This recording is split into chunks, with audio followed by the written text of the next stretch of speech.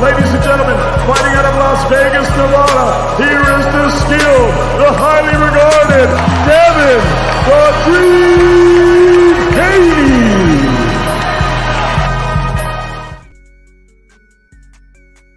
Cage. Yo, what's up, family, man? Welcome back to another episode of the Cookout, man. We cooking out tonight. This is the post commentary from the debate show we just had over at Knockout Boxing 86 TV. If y'all didn't catch the debate, make sure y'all go through. So to my brother Knockout, man, hell of a show from him and a hell of a debate. It was a hell of a debate, man. I gotta say this, and I mean no disrespect when I say this. I mean no disrespect. Man, some of y'all Bud fans, man, y'all gotta be more realistic about the shit y'all gonna get up here and start debate. Y'all gotta be more realistic. It is what it is, you know. But hey, at the end of the day, man, shout out to King David. You know what I'm saying, for getting up there doing this thing. Shout out to Kwame from Loyal to the Game. King David, he over at Box to Die. Kwame, Loyal to the Game Boxing, man. Shout out to both of them brothers getting up there, putting on a hell of a show for the people. You know what I'm saying? And not pulling any punches. You know what I'm saying? Not pulling no punches. I want to hear the people, though. I want to hear the people who was listening. Man, I want y'all to come in, man, and give me y'all assessment of the debate, man. First things first, we got to shout the people out who coming through, man. We got my brother Fight World chat fam, bro. Shout out to Fight World in the building, man. Much love, much love. We got my brother Cash Crypto in the building. Shout out to Cash Crypto. He watching the Billy fight like I do, like I'm watching it in. Bro, and Bill, this man hit harder than a motherfucker, bro. That joint got some smoke on them goddamn punches, bro. I ain't holding you. Shout out to my brother Ty Swindle in the building. Man, y'all make sure y'all hit the like button when y'all come through. Shout out to Ty Swindle. Appreciate you, bro, for coming through. My brother is in the building. R. West, Dub, we in here. Yes, sir. Appreciate you, brother. Appreciate you. The OG Crush is in the building, man. Shout out to Mr. PSA, Crush the Legend, man. The legend will be on with us this coming Tuesday, and we're going to have a good time, man. We're going to have a good time. Shout out to my brother Crush. Man, we got my brother Educated Jab in the building. Educated, man, I just had to step outside for a quick second. I just had to step outside, and I got to ask you, Educated, why do the stars stay in the same place? We got to talk about that one day. We got to talk about it, Educated. If y'all don't know what I'm talking about, Educated, he know what I'm talking about. Hey, Big Ray is in the building. Shout out to my brother Big Ray, man. Appreciate you coming through. We're going to drop the link in a second, man. Tyrone Spencer is in the building, man. Shout out to Tyrone, man. Much love, bro. Much love. Appreciate you coming through, homie. And so, man, we had a hell of a debate. I got to put it out here right here, man. First things first. And this is about the debate, right? I thought it was a good debate. The problem is you got intelligent brothers. Shout out to my brother once again, Boxer Die King David. You got intelligent brothers sitting here arguing some of the most nonsensical things that you can argue. It's like, bro. And like I said, respectfully. I say this respectfully. I say this with all love. You know what I'm saying? I mean, my God. You can't continue to have the exact same arguments, right? You can't have the exact same arguments and expect to win. You gotta have to come with something different. The talking points are gonna have to change up at some point in time. And until you start to change those talking points up, right? You gotta come up with something different because the people see through some of these things, but it is what it is, man. Big Ray said the BPC be in full effect, respectfully. Bud Protection, Bud Protection Committee. That's what we're going with. There it is. Man, we got my brother in the building, man. Rick Timms III is in the building. Shout out to my brother Rick. Hey, man, we got my brother Kazi, man. Shout out to my brother Kazi, always showing love, man. I'm going to drop the link real quick, man. I want to hear the people first. You know what I'm saying? I want to get y'all perspective on what happened in the debate tonight. How did y'all see it play out? Who did y'all think won? You know what I'm saying? I want to hear all of it. Let me make sure, give me 1 second so I can drop this the right way, the way I want to drop it. I want to drop it so I can pin it. Man, I'm going to tell y'all, I was messing with my son, man. I done messed around and messed my back up, my neck. Man, I've been hurting, man. I don't know, my neck, my back, my neck and my back. You know what I'm saying? I've been hurting out here.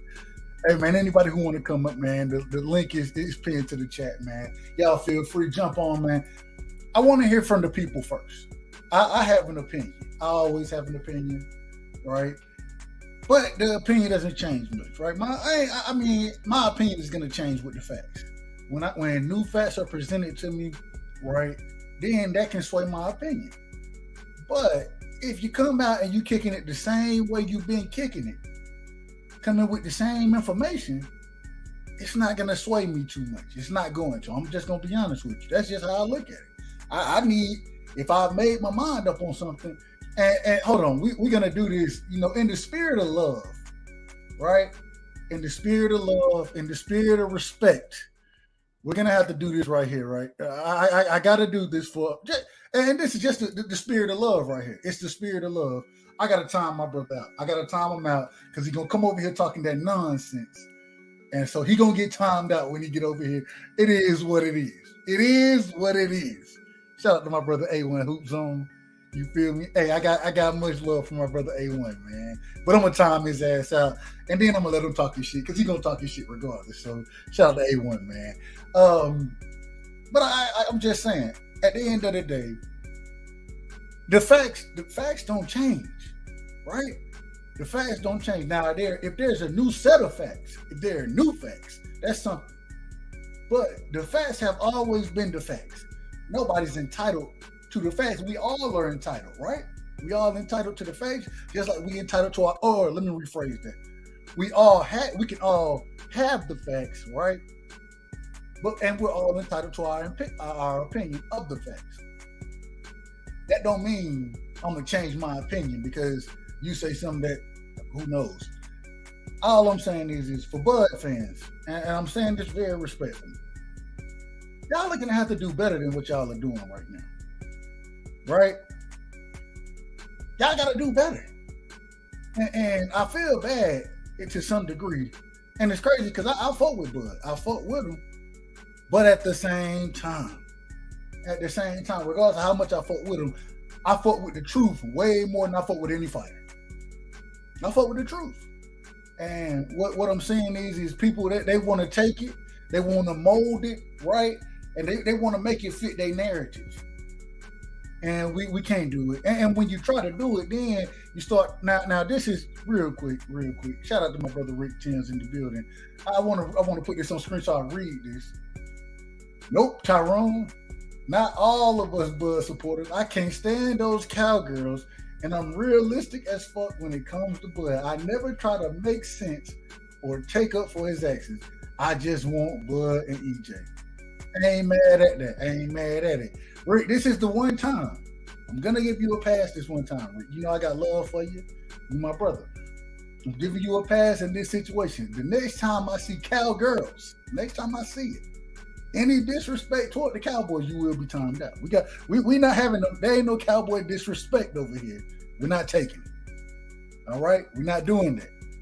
Just like we're not taking no Hawks disrespect. We're not taking no Georgia disrespect. Hey, it is what it is. Y'all can disagree all y'all want to. But man, going back and speaking on the debate, I thought it was an interesting debate. The questions were okay, right? When I say okay, I'm saying that shout out to my brother D Free in the building. And shout out to Akello Netzer in the building, man. Shout out to you. Shout out to my brother AJ64 in the building as well. Hey, and see, all right, let's talk about it. That's my brother. Let's talk about it. That's my brother. I fuck with let's talk about it. But we're not gonna be talking about fly eagles fly over here. We're not gonna be doing that. But no. So just finishing off on that debate, and then y'all feel free to jump on, man, and give me y'all opinion on the debate. But just as far as that debate went, Cowboys, hold on, what is this? Here we go. See, here we go, man. I'm gonna have to. All right, now R West is my brother. That's my brother. But damn, Cowboys disrespect their fans enough. We don't have to say anything. Oh, okay, that's coming from a St. Louis fan. Okay, all right. I ain't mad at it. We're gonna let you have that one this time. We're gonna let you have it. But and D Free, man, I want to hear from you. You judged this debate. D Free was a judge tonight. Hell of a job judging. I ain't gonna hold you. D Free got to the point he was listening. He was like, "Hey, shit, let me make sure I'm getting. I gotta get this and this straight." D Free, don't start that comment. Hey, there we go. Hold on. I got a Commanders fan. I need a Washington. I'm not a Washington. Excuse me. I need a New York Giants fan. That's all I need. I want to start a show once a month, man, with the NFC East. I want to start an NFC East show, but I need a Giants fan. I don't know no Giants fan, man. If y'all know some Giants fans, tell them come talk to me, man. Give them my email or whatever it is. We want to start that. We got some mock drafts we want to do. A lot of different things in the football sphere, but yeah, it is what it is. But man, D Free, hell of a job tonight, man, judging the debate. I appreciate it. I wasn't able to judge tonight, man. I actually wanted to judge this debate. I thought it was going to be closer than what it was. Glad I didn't now. But I had some other things I had to take care of, other places to be. So that's why I went in the chat like I normally would be. But I just thought that the debate, it was okay. Once again, it was okay. It's just, you can't get up there and continue to talk those same talking points, right? Shout out to my brother in the building, man. He said he got a new sub in the building, man. Shout out to my brother J-Rod. Level Up Boxing TV is in the building. Shout out to you, brother. Appreciate you coming through. You know what I'm saying? Much love to you. Much love. Y'all make sure y'all hitting the like button as well. Make sure y'all hit that like button. And so, I mean, damn, man. It was a tough ass debate. It was no new information being presented. And I gotta say, that's the thing. Two things when it comes to these debates. You gotta look at it. People gotta pick their questions accordingly. You gotta pick your questions because, especially in a Bud debate, man, when you're trying to debate for Bud, you gotta make sure the questions are falling in your favor as far as the information goes. It's a lot of information out there for these fighters, and the people are watching. We all are watching. And so, shout out to my brother DP Rock in the building, man. DP, much love to you. Appreciate you coming through, bro. But you gotta make sure that you get the facts in your favor, or excuse me, the questions in your favor, because especially as a Bud fan, because the facts are against you. The facts are against you, and so at some point in time, I would hope that y'all would say, "Hey, let's take a step back. Okay, we've argued these points enough. We done ran these points into the ground. Okay, so now let's take a different approach, and let's find something a little different to a different angle to take, and let's focus on this question. It is what it is, but at the end of the day, man, it doesn't lend for success in the debate when the facts aren't on your side." Right, and so I would just say that, and hey, I always tell y'all, hey, I am a debate coach, right? If you want to reach out, man, I will definitely give you pointers, help you with your questions. I'll do it all, just because I got love for everybody on the debate show, and love for my brother Knockout. I like Knockout. I want to see the closest debates. You know what I'm saying? So it is what it is.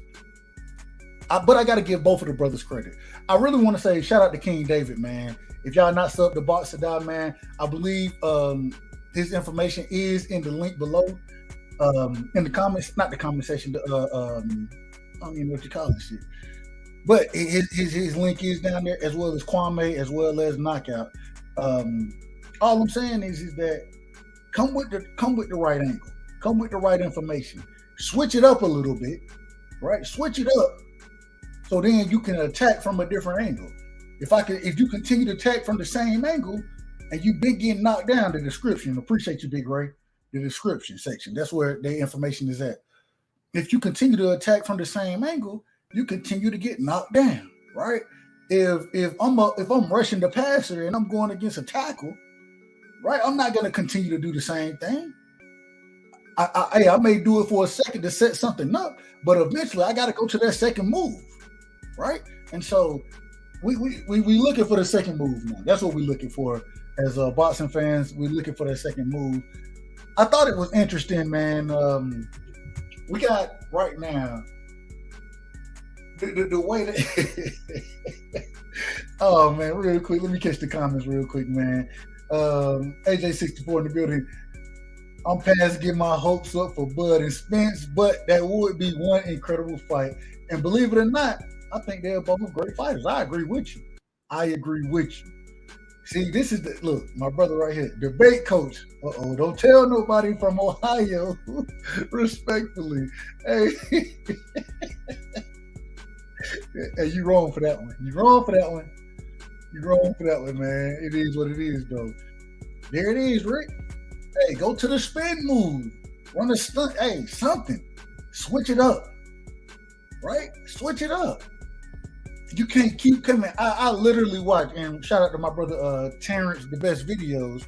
I watched Terence take a debate with the exact same questions and use the exact same talking points.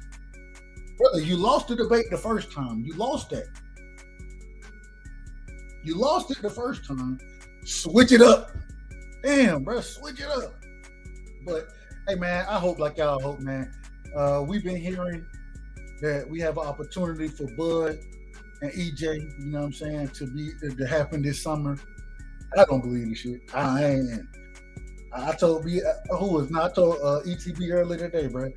Until they in the ring, I don't believe none of that shit is true. I don't believe none of that shit happened. But at the end of the day, all I'm saying is switch it up. If you're gonna go into these debates, what debates? Where can I watch? Hey, let's talk about it, man. Go to the description section. My brother Knockout Boxing 86 TV. The link is in the description. Click on it, man. Sub to the channel. He has debates. I know he got a debate coming up with Ben Israel on Monday. I think Smoke and John Norrie, they'll be debating as well on Wednesday. So he got the TKO the KO debate series over there. And man, yeah, definitely go check it out, man, because some great debates going on. Some great debates. Right side, hey, my brother Rick, man. My brother Rick said right side. Hey, Bud and Errol is happening. All right. If you want to believe it, that's fine. I ain't got no problem with you believing it. I don't believe it until they in the ring. I done been down there.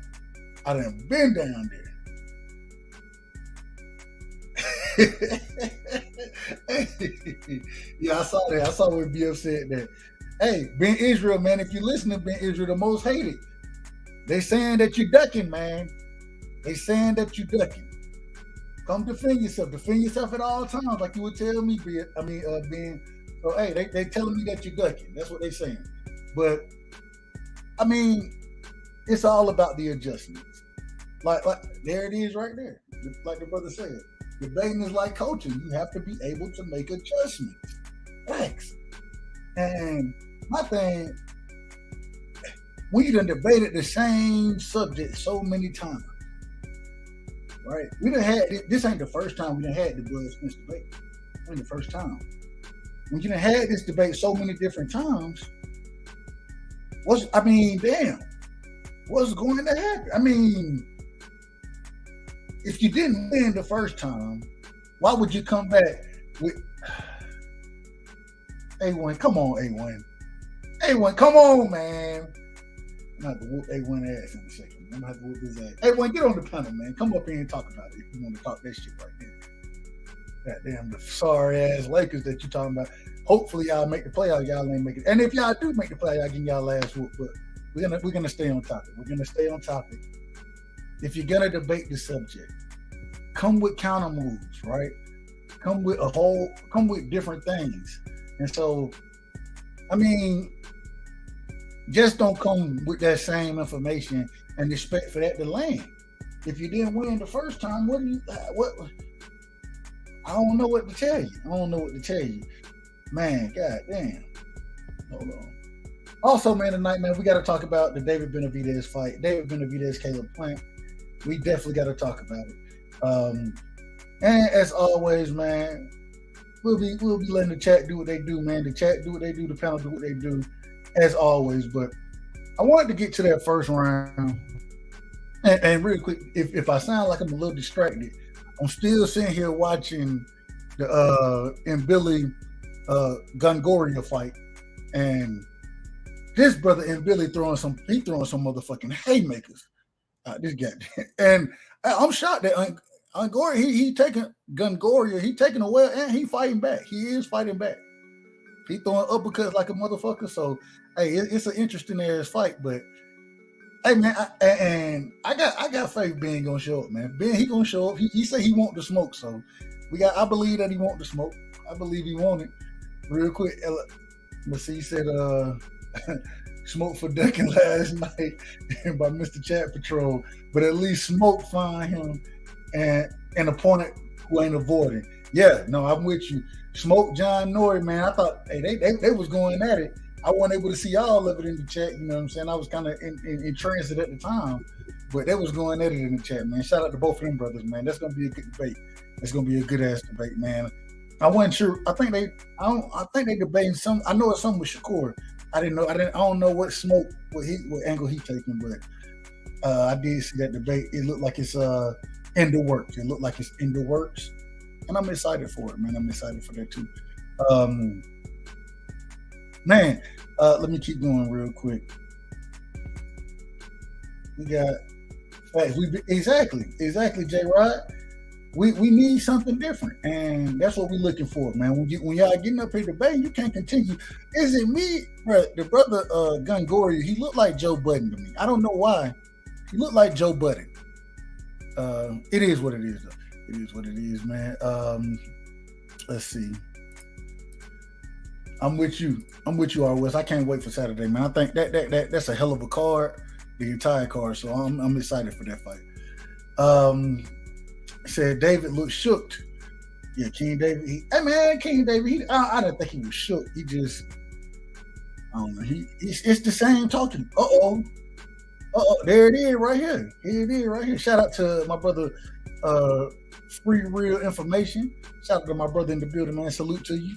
We got Ben Israel in the building, man. We got Ben Israel. Ben, I gotta tell you, we was over listening to the debate tonight. BFTB said you're ducking him. This is what BFTB said. And then he also said that he don't think you're going to show up. He don't think you're showing up on Monday. Hey, Ben, come defend yourself. Defend yourself at all times. Like you tell me, keep your hands up. I don't think you're ducking no smoke. I think you're going to be there and you're going to come with a hell of a case for yourself. But, hey, come in. Hey. Oh, is the link not dropped? I thought I dropped the link. Hold on. I thought I pinned it at the top. Is the link is pinned at the top for anybody who want to join. The link is pinned at the top. Is that the link? Oh, that might be the wrong link. Shit, I think that's the wrong link. My bad. Hold on, my bad, man. I pinned the wrong motherfucking link at the top. Let me make sure I get it the right way. We're gonna do it this way. Here we go. Copy. We just gonna drop it in the chat, man. Y'all feel free. There you go. There it is right there. I don't know what the hell I pinned it. What the fuck did I pin at the top, man? I need to unpin this shit. This is not what I thought it was.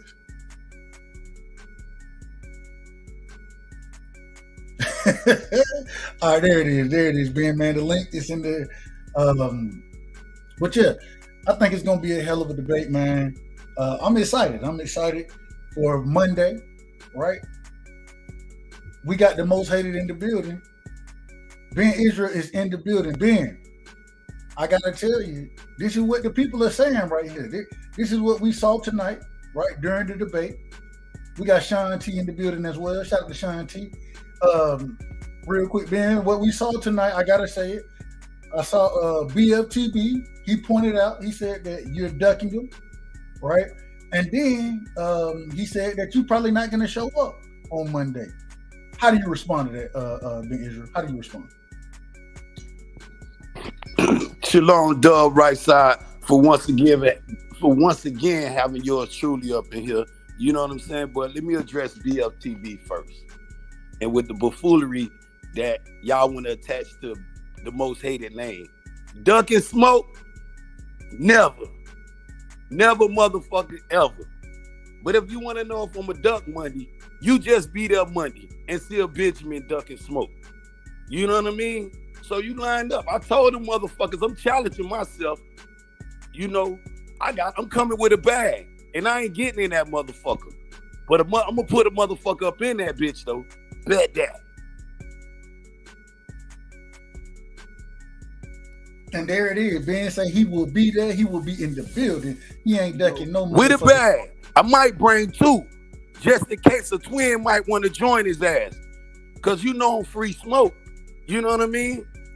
And I pull up everywhere. Benjamin pull up everywhere in places I'm wanted and unwanted at. Y'all know, motherfuckers know Benjamin. Yeah, I'm there in the building, in the chat. I gotta ask you, Ben. I gotta ask you. Now I know you all about the free smoke. This is gonna be a structured debate. Are you prepared to be on your boxing knowledge, right? Not necessarily with the free smoke, with the boxing knowledge. Are you prepared for that? You know, when you go up against the great ones, such as the knockouts and the beer for the world, you got to have your shit together. You got to have your jab, your ring generalship, your punch placement. You got to have all that shit together, and you got to word yourself correct. It ain't about no free smoke. It's about a boxing debate. Who can bring the best facts? And that's what Benjamin about. Facts. I don't stand on no fiction. And if you know, Ben, my narrative, don't change. Don't never, ever change. And you know, shout out to all my haters. That's what made Benjamin the most hated motherfucker. Because if it wasn't no haters, you know what I mean? Shit, I might not be the most hated. All right, that's what we're looking for. We're looking forward to a good debate. We're looking forward to a hell of a debate. Real quick, man, shout out to my brother Sean T. Sean T, man, what you got? What did you think about? Oh, before I get to you, I got to ask, Ben, did you see the debate tonight? Did you see the debate? Nah, man, I just actually woke up about 15 minutes ago, man. Okay. You know, the phone ring and talk about Benjamin ducking out here in these streets, though. And motherfucker, Benjamin live in the streets. I'm like, what the fuck going on? I missed something? All right, hold on then. Let me pass it around the panel real quick, man. Sean T is in the building. Shout out to Sean T. Sean, man, did you see the debate? What you got for the show tonight, brother? Talk to me. Yeah, I checked it. Appreciate you jumping on the panel. Yeah, first of all, peace and blessings to the panel, you know. But I checked out the debate, and it was pretty much like you said earlier, the same old talking points, same old thing. It went around in circles a little bit. And it doesn't matter like who comes on, you need better questions, in my opinion, you know, because when you're asking the same questions, you're going to get the same results pretty much. You know what I mean? So, yeah, it was kind of bland. I'll put it to you like that. Who did you think won the debate?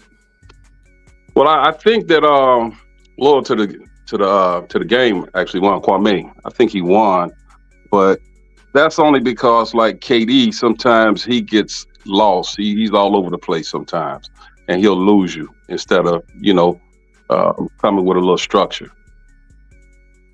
My last question, and then we're gonna pass it to Green. And the reason I'm asking this is because the challenges, you know what I'm saying, when you're in a debate, the way I've always seen it happen, sorry, I'm eating right now, I apologize, but the way I've always seen it happen, both individuals have input on what the questions will be, right? And so what would you say would be good questions for a Bud EJ debate? What would be balanced questions that both people should be able to get their points off? And it really comes down to who knows it better.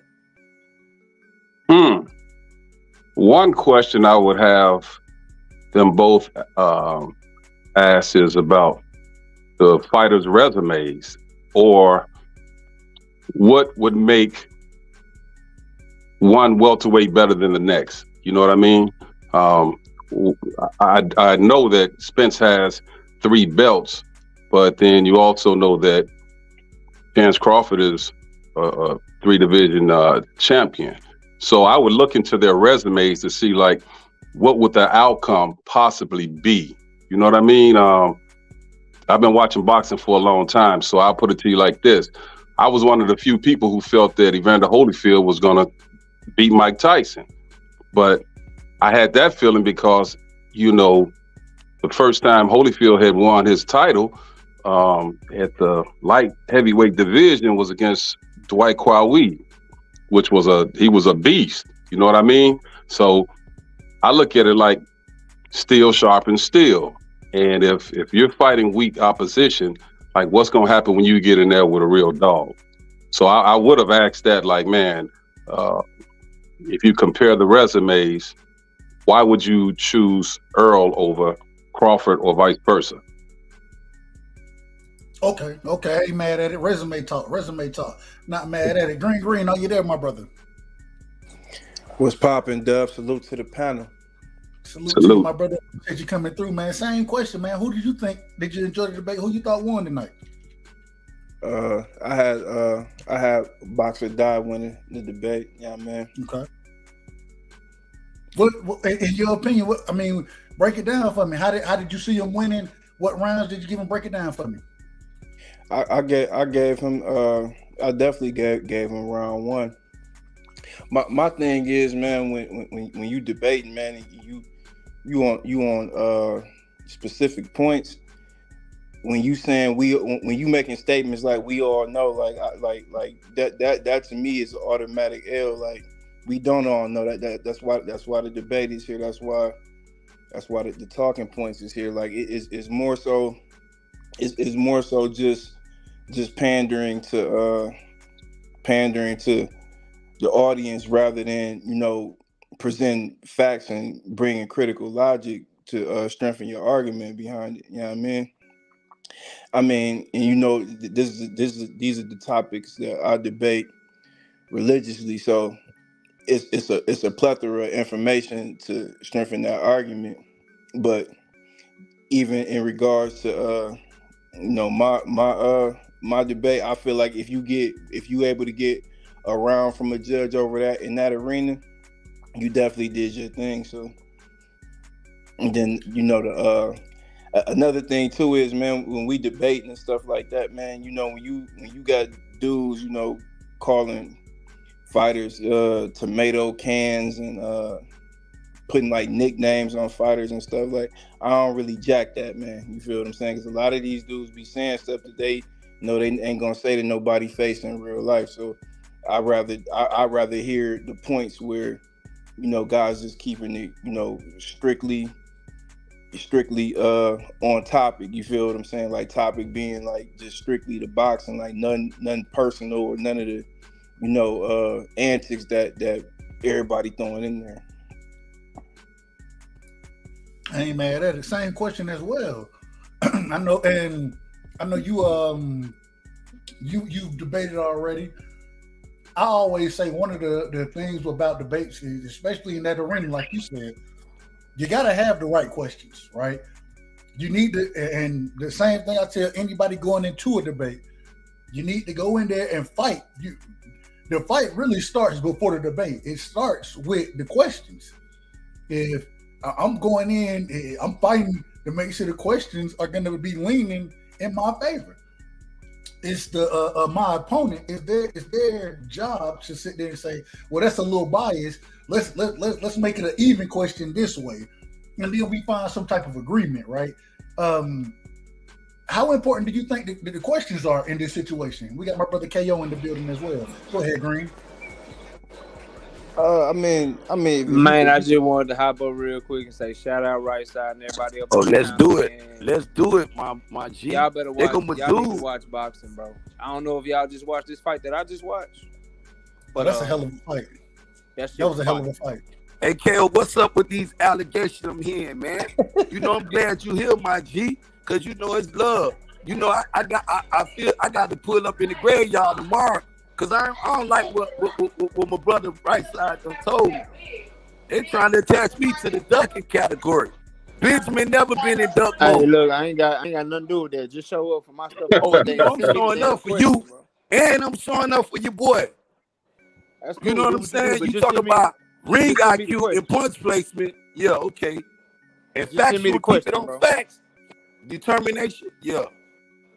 Just send me the question. Right Side, I got to roll out, bro, but y'all be easy, man.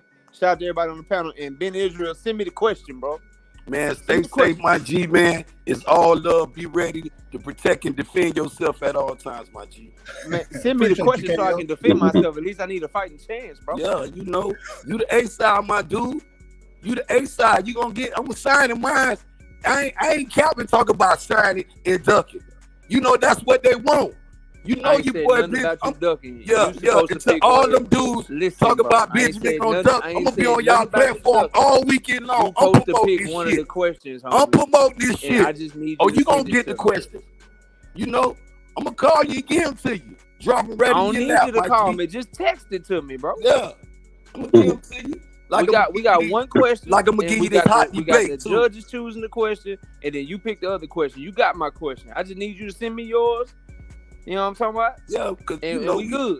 We I good. ain't gonna take up the And show. on Y'all boys be easy. everything, Right side. I on see you next time, bro. Y'all take everything, it I'm easy, dog. standing on mine, my G. This gonna be something you never thought you. This gonna be a fight you never thought you ever. You gonna say, damn, I underestimated that dude, bro. Hey, what's the topic? What y'all debating on? It's gonna come out tomorrow night. You know Oh, what I'm okay. saying? Say Because less. I don't even know my judges. And just like you were just saying, my G, when you go into these debates, just like right side telling y'all there's so many ways how you got to come in that ring. I'm prepared for biased judges, for biased questions, because I'm in favor to my own question, just like right side. If a person give you that opportunity, let it be a question that you know for a fact you should win on. I'm accepting his question and his challenge in his backyard. I'm telling y'all want to be great. This is what you got to do. You see what Tank Davis and Devin Haney out there doing? I'm going to show y'all what the most hated going to do. Yeah. Yeah, All I right. ain't gonna lie to Hold on, let me go. that's the only Go ahead, question Green. I got right there. That's the only question I got. When Israel mania coming, when my nigga Ben Israel gonna go crazy, when he gonna start running wild, what he gonna Oh, do? it's running around. Started after 12 and 2 more minutes. You know, respectfully. It's going to start off right here. This is what I came for that woke me up, my G. I'm telling you, I was I'm gonna asleep. turn you up, my nigga. I heard that too. They trying to put I'm that tucked jacket in. back on I'm the talking jacket about I'm stuff, hearing the junk. And shout out to the chat. You know what I'm saying? Shout out to my dog, Dub, right side chat. They spicy tonight, Dub. You know what I'm saying? Shout out to a dude named Free, Free Real Information. My boy. The link is there for you. It's going to start off after 12. And we got a fight. We got David Benavidez and Cater Plant. This debate with me and Knockout it's gonna be just like that fight. And I'm David Benavidez. I'm gonna be the Mexican motherfucking monster. All right, hold on now. We got to go back to my brother Green and shout out to my brother Crush in the building, man. Salute to you, Crush. We're coming to you next. Green, man, go ahead. My apologies, man. Get your bars off. Same question to you. Do you remember the question? No, shoot it back at me real quick. I was saying, since you've been there, you've debated, man, how important are the questions? And because I think that's one of the most important things going into the debate is how the questions are asked and framed. With you being already in a debate, how important do you think the questions are? And do you believe that's where the fight really starts? Like I do.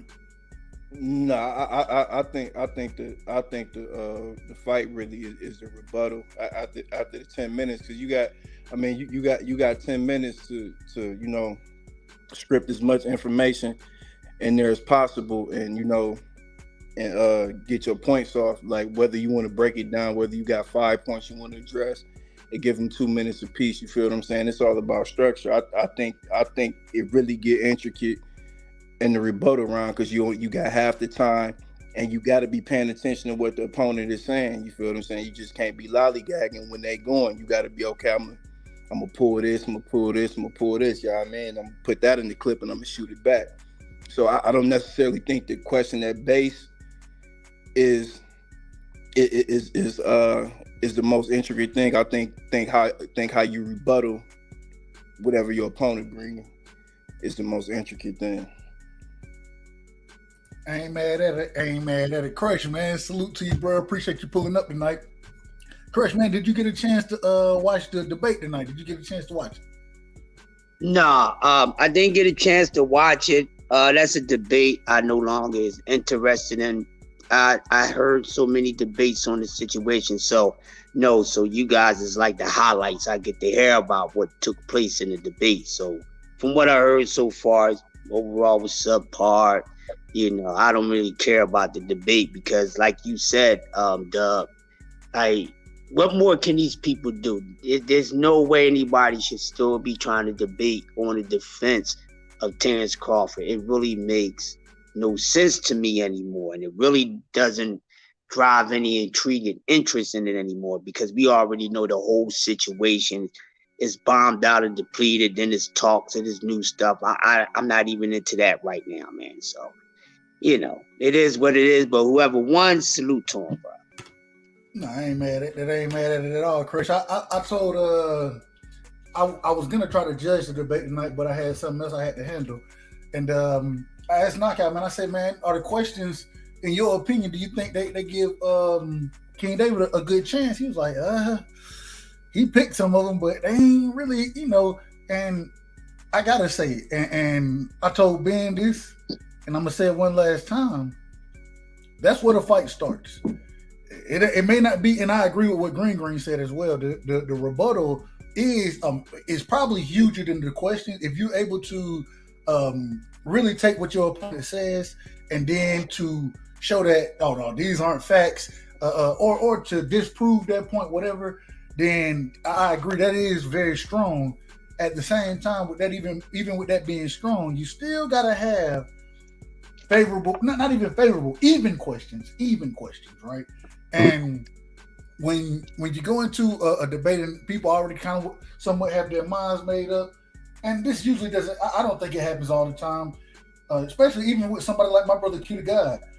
Q got up there tonight, and hold on, give me 1 second. Q got up there, and I mean, Q, he gave 2 of the rounds to Kwame, and so, and he a Bud fan. It is what it is. I just thought those questions, they didn't land, they weren't favorable to Bud fans with the facts that's out there at this current moment in time. Now, if we want to go back to 5 years ago, then things changed. But at the end of the day, man, I think the questions are very important when you get up there. Last thing, man, anything else y'all want to talk about as far as the debate go? I do want to get to a few other topics tonight. So we're gonna pass it around as far as that debate goes. Any last words on the debate? Any thoughts? Anything y'all want to get out there? Ben, we're going to you first, going to Sean T, Green, then Crash. I know my brother Crash said he ain't got shit for y'all, so respectfully, of course. Go ahead, Ben. You hit on some great topic, but especially the rebuttal part. The rebuttal is key to a fight. But me personally, I think the whole fight is key. Protecting and defending yourself is the key to success. Protecting and defending, because you can go in that bitch protecting yourself, but if you doing what AB doing, not punching back, not giving a motherfucker nothing to scratch their head about, because I like to go in hostile territory. Green, my brother Crush, you know what I'm saying, and the other brother on the panel, Sean T. I love hostile environment. Because you think you pull up in my backyard, ain't gonna be nothing sweet. I don't got peach trees growing in my motherfucking yard. You feel what I'm saying? But I'm gonna pull up in your shit because I expect the unexpected. And I'm gonna be there protecting and defending my shit. Everything I believe and stand on. And I'm gonna make my shit make sense, like it or not. Sometimes when you go in these debates, you're gonna have biased judges. Y'all seen it plenty of time in fights. But if you beat a motherfucking ass convincingly, and it still rob you, they gonna know. They gonna say, nah, that's fucked up. That boy beat Chaz. You got straight up. The people gonna demand a rematch. I ain't looking for no sympathy and no debate. That's why I pull up in hostile territory. Solo. Yeah. Hey man, I ain't mad at it. Hey, when you pull up, all I say is make sure you protect yourself and you'll fight back. Sean T, man, anything else you got on the debate tonight, man? Yeah, the only thing I would leave, and it'll be fast, is take maybe your time, brother. Take your time. You ain't gotta be fast. No, I'm just saying it's just really a simple point, and that's that maybe the timing of the debate was inappropriate. And it wasn't, they can't tell the future, but I'm saying, like, with sources coming out saying that Spence and Crawford might fight on June 17th, it kind of like made the topics kind of void. You know what I mean? Because now we're looking to something brand new, hoping that the fight actually is announced in the next week or two. All right, I ain't mad at that. I ain't mad, man. Green, your last words on it. Yeah, like I said, man, I clearly gave KD the first round. You know what I mean? Just the whole perspective, like, because you gotta look at it from a standpoint, because you got a lot of people with a biased opinion, right? And they don't understand the context of what a contender is, or a mandatory. You feel what I'm saying? And it's crazy that people got that type of mindset, because some of their favorite fighters got their first title because they got their opportunity to shine, because they put the work in and got elevated in the rankings, and they became a mandatory, and they end up knocking the champ off. So so even from that perspective alone, and when you put them four fighters into perspective, that that the two debaters was debating about, like I would just say, you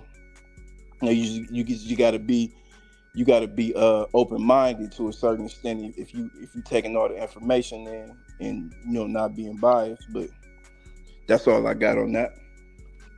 I ain't mad at it. I ain't mad. Chris, anything else you got on the debate before we move to the next topic? Only one thing, man. Like the brother said, the rebuttal part. That always been like my favorite part of the debates. Whenever I listen to them, is the rebuttal.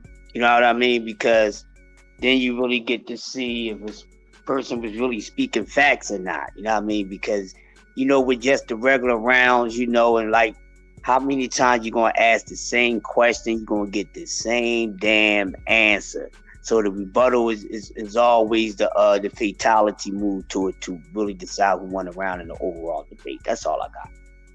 Real quick, man, shout out to the brother Raleigh Art in the building, man. Shout out to you, Raleigh. Appreciate you coming through tonight. Shout out to my brother Juice in the building. Much love to you, Juice. And then we got my brother Master Khalik in the building as well. Much love, man. If y'all want to jump on, man, the link is in the chat. Feel free at all times. Hey, man, we're moving forward. We're hearing we got fake dates out here. I'm calling them fake dates, right? June. Well, I think they say June 17th, the same week as Juneteenth, right? Mm-hmm. That's supposedly being reported as the date being pushed for the Bud EJ fight.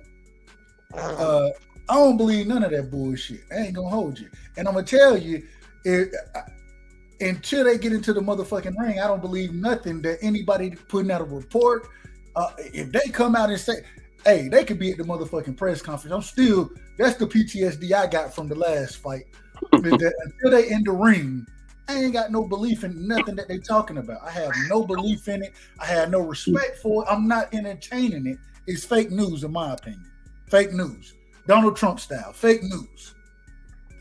That's what it is. And so I gotta ask, man, do y'all believe this? Do y'all believe what they're talking about right now? Crush, man, tell me what you think, man. Do you believe that the fight is gonna happen June 17th, like they pushing and telling us? Oh man, well, you know me, man. I'm all in the knowing more. So you know what my answer is, y'all? Hell to the no, and still I'm not even paying attention to it. I'm focused on being disciplined, of that falling on my deaf ear. I got deaf ears for that. Until I see ding ding, then I know that it's about to go down. So I ain't paying attention to it at all. It's like, that one female you chasing down and she'll never give you that play, and you gotta play that in Vogue song, you're never gonna get it. That's how I am with this situation, man. That's all I got. I agree with that. I agree all the way with that. Hey, J-Rock, man, feel free, man, to link in the chat if you get a chance, man. Come on up. Green, man, the 17th, June 17th, is the fight happening? Do you believe what they talking about? I'm gonna be honest. No, I don't believe it. You know what I mean? Like I said, man, if dude really wanted that fight, man, he could have made the fight, man. He's not only a boxer, man. He has a promoter's license, man. Man Down Promotions is a real thing, man. He got fighters he promoting. Like I said, he got Burley Brooks. Like because everybody Errol Spence crazy. If you really an Errol Spence fan, you know exactly who that is. when the first fight was on Man Down Promotion. He has a promoter's license.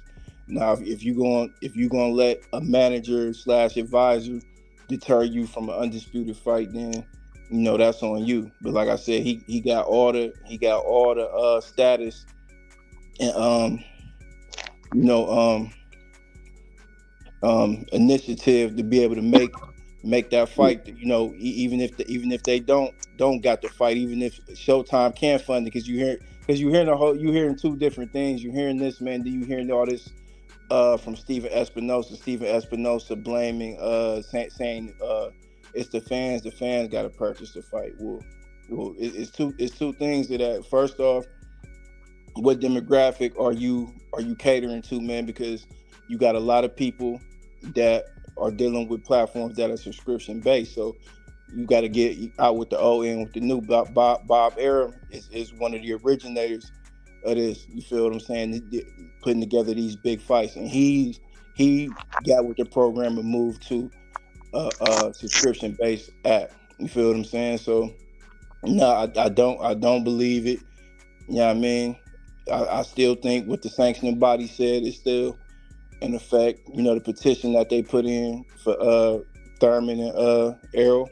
But I mean, like I said, if it do happen, that's beautiful. So Bud can go ahead and get them out the way, and we move on to the next challenge. But no, at this point, present time now, I don't believe it's a thing.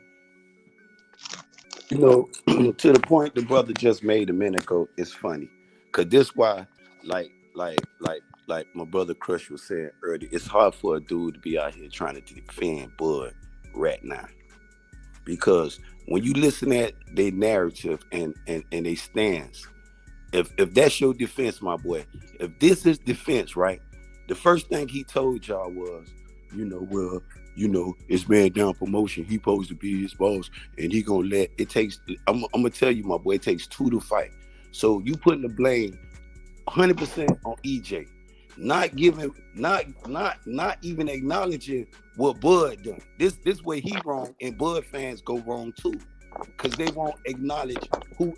It'll be fair talk if a person say both of them was wrong, because both of them claim to be bosses and both of them. But you listen to the Bud fans, the first thing they say is EJ is wrong, because then they'll try to reflect what Bud his accolades. They'll go straight to that shit, and then they'll tell you how great Bob is in the same fucking sentence. They'll sit there and tell you how great of a promoter Bob Errol is. The same motherfucker that sit there and told y'all Bud Crawford is a piece of shit. This the same crazy delusional shit why I do not challenge, but I be telling them it's like me dragging a kid through the park. They'll be saying you're a fucking bully doing that shit to them. When you talk about those debates, it's like brutal with me to debate a Bud Crawford fan right now. I'm telling you, it'll be like a mass murder with that shit. Cause there ain't no stand. I'm gonna make all what they say. I let a Bud fan get all three. You pick all three motherfucking questions and murder their ass on them shit. Cause the boy is straight cap. He done lied to you as your favorite fighter and lied to me as a boxing fan. Cause his narrative done changed many a times, bro. And when you listen at you Bud Crawford fans, it's crazy. Y'all pull Bob Errol back in it. Then when the motherfucker tell you what Bob Errol said, y'all change y'all stand real quick. Oh, see, no, cause Bob said Bud is a piece of shit. Then he lied talk about him suing his ass. But y'all don't want to talk about all this other shit. Those type of shit. Who all sued Bob though? Did Mikey Garcia sue Bob? Forget that. Don't move the goalpost. Bud said he was suing. Your favorite fighter say he was suing. De La Hoya sue Bob. Buckle up. Pull up. I'm telling y'all, Bud fans, do not do nothing with Benjamin on this topic. Hey, I'm trying to tell you, you ain't got enough ammunition for me this way, Ben. I'm telling you that right now. I'm gonna let y'all go back and forth. I'm rooting for you in your other endeavor. You feel what I'm saying? Because I make it make sense to you right now. I'm making what I'm telling you make sense. It's all love. Because ain't no thing, but I'm telling you, you got it. When you're a fan of your fan right now, boxing fan overall. But see, that's good. But I'm the type of nigga like this though. We all got a dog in the race. We can say we're a fan of the sport. But at the same time, when you say you're a fan of the sport, you still got a dog in the race. Two fighters get in the ring. I like both of them, but I know this motherfucker gonna whoop his. I know what Tank can do, but I just edged Devin out because his boxing IQ. But why you ask Devin out? Because he the aggressor, right? He the one that's asking Tank for the smoke. aggressive. Tank more aggressive than No, I'm talking about in their situation. Who the one that's aggressively saying let's fight? It's Bill and Devin, ain't it? It's Devin. Bill don't fight.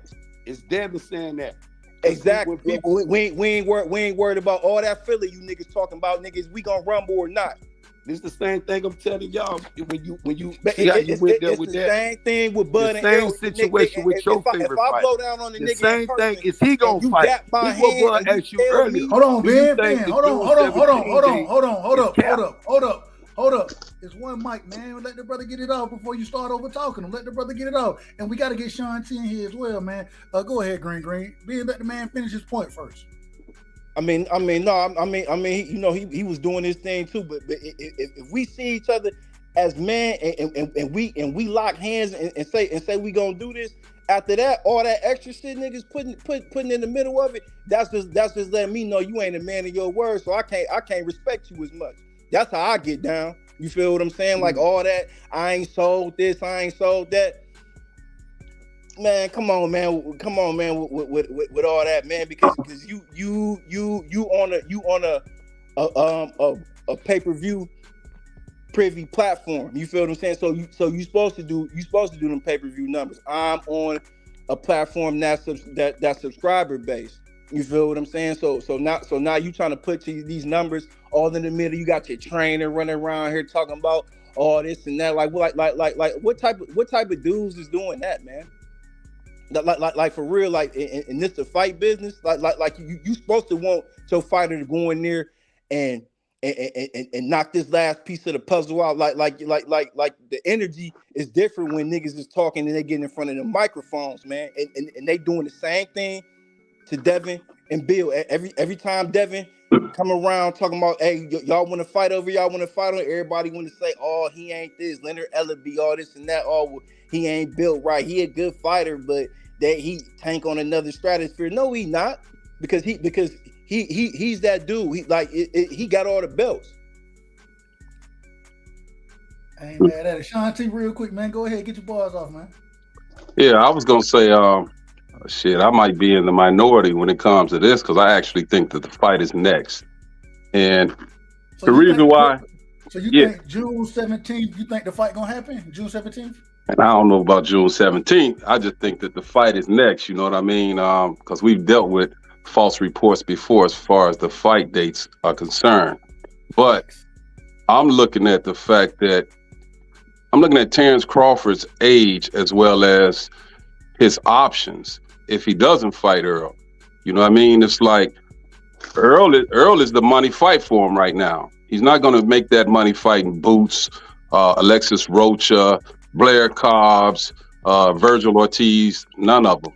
His best bet is to fight Errol. And as far as Errol, man, his time at 147 is limited. So either they're going to fight right now or he's going to have to move up and vacate those belts. You know what I mean? Let him go. And then still, what is Crawford going to do? He's going to fight Boots, Virgil, or who? You know what I mean? So Alexis Rocha. Yeah, but even that's going to purse bid. So that's meaning that Oscar De La Hoya and B-Hop, they didn't even have enough money to give Crawford what he wanted as far as the guarantee. So going to purse bids, that can go as low as $2 million, meaning that Crawford will get 1.5 and Rocha will get 500,000. You know what I'm saying? So shit, you want to go ahead and do that, and if you turn them down, you're gonna vacate the WBO belt. So shit, you might as well fight Errol and try to, make a lot of bread as well as become undisputed for the second time. I ain't mad at it. I agree with you. I think I want that fight to be next. I'm gonna tell you, I want it to be next. My problem is I just can't believe nothing that these people are talking about anymore. I can't believe it because they done sat there and lied to me for the last year about this shit. I mean, fool me once, shame on you. Fool me twice, shame on me, right? And so this about the 6th time they trying to fool us. And I mean, damn, until Penn is listen, I'm trying to tell you, even they can show me the press conference, right? They can line the press conference up, and I still might be sitting here talking about, I don't believe that shit happening. This is what I'm talking about as far as the nonsense that they done sold us for this time. And so at the end of the day, go ahead, Sean. No, I was gonna say that's understood, but my thing is, I believe that the Spence Thurman fight would have been announced a month or two ago if it wasn't for the fact that they may have been negotiating with Crawford. I ain't mad at it, man. We're gonna open it up, everybody, man. It's open to anybody. All I ask is let everybody get their bars off. You know what I'm saying? I'll stop you if I have to, but let everybody get their points off. According to Steven Espinosa, correct me if I'm wrong, didn't he say the negotiations never really stopped? Did you hear that too? Yeah, but the thing is, he's going to be politically correct.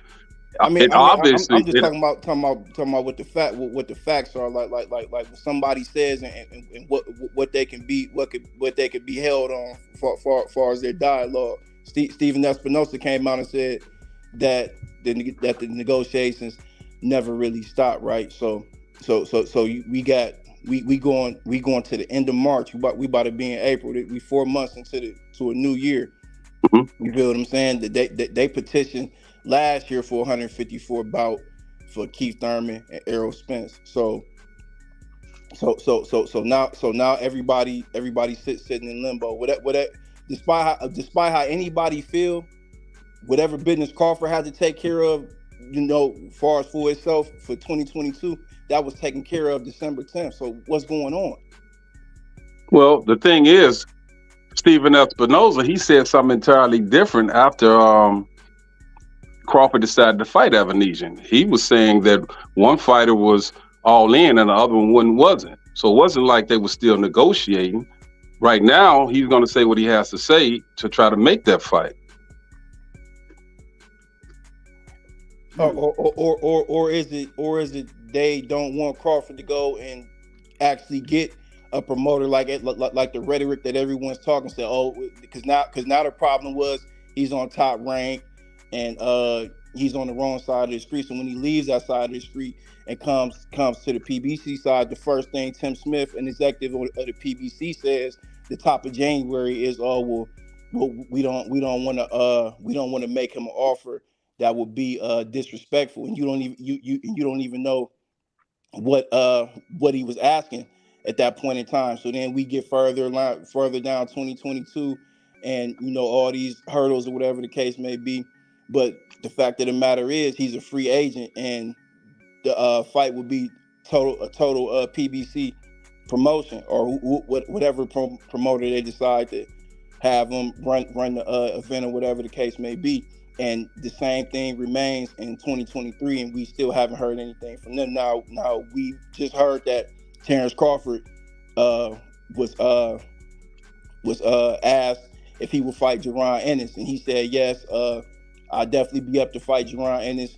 We know that Jaron Ennis is on Showtime. Nobody on Showtime.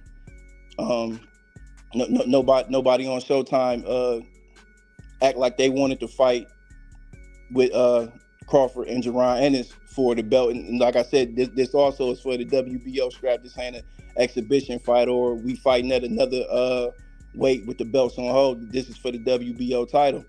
And soon as Espinosa's asked about that, he brings in the Spence and Crawford fight again. So, I mean, like what's going on? Like, so for everybody to be sitting there thinking that, we made some stride, or they made some stride as far as like getting this fight and this event put together, it's like the powers that be, the people that actually got the say so and the right to check things off on that side, they still act like they don't know what they want to do.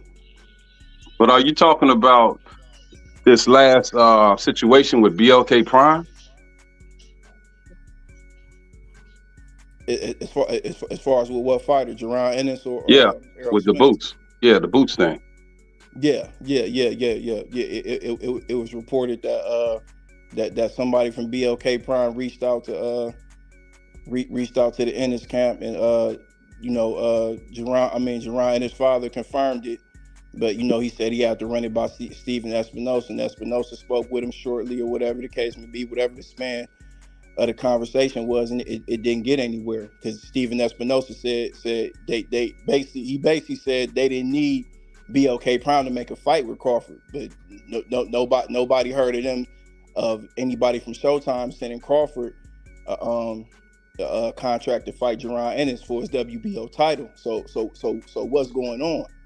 So let me ask you this. I can't even tell you what's going on, but are you like making the accusation or assumption that Boots is afraid of Crawford, avoiding him some type of way?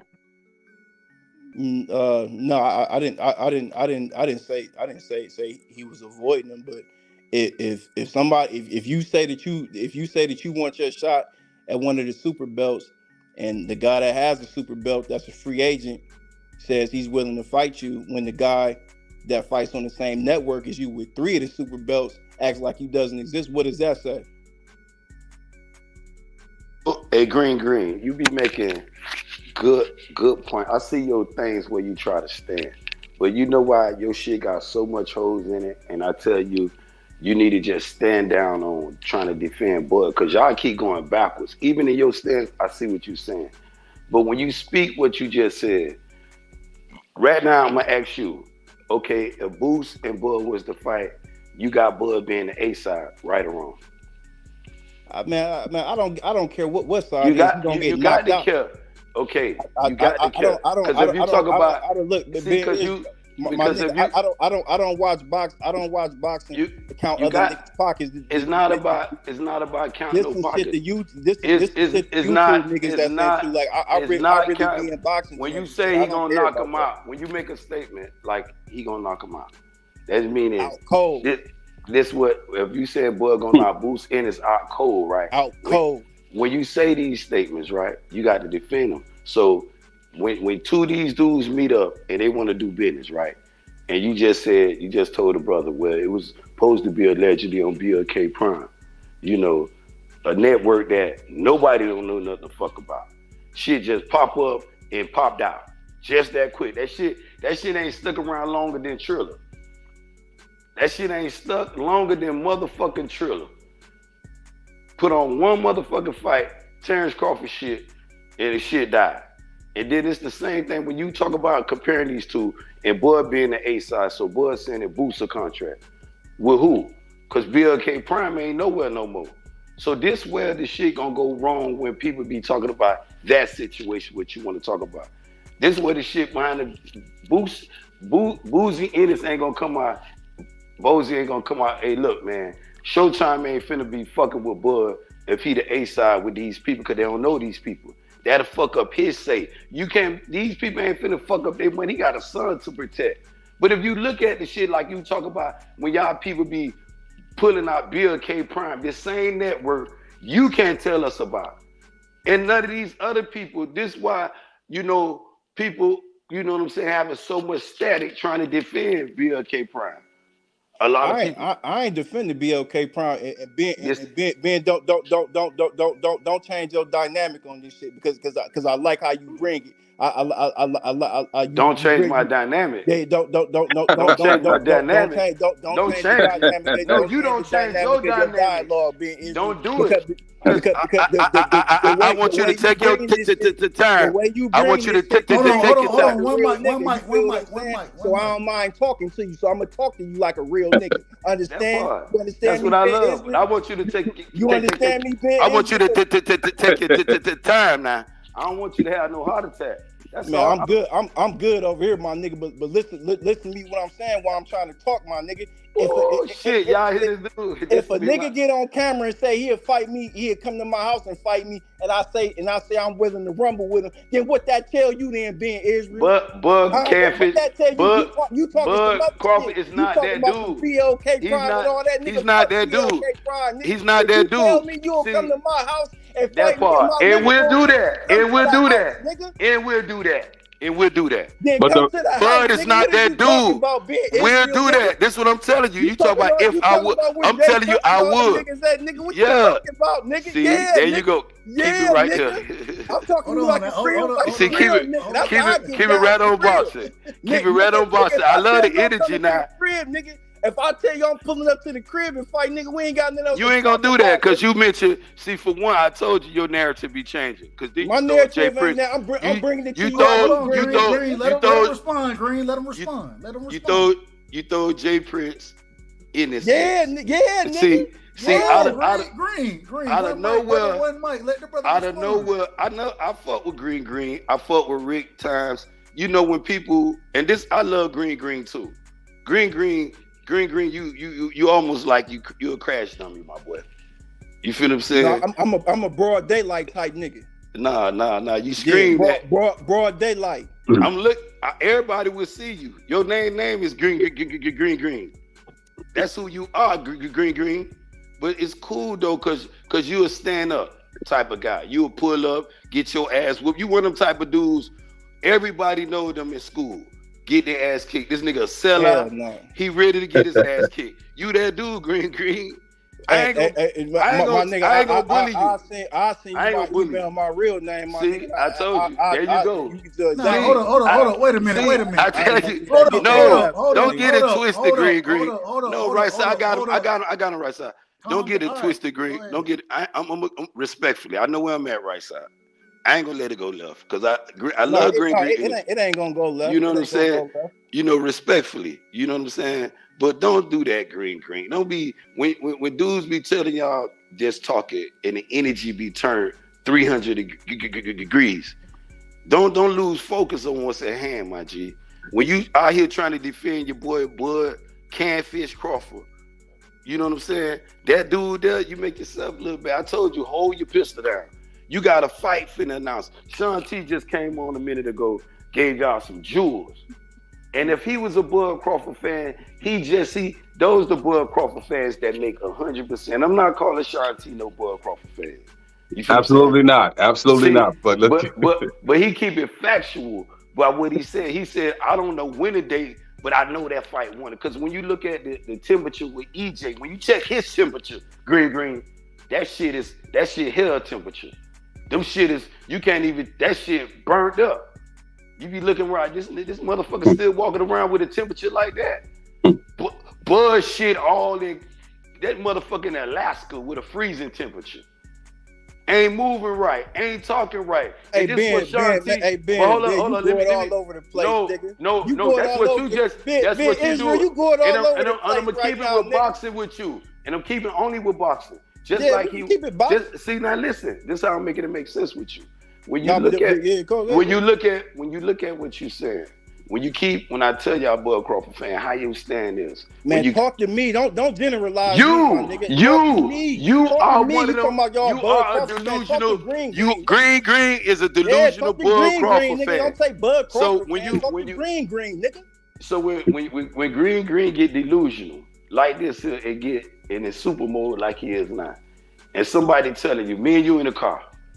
Two different fans but we fans of the sport, but we going to a fight, to see a fight. It's like going to a football game and we going to see Dallas and Atlanta Falcons.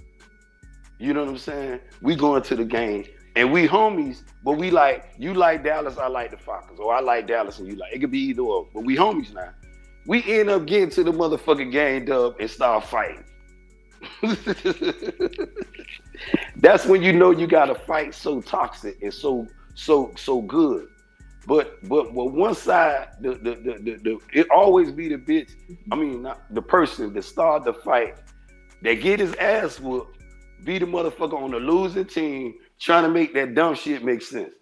And the dude tell him, man, slow down, man, you tripping. Man, fuck that shit. Y'all motherfuckers soft. Bruh, slow down. Man, you around here, you acting like you down with them. They came to the fight, they homies now, and they be and this how this fight is with EJ and Bud. And this is why I say what Sean T was saying make a lot of sense. Make a lot of sense. And he's not a Bud Crawford fan. But he's saying the fight is gonna happen because Bud asked I mean, Dub asked for a specific date. He said, I don't know about the date. But the fight, yes. So I heard him when he answered that question. Then he told you again, man. But when you Bud Crawford fans, green, be sitting here, man, see, because Bill K. Prime did the motherfucker Bob Arum. If y'all stand on one shit, because I thought you was going somewhere when you said with the Boost Ennis and Bill K. Prime. So if you'd have left Bill K. Prime out of it and said we'd have just did this shit, Bud would have went over there to Showtime, y'all have an argument. You can't have an argument when this man claiming to be a boss, for one. Y'all say you made a statement about EJ being his boss. Oh, EJ is boss. See, if this fight was gonna done, it's EJ's fault. Well, Bud is also a boss. You got two principal bosses, man. If I got my homeboys gonna get it done, oh man, Dub said KO said he gonna set up the venue. He owned the Coliseum. Dub said he gonna be the promoter and get this shit popping. And we got my dude Sean T say, you motherfucker, I'm here for the shits. And me and you got to fight. But if you gonna sit there when the cameras get on your ass, talk about, see, EJ, they trying to rob me. They don't want to give me nothing. Y'all shit be, I'm like, damn, so PBC robbing niggas now? Yeah, man. They don't want to give Bud shit. They want him to fight for free. The shit Green be running with, because he said, don't say y'all Bud Crawford fans, say him, address him. The shit Green be spewing out his mouth. Be ridiculous. I ain't all Bud Crawford. It be ridiculous. Because you are a Bud Crawford fan. You are I'm definitely a fan, but don't. That's why I say when you come spurring out your mouth, this shit be dumb though, my G. No, what I said was facts. What I said was facts. If they lock it in, Bud, he gonna knock Boots out. You feel what I'm saying? Errol Spence gonna be easy work. You know what I mean? They didn't have to bring BLK Prime into it. Just like Espinosa said, if he wanted to get that deal done, he could holler at Terence Crawford directly. You feel what I'm saying? What I'm stating to you is, Ben Israel, ain't no motion coming from that side. But see, this what it was motion. See, it's motion was from that side. I don't see no temperatures coming off the meter. They offered the contract to him, but y'all respond to the contract. They want Bud to work for free. It was a response to that. They offered him something, but y'all sit there. Israel. You know, I don't know. I ain't sitting in the room, but I know it was several offers. You go to work for free, Ben Israel? Huh? Nah, I would never do that. And I know Bud, none of these fighters. See, listen, when y'all sit up there, when you sit up there and make this statement, talk about a dude ain't now fighter that put on gloves work for free. Where he at? Y'all be making dumbass assumptions, bro. But I got a question. None of these fighters. Give me a minute. I got a question to this. No. I promise you, because he's delusional right here. This is why I want him when he makes. No, but I just want to ask him, like, but Green, none of these. If you find me one fighter that worked for free, he could have got $100. If you find me one fighter that used the concept that just came spurring out your mouth, and I told you, bro, you delusional, bro. And the more you talk, the more smartest nigga you ever talked to, nigga. Hold on, real quick.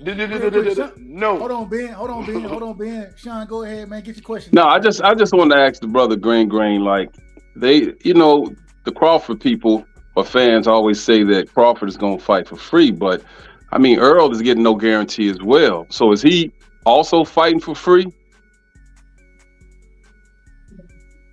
Well, here's the thing, right?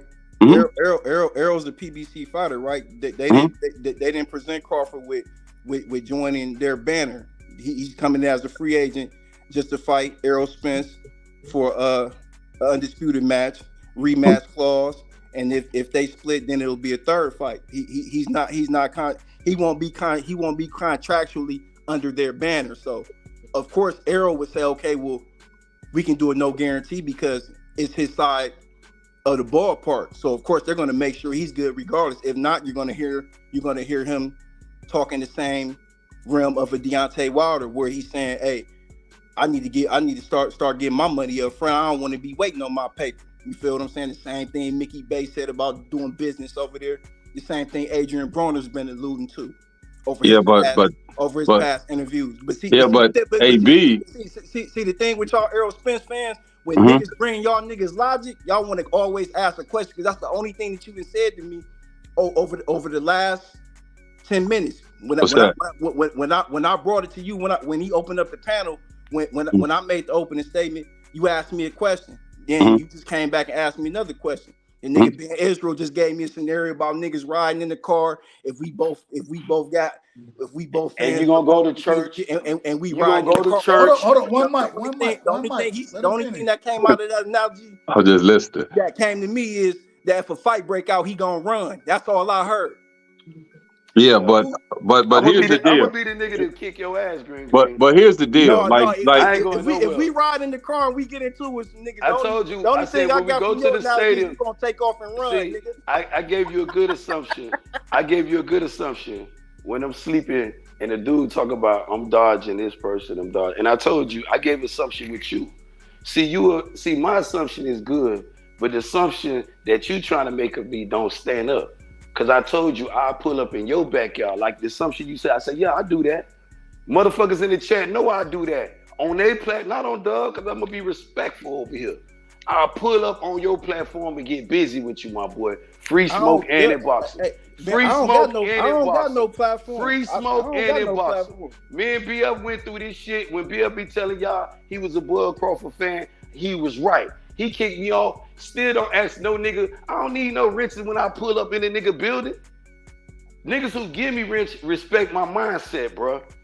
And I got wrenches and nigga shit that don't even fuck with me. Niggas fuck with their homeboy. Be like, man, you fucking with that dude. And niggas be saying, nah, nigga, real. He ain't came at me with no shit. I won't come at you, Green. See, I understand you now. See, I ain't gonna come with you. You know how I move. You done heard me. You studying. The shit you talking, you done seen Ben. I ain't gonna duck. Just like I told you, Ben you, my boy. I'm not gonna deny. I'm not gonna deny you. I'm not gonna deny you. I'm not gonna deny you. I kick it to a real. I want you to. See, this is why I tell you. When you say Bud gonna knock these dudes out, I'm gonna keep it back on boxing. Do it, Bud.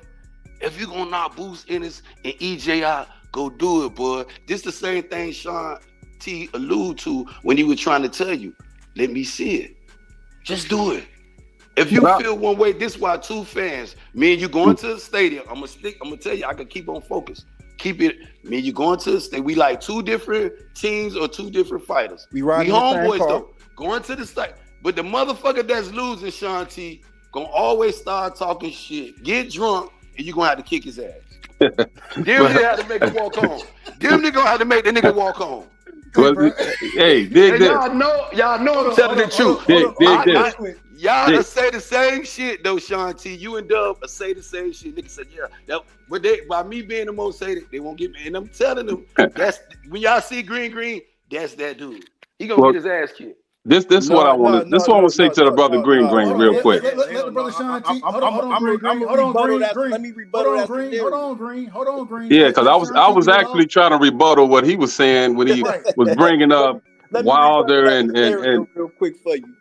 Yeah, well, when you were bringing up Wilder and Mickey Bay and Broner, it's like you guys are running off of these like these narratives, like with Adrian Broner. It's like you tell him to have truth. So yes, he was being spoon-fed his money, but that was because he had legal problems and he was in court and he was saying that he was broke. So Al was sending him bits and pieces of his bread to help him out with court. And he was paid all his money, which he came out and said himself. You feel me? So it's like you can't add in some of these bullshit narratives just to make yourself right. All right, we'll go to the narrative that ain't bullshit. Now, since you know everything about Adrian Broner, I mean, you know everything about Deontay Wilder. I don't know everything about nothing. I ain't never said that. You talking about bullshit narratives, so that means you got. But you brought that up. I mean, you got the whole spectrum conquered. So tell me about Deontay Wilder then. I don't know nothing about Deontay Wilder's personal business. I don't know, but I know he's still with PBC. Hold on. You know what? I'm gonna tell you like this. I'm gonna tell you like, hold on. I'm gonna tell you like this, man. And this the one thing about you Crawford fans that kill me. You feel me? It's like if Crawford was right and he was being so mistreated by the PBC, why is he so quick to talk about he waiting for Errol to spin the block? You feel me? If somebody's doing me wrong and they try to fuck me over, like he said they were trying to fuck him, the last thing I want to do is do business with that entity. I can't disagree. Green, what you got on that? I mean, it's boxing, man. You get what you negotiate, right? So you go in there, you come with some bullshit offer, and I'm not biting on it. So now because we gonna put these two fighters in perspective. Errol Spence, he's in a bind now because he's sitting there looking, the whole world looking at him, and they saying, nigga, is you gonna be a man of your word? Is you gonna go against your word and fight this dude that you done just came out on Twitter 2 times and denounced? Is they really gonna make you go in there and fight dude that you said you weren't gonna share the ring with? I don't give a damn if it ain't no belts on the line. He's still gonna get a bag. He gonna get the biggest bag of his life for going in there and sharing the ring with you. Now, is you gonna be a man of your word and stand on your squares? You gonna be a sucker. Now, see, that's the shit that kills me though, because hold on. I'm gonna tell you why. I'm gonna tell you why. I'm gonna tell you why. I'm gonna tell you why. Nothing about this. This Green, time let the brother respond. You gave him a snare. Let him respond to it, brother. Yeah. I'm gonna tell you like this, man. It's crazy how, again, you Crawford fans will try to hold EJ to his word, but you won't bring up the fact that Crawford said that fight will never happen. That fight is behind me. You understand? So if you want to hold Errol to saying that he don't want to fight Thurman, then goddamn it, hold Crawford to the same goddamn it light, straight up, because he said it numerous times. He's big, but see, just like you said about leaving certain things out. Here's the thing, though. He came out of his mouth and said he was not going to fight somebody that's under the same banner as him, which he's previously alluded to, saying the fights that can be made over there is presumably the easier fights to be made. He came out of his mouth and denounced that twice. Not to mention, he just leaked the audio out saying that, you know what? Yeah, I'm not fighting Keith Thurman, man. They trying to put Keith Thurman in front. Did you hear that audio? I heard that, but I also heard Crawford say that he wasn't fighting Errol. That audio that, you know, I need Terence Crawford for my legacy fight. You feel what I'm saying? This is your man EJ, and your man Crawford said that he didn't need EJ. Hold on, real quick. I want to say this. That's a fact, though. When EJ say he need Bud for his leg.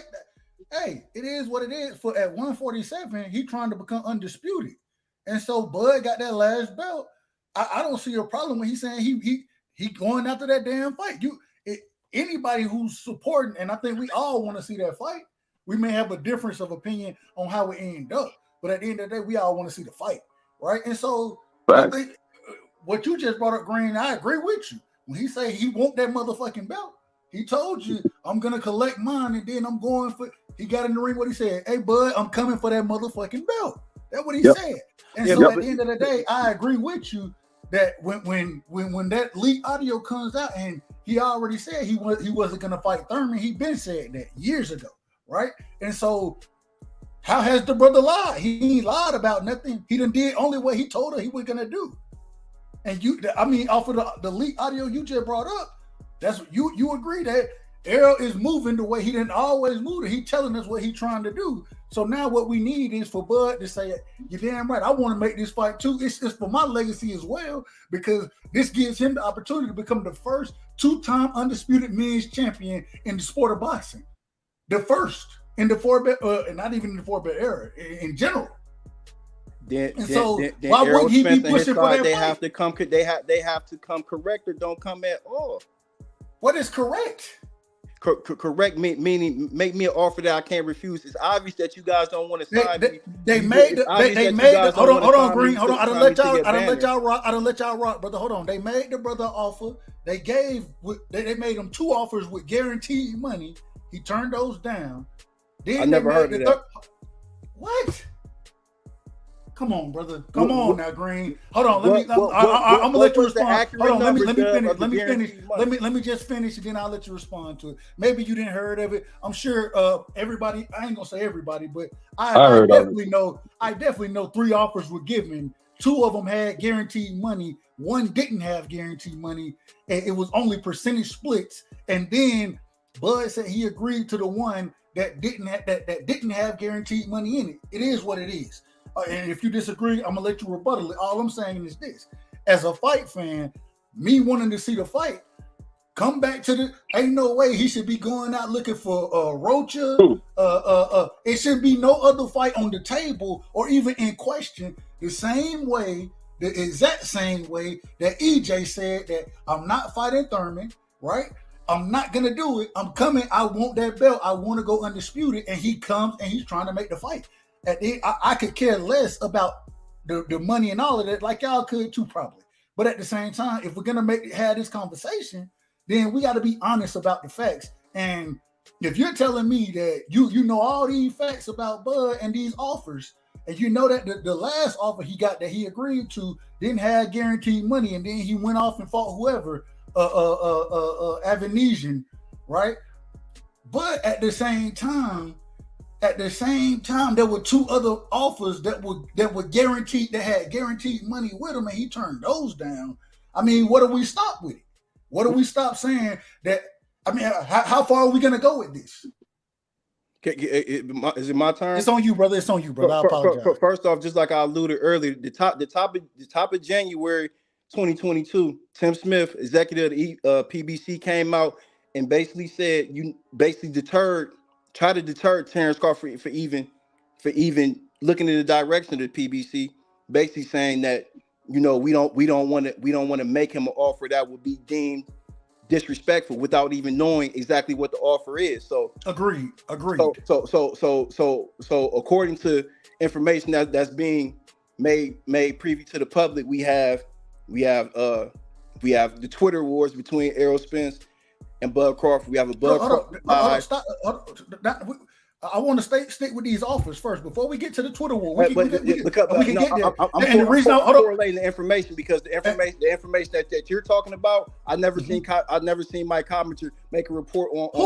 Mike Coppinger is the same person who told us that the fight was gonna happen in November. Why? How all of a sudden is Mike Coppinger's word? Hold on, brother. How all of a sudden is Mike Coppinger's word? We got to hear it from him. Even though he done been wrong about multiple reports that he done came out with about this fight, why all of a sudden do we have to, if it don't come from Mike Coppinger, we're not going to believe it. We can't do that. We can't do it, brother. We have to we got to keep it a buck all the way around. And I agree with you when the brother came out and said that we don't want to give Bud an offer that's disrespectful. I agree with that. The problem is they still made him 3 offers after that. They made them 3. Oh, but you're not telling me the 2 previous offers, or you're not telling me an exact number because if this information is public, then there's a receipt on it. You feel what I'm saying? There's the receipt on what Mike Coppinger said. There's the receipt on Mike Coppinger and Floyd Mayweather going back and forth, and Mike Coppinger telling Floyd Mayweather, you never fought for you never entered a fight without having a guarantee. Why? How come if you're not giving Terence Crawford a guarantee, how come he can't have transparency on what's being spent for the actual event overall? He has to work off of the gross. I never seen Mike Coppinger allude to these 2 offers that you're saying. So if you're saying these 2 offers, what you're telling me is Mike Coppinger doesn't say it, then you don't believe it, right? He's the more valid source of information. If Mike Coppinger doesn't say it, you don't believe it. He's a more valid source of information than anyone that's mentioned. So when Mike Coppinger told you that the fight was happening in November, right? When he came out and reported that, you believed it, correct? Yes, I did. And when that fight didn't happen, did Mike Coppinger lose credibility? Yes or no? No, he didn't. How don't he lose credibility when he reported a fight that didn't happen? Because obviously the narrative that you all Errol Spence fans or the people that feel narrative. I'm not pushing the narrative. The people that feel Terence Crawford does. You feel like he does because Mike Coppinger was coming out giving you dates of November 19th and October, whatever the case may be, because this is what you're hearing in the media, right? You don't have a direct source to the actual people that's involved in the negotiations, which would be PBC or anybody from Terence Crawford's camp. Correct. Okay. So the information that you're hearing it from a source that works for the worldwide media and sports, which would be ESPN. Now, outside of Floyd Mayweather, you have nobody that's closely tied to either one of these parties that's giving you insight on when this fight could possibly be happening. So at the end of the day, when you hear Terence Crawford come out and say, when you hear that it's announced, because Mike Coppinger, he also announced that Terence Crawford will be fighting David Avenese in December the 10th. Did that happen? So you sitting here telling me that Mike Coppinger's his reporting shouldn't be valid because he got wrong. He was wrong on one thing, but he was right on the other. That's 50-50, brother. So at the end of the day, no, I don't think that his reporting in regards to these two fighters is 0% valid. No, I don't. All right. Hold on, real quick. I want to do one thing, man. We got my brother DJ Black Charm in the building. We finna go to DJ in 1 second. Give me 1 second, DJ, man. Shout out to my brother Real Spill, Midwest Boxing Talk coming through, man, showing love tonight, man. Much love to you, Real Spill. I hope I ain't missing nobody, man. I like to shout my brother Philip H in the building, man. Shout out to my brother Philip H. Let's talk about it. It's in the building tonight, man. All right, I think I got everybody. We got to go to my brother DJ Black Charm, man. Let him get his first bars off, man. So y'all let my brother get his words off uninterrupted, of course. DJ Black Charm, man, appreciate you jumping up with us tonight, man.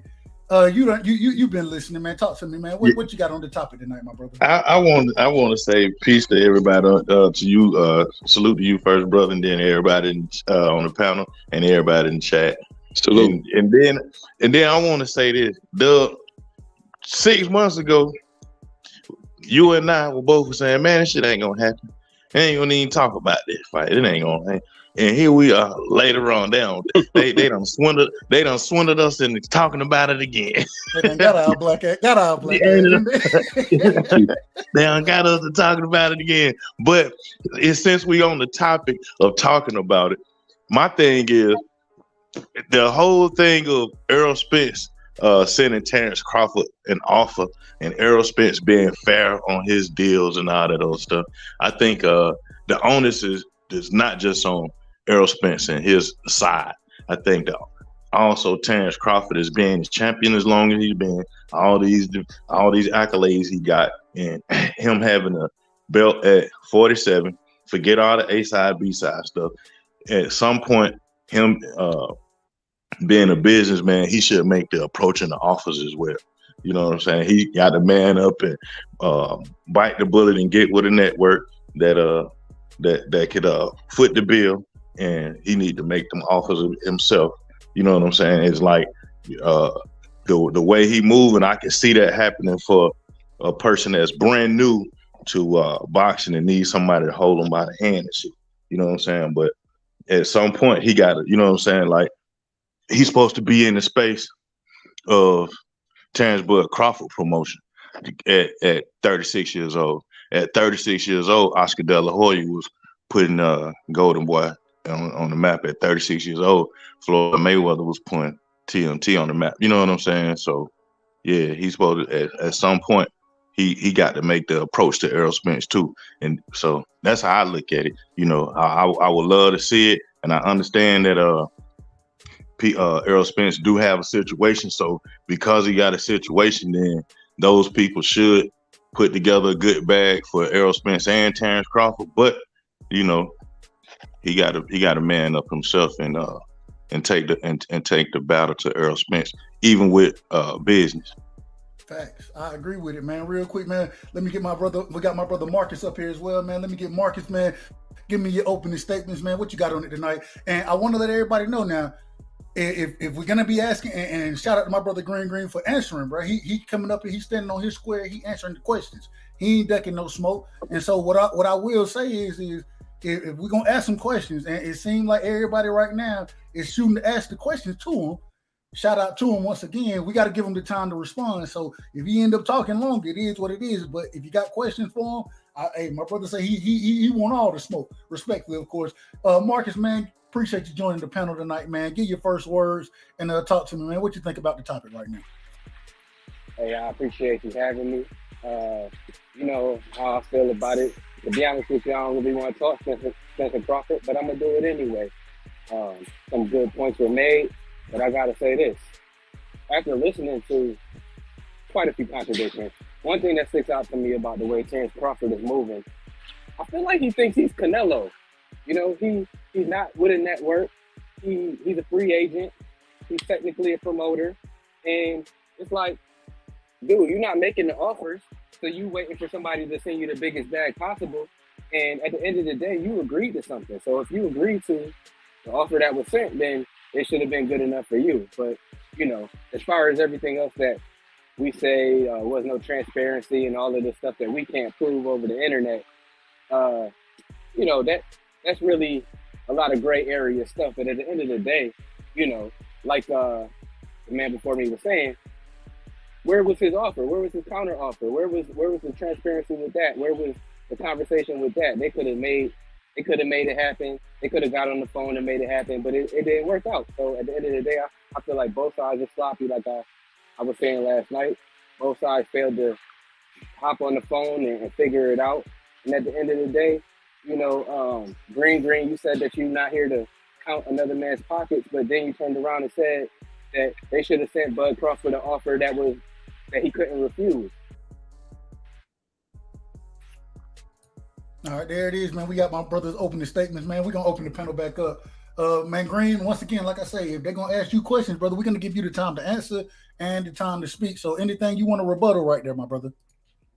I don't know if the homie Marcus, salute them. I don't know if his opening statement was solely directed towards me, or was he just giving his thoughts on what I said? You know what I mean? Yeah. No, it wasn't directly directed at you. Just, you know, him giving his thoughts. But anything that you agree, and same thing with DJ Black Charm. Did you agree, disagree? Did you have anything you wanted to respond to before we pass it back around the panel? As far as what the homie before Marcus said, is that DJ Black Charm? Definitely. Yeah. Yeah. Now, what he said about you know, Bud, I think you basically and correct me if I'm wrong. You speaking from a perspective of Bud actually, like, you know, coming with his side of the business already intact, far as a network or promotional company or funding to help bring something towards the fight. Is that the kind of space that you were aiming at? And indeed. So at some point, as businessmen, whatever your personal hangups are, you have to leave those at the door. You know what I'm saying? And then go to those networks with all the accolades, and also the Errol Spence fight is right at the door. You know what I'm saying? Right is in arm's reach. You know what I'm saying? And he can land him a deal, you know, with a lot of those people. And I think he, you know, like how he ended with Bob Arum. I know he was expressing his feelings, but he should have saved his feelings away from camera. You know what I'm saying? So he could have, you know what I'm saying, better opportunity as a businessman. But still, that's what I stand on that. He should, you know what I'm saying? However, he got to figure out his business and take the business to these people. You know what I'm saying? Other than waiting for the business to come to him. Because if you know, shit, y'all been around on Earth long enough to know if you wait for the business to come to you, you're gonna be broke, man. For sure. I can agree with your overall perspective of that. My thing is this though, like once he left Top Rank and basically, you know, let them know that he wouldn't be re-upping his deal with him. He came directly to the PBC because you know previously the thing that they always made. I thought he went to Matchroom. My bad, Green. I thought he went to Matchroom first when he left, when his deal was over with. And I thought I went to Eddie Hearn first. No, hell no. Eddie Hearn came out from the beginning and said, "We ain't got nobody for him to fight over here. We ain't got no business for him over here." So Eddie Hearn. Oh, okay. Yeah. So the whole thing was, he would have to either fight on Fox or Showtime. You know, one of the networks that that broadcast, you know, the PBC platform. So you know, he did that, and he didn't you know, take a fight before then. You know what I mean? Because because he was done with his side of the street, so to speak, before Errol got his third belt. So there's a window of 3 to 4 months there. You know what I mean? So, you know, no offer was sent to him. You feel what I'm saying? Like I said, you know, what I alluded to, what the executive from PBC said at the top of 2022. So, you know, Errol, he's successful in his conquest of defeat Udenis Ugas, and he gets the third belt. So he says, okay, well, everybody know who I want. Tell Terence I'm coming to get that belt. But couldn't Terence have made an offer to Errol Spence as well, other than waiting for Errol to make one to him? Well, the realm of the way that they're negotiating on their side, Errol is the A side. He's the one with the network. He has more of the belts, and by the way their business is structured over there, he's one of their top tier pay-per-view guys. So he's in the space of being quote unquote the A side. So in the realm of boxing, from my understanding, the A side is the one that sends the offers, and the A side is the one that dictates terms, and then whoever's the that's when you're dealing with it.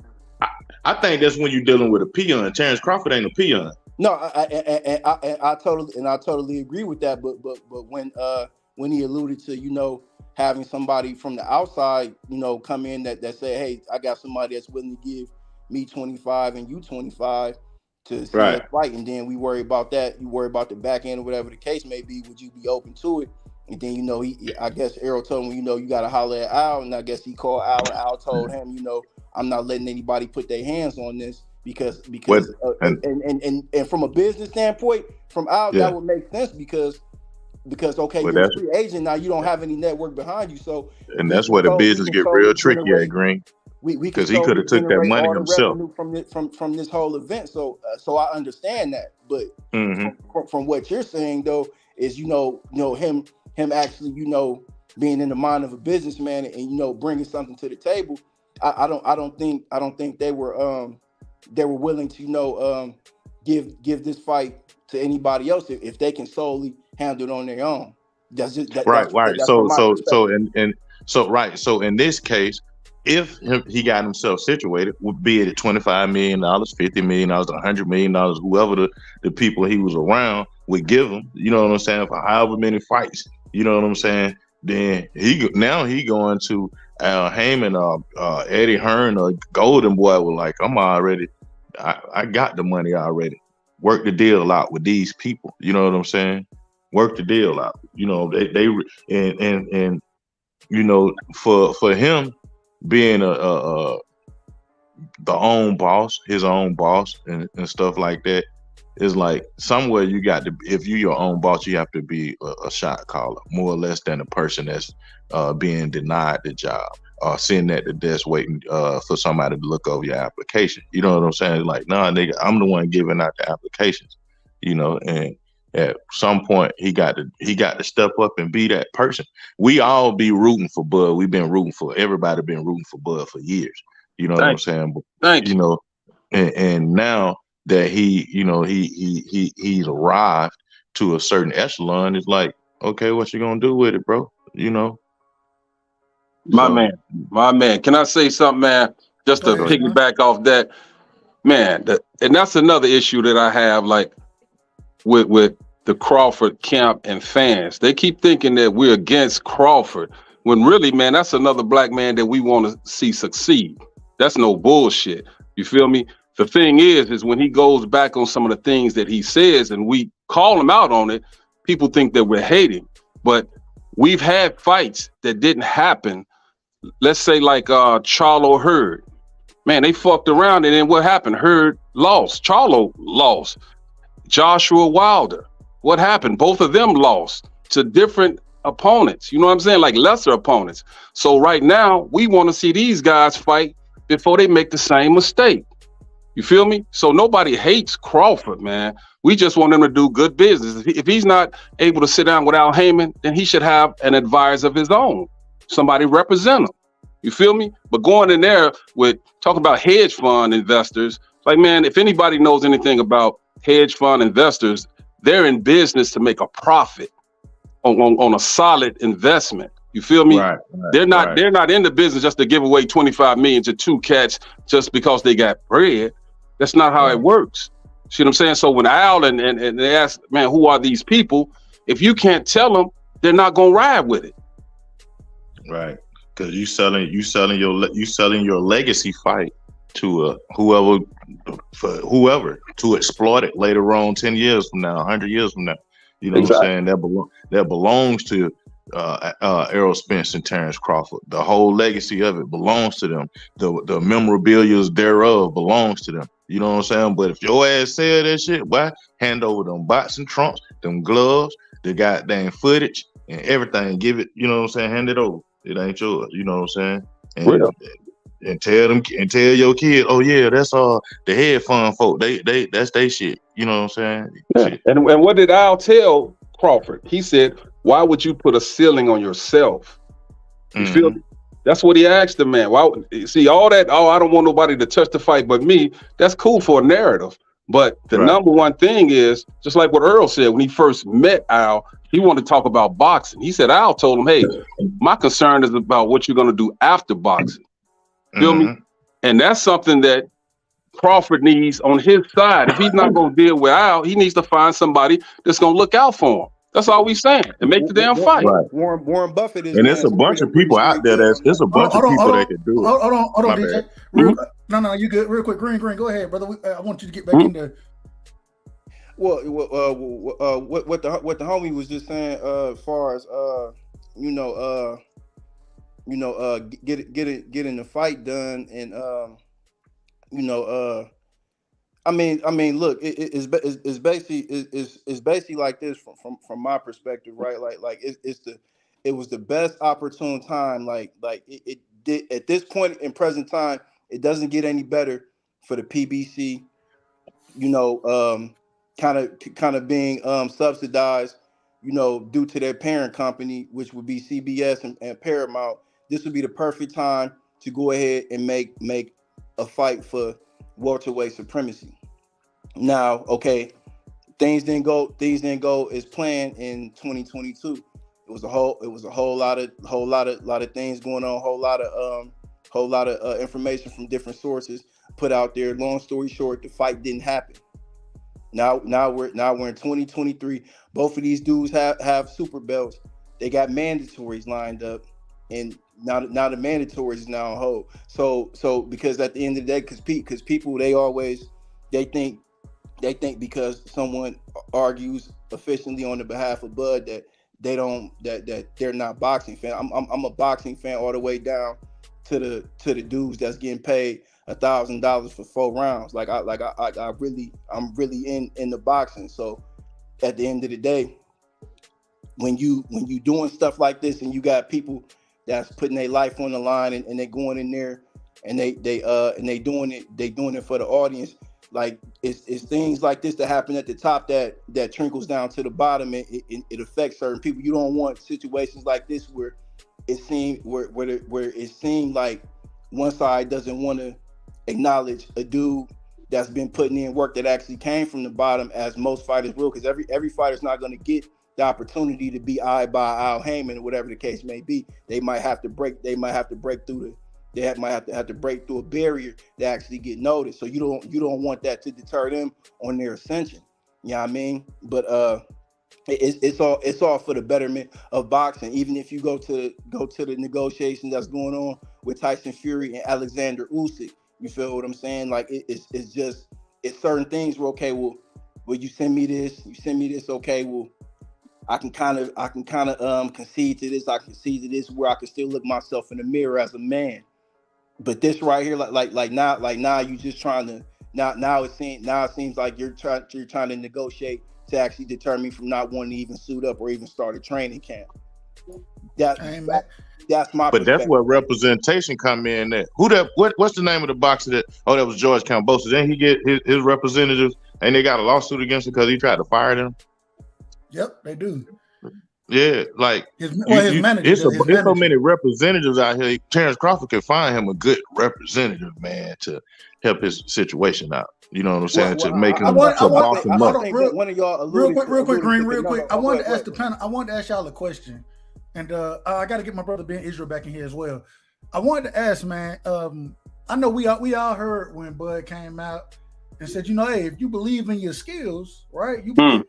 If you believe in them, then you don't worry about that person. You go and make the fight if you believe in yourself, right? We all remember Bud saying that, correct? Absolutely.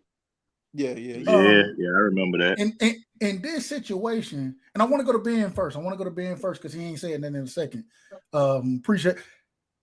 I mean, does Bud believe in himself? That's my question. If he's gonna make that statement, and now it's been multiple offers given, and he ain't signed to make the fight yet. Does Bud believe in himself after the statement that he made? Ben, what you got on that? Of course not. You know, and to make my point, to make my point, I'm gonna agree with all three of the brothers on the platform. DJ, motherfucking, you know, Sean T, even Green. You know, I'm gonna agree with all the brothers, because if they gonna say, well, Bud needed to do this and do that, he had the hedge funds. I'm gonna start with the hedge fund people. You know, okay, if he got these people, and like Sean T was saying, they in the business to make an investment. And I'm gonna ask DJ and Green, is Bud an investment? Can you get a return on Bud? Depends on how he sell himself, man. No. Depends on how he sell himself. Well, because he got things to sell about himself. Okay, let's talk about the numbers y'all use. You and Green. The $25 million.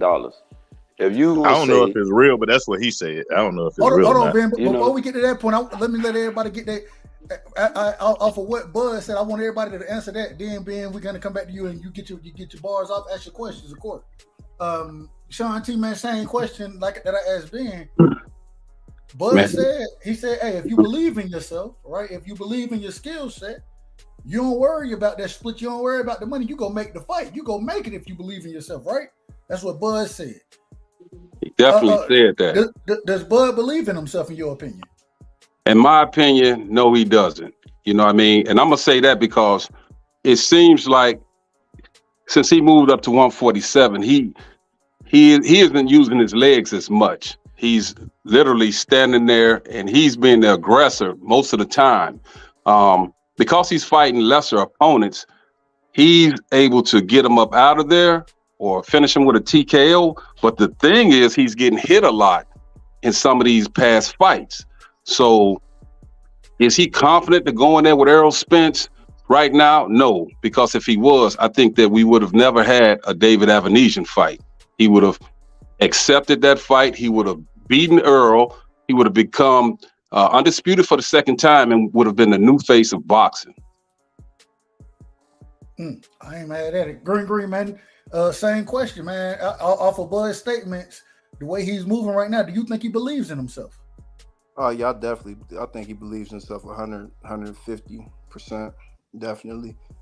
He's got, but Bud has a platoon, a young brigade of hungry, technically sound, ferocious, delightful, crazy, aggressive fighters around him. Young boys that he in there sparring with. He moving around everywhere, getting work in, staying sharp, ready, because the fight with him and Errol Spence, it'll probably be over maybe about 9, maybe 10 rounds. He'll get Errol up out of there, and then he'll successfully be 2-time undisputed.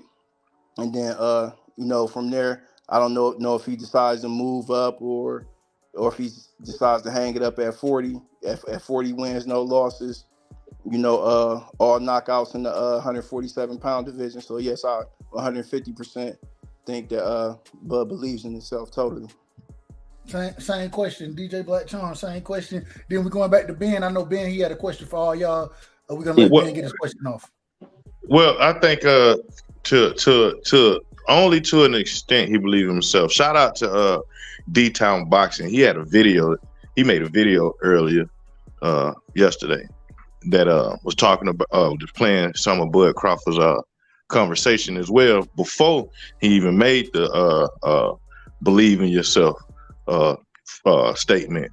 And that conversation he had was, Bud Crawford liked to take easy challenges. He think it's better to have easy challenges than to have, to go through the fire. So I don't really think he believed in himself that much, unless it's a soft touch, like a David Avenesian, then the rules apply, or green bean, if you will. Then the rules what he say is solid. But outside of that, when it get to people like Errol Spence Jr. and Jamel Charlo, nah, he don't believe in that. I think it's all cap. I ain't mad at it. Ben, get your questions off, brother. I'm gonna start from what I said earlier, though. The thing that these people ask when they give their perception on Bud Crawford.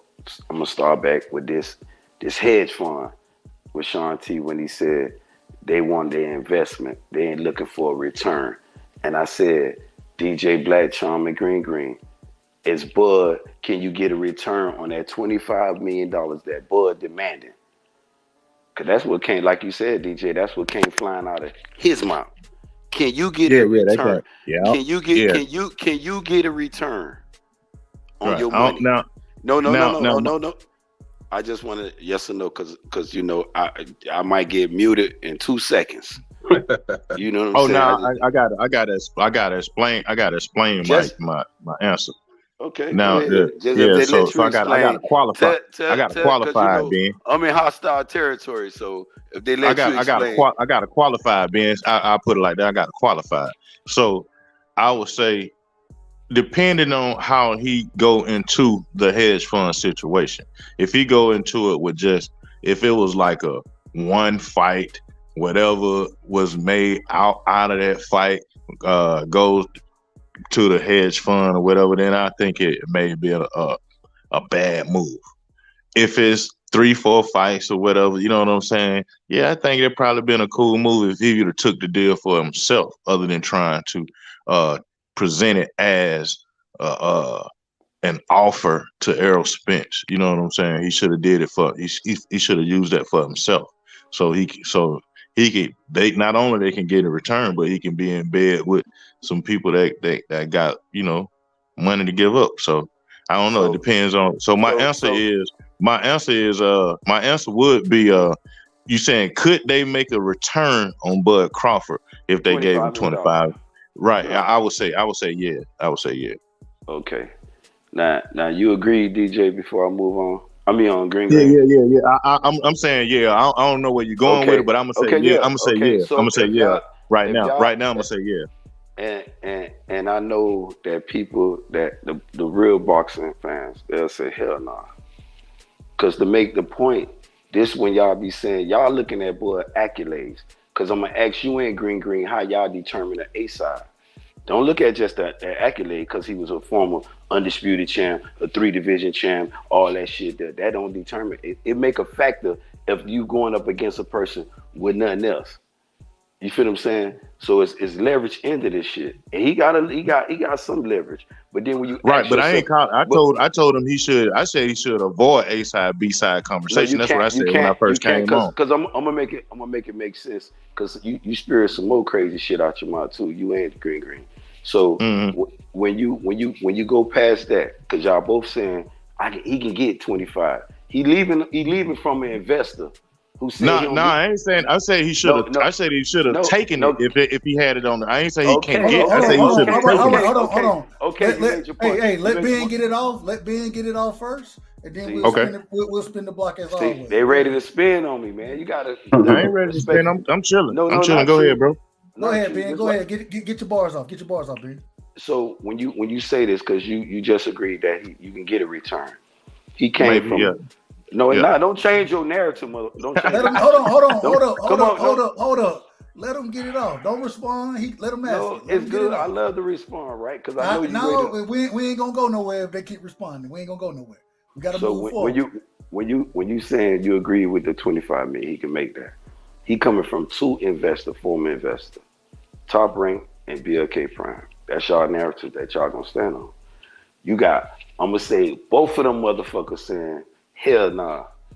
Because according to what they gave him, they saying they can't get a return on them peanuts they gave him. And I'm going to use peanuts for an example.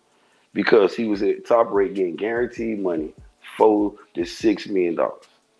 His investor at that time, I ain't calling no names. Y'all know the name because y'all like to refer to him as a good person, the best thing in promotion. I don't know what the fuck y'all get that from. But anyway, when you talk about listening to them people, they said they don't give a fuck about the money they gave them because they can't get shit. I'm fucking up my investment with this motherfucker. I can't get a return. He won't sit down and do business. It's his investors now. The motherfucker putting up the money. So when you go moving forward to this hedge fund, because it's a lot of bullshit. Oh, boy, got $10 million. So he leaving one investor where he getting 4.4 to 6 million guaranteed to this new investor that's gonna give him $10 million. Give him 25 if he can solidify the fight. Why won't both of you niggas? Why would y'all leave that investor? If you're gonna leave the first one that's getting you 4 to 6 million, telling people publicly, coming out, man, he's a piece of shit. I can buy more cribs in Beverly Hills. He got the son his ass telling him to do business with my motherfucking son-in-law, Todd the Buff. Refer to him, fat ass Bo Mac, and you and piece of shit. Oh, I'm gonna sue him. Ain't none of this shit now lying to the people. He's saying, hold on. Can I respond? Hold on, you gonna respond. He's saying that's the first investor. That's the first investor saying is a fuck up with the return with this motherfucker. Can't sell, can't see shit, can't do shit, ain't no return on my money. I'm putting money behind him. He won't sit down and promote himself. This is what his investor saying. Moving forward to motherfucking BLK, because I'm gonna get all the way to the shit. Came other spawn out this delusion to do him out. So when he at BLK Prime giving him $10 million, allegedly now. Allegedly $10 million, because y'all like to say, let me see the receipts. Well, what are receipts on them $10 million? Y'all love to say y'all like to see receipts on them. Can no Crawford fan produce them $10 million receipts? Because if he was making $10 receipts, why would you want to go pick on a cockroach and they just gave you $10 million to fight Albanese? Shit, I could get another 10 to fight a dude from Alaska. What I'm going anywhere for? And y'all know Bud Crawford's the new cherry picker. Come on, man, it don't make no sense. Moving fast forward. Then y'all saying, well, you know, Bud is his own boss. You know, some more delusional shit. If Bud is own boss, you would have an investor where Sean T just tried to tell y'all again, hey, man, people would invest their money with you. That's when the real hedge funds, shit, because I know I can get a return on my money. He's selling out at the gates. The motherfucking pay-per-views. Ain't none of this shit coming up with Terence Crawford. Only thing his fans gonna talk about, well, shit, you know he get a 3-division champion and his form was undisputed. But all these investors saying they fucking up money. But y'all fans gonna talk about y'all give y'all $25 million for Bud guaranteed when Bud ain't never did over a $2 million gate. And you got motherfucking Tank Davis and Ryan Garcia right now. They fight at the gate. Finna fucking the records, the shit just crazy. You look at it today, the shit might be reporting at $26 million at the fucking gate. So what the fuck this shit gonna do on pay-per-view? You could just have a determining factor in your head. If you the hedge fund and you ain't put up nothing, you be like, shit, I'm finna get my money back real easy. And we got about $3 more tickets at $6,000. Man, this shit finna be real good. You feel what I'm saying? You can see your return on some real shit. But when you got these dudes, his investors, because then they say, well, Bud, I'm gonna move forward, and when to get to the point, he being his own boss. You have investors, because yes, he did went over there to motherfucker Eddie Hearn. Eddie Hearn turned his ass around and said, well, you know, I can't get nothing. I don't got no fight for you. I can't get nothing for your ass. But Floyd Mayweather had the olive branch out there to him. Then this motherfucker to make all this shit look bad, when he went over there to do business with him, to tell y'all, he came out his mouth talking about PBC Al Heyman trying to rob me. All the time when Bob Arum talking about this man like a piece of shit, he never said Bob Arum robbing me. Keeping me from eating like the lawsuit supposed to present itself. Assassination of character for you Bud Crawford fans now. When y'all talking about a debate. I will burn you motherfuckers up. I don't want no smoke from you Bud Crawford fans. Because y'all can't debate it right. And I'm telling y'all narrative, you ain't gonna get no in return. Y'all niggas ready to sell y'all cribs that y'all niggas work hard for. On a dude that ain't gonna get y'all shit on the return. Make it make sense if he getting $10 million for Albanese And you know, and your boy just told you, man, shit. Allegedly, Golden Boy might give him $2 million purse bid with Rocha. Why? Who's saying they'll give him 2? What if they give him 1? It make it look even worse. But if you got a company finna give you 10 allegedly, and y'all love to say the receipts, show us Spence fans them receipts, motherfucker. You won't get them, cause he ain't getting the 10. He would have still been there, and Adrian Broner would have still had a motherfucking job. Definitely. And then when you talk about him, so let me respond. First of all, let me respond to some of that shit, man, because you going a long way, bro. And I ain't said none of that stuff you saying. You actually repeating what I just said, though. Then when you're talking about him being an hold up, Ben. Let me run this thing. Hey, I'll let my brother Ben. I'm gonna let him finish his shit because Ben, he ain't said. I make sure. The nigga will tell you, I'll mute the shit out of Ben, bro. It is what it is. He'll tell you. I will. He knows. Yeah, but he's saying a whole lot of shit. I ain't said, Doug. I ain't said none of that shit. He's saying I ain't said nothing about no money, none of that stuff. He never said you said it specifically. He said, yeah, he did. Yeah, he did. He started off. He said he talking to me. He was saying I was saying. I ain't said none of that. Hold on. All right. I'll straighten it out. Let me explain it again. He just came out his mouth. Ben. I'll straighten it out. Go ahead, Ben. Ask the question. Get to your question. You done said a lot. Get to your question. We're gonna go to my brother Sean T. He been quiet. Then we going to Black Trump. Then we going to Green. Ben, ask your question to the panel. Ask the question. He did confess, and you know the bias is just through the roof for being Israel, and I love that shit because y'all just sat there and confessed. Ask the question. I just sat there and asked the man, would you give him 25 million? He said yes. You talk about asking. No, you said would it be? You said would if 25 could an investing company get a $25 million return on Bud? That's let me tell you again. Let me make sure you hear it again. I said Sean told you them hedge funds like a return on their money.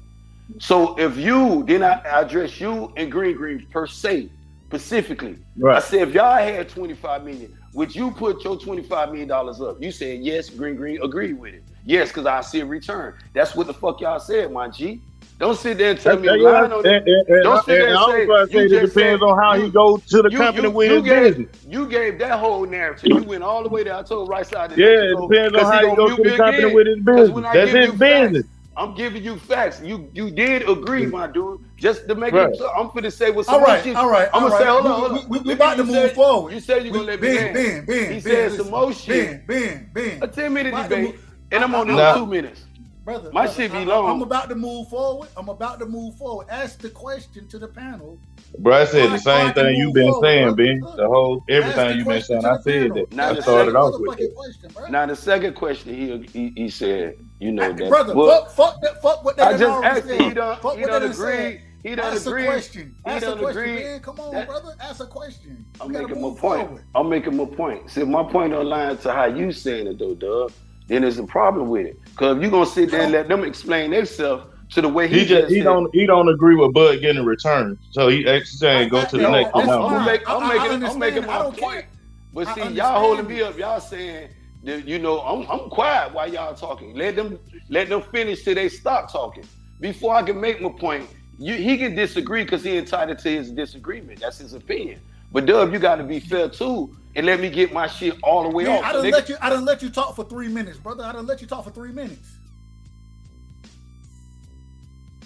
Ask the question, brother. Come on. Let's move forward. Ask your question. Bro, this your thing, man. I'm making my point. If it don't agree to you or him, then this what made boxing debate so debatable. Cause it may not line up with y'all, but I'm gonna make it make sense. If he gonna sit there and say yes, that was the first question.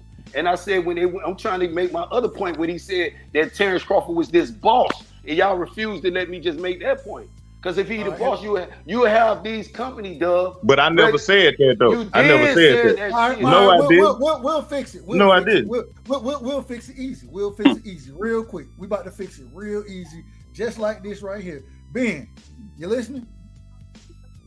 Are you there, Ben? Are you there? Well, I'm here. You got a minute, brother. You got a minute on the timer.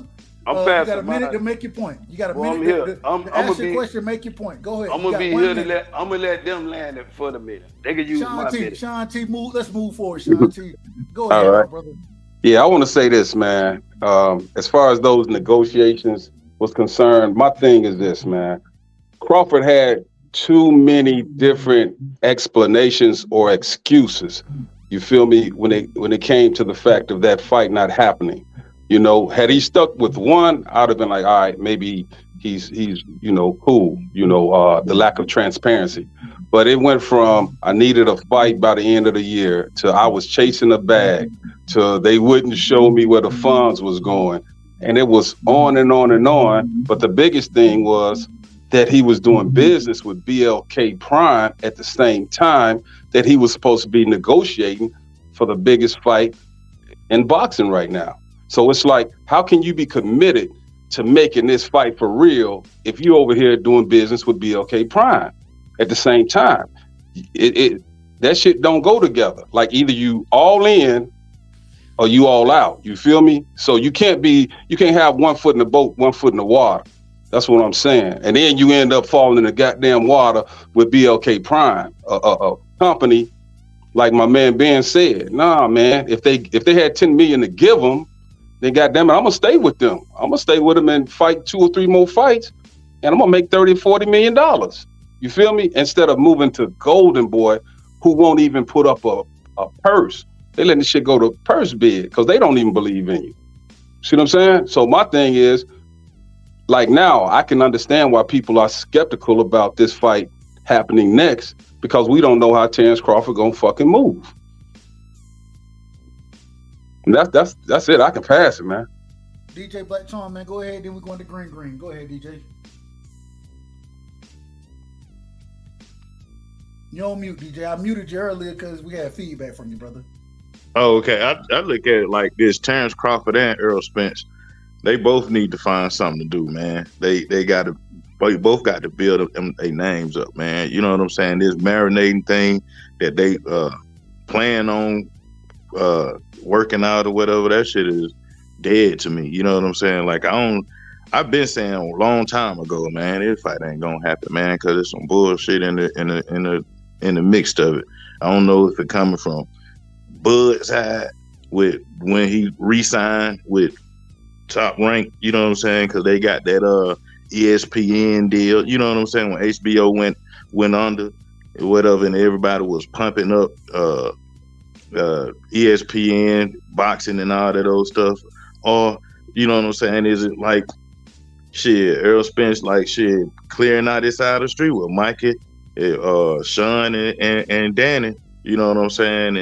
And making Terence look like, he a joke, you know. So I don't, for them, I still think they both got to do some more leg work on if they want to feel like they putting on a fight like Canelo Alvarez and Floyd Mayweather, if you will, or Marvin Hagler and Sugar Ray Leonard. Them folk had got famous, man. You know what I'm saying? They some household names and shit, you know. And Terence Crawford, like I had some people in my studio earlier today, man. Nigga don't even know who these people is, man. You know, they know who Deontay Wilder is, and because he fought, you know, Tyson Fury, but they don't really know too much about these folks. They know Tank Dave. Well, when we talking about Terence Crawford and Errol Spence, man, they still got some work to do. And this is why, like, you have a lot of networks not even want to give Terence Crawford a situation because he didn't do the leg work to make himself famous. And is that his fault? Most of it is, you know what I'm saying? He can't, you know. I was talking to somebody the other day about signing to a promotion company. They were like, the promotion company job is to put on a fight, not to make the nigga famous, you know. And I think it go hand in hand. And so right now we're looking at a 35-year-old Terence Crawford. Still nobody don't know him. People barely knew he was in the Creed movie. You know what I'm saying? And so, yeah, he needs some work. And then, you know, and like somebody was saying earlier, you know what I'm saying, between fights, it's just so much variables that can happen. You know what I'm saying?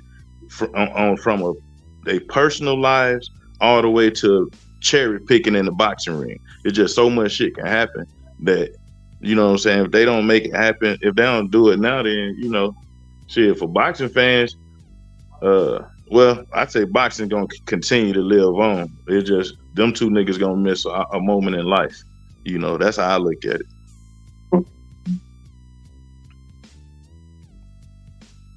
Yeah, but that's Green, it for man, me. it's on you, Green. Go ahead, brother.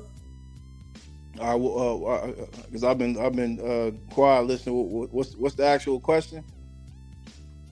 Shit, it's a bunch out there, man. You cook on all of what being brought out, what Sean T brought out, what DJ Black Tom, bro. It's on you. What you cooking on? All right, well, I'm gonna go ahead and say this because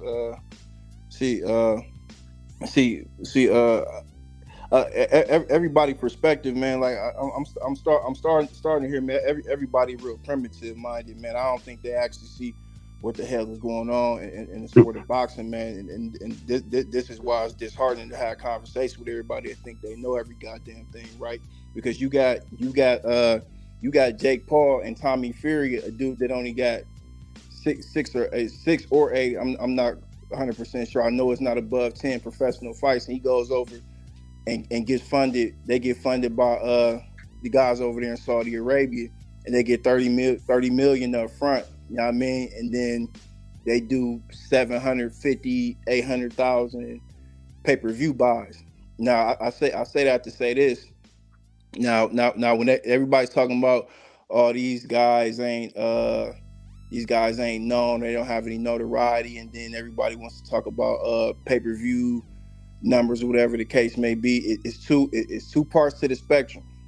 If pay-per-view was the only thing that kept promoters that's attached to certain networks afloat, then everybody else would be crumbling. I haven't seen Top Rank don't look like they in the buying far as money financially, despite what Bob Arum came out and said about him losing money about Terence Crawford, whatever the case may be. I bullshit you not.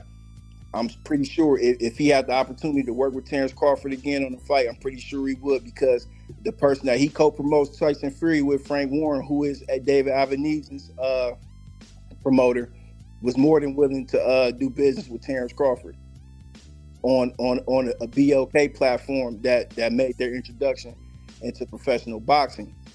Now, going forward, the thing is, if we're looking at the landscape of boxing, and we looking at the guys that's presumably pay-per-view stars, which would be a Tank Davis or a Errol Spence, and Canelo Alvarez, which Canelo Alvarez he's more frequent on a platform that's subscriber based, but you know his last endeavor with Showtime, he did upward of 700,000, 800,000. Nobody that signed exclusively up under PBC outside of Floyd Mayweather is doing those numbers over there at all. Tank's not doing those numbers, and you don't have to take my word for it. You can go to your mobile device, go to Google, put their name in, and then go to their Wikipedia, because the numbers that they got for every time that they was on pay-per-view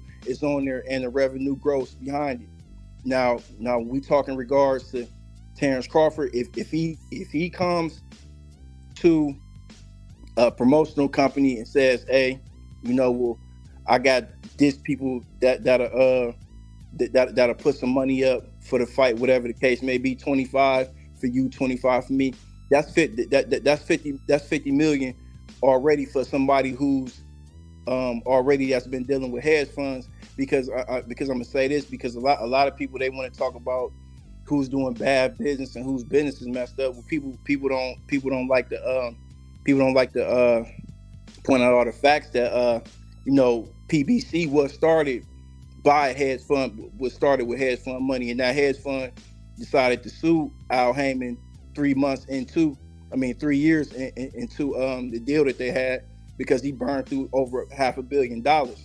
Not to mention, PBC was on network television, and NBC discontinued their contract with him. Then they moved to Spike TV, and Spike TV discontinued their contract with him because they weren't giving the people the fights they want.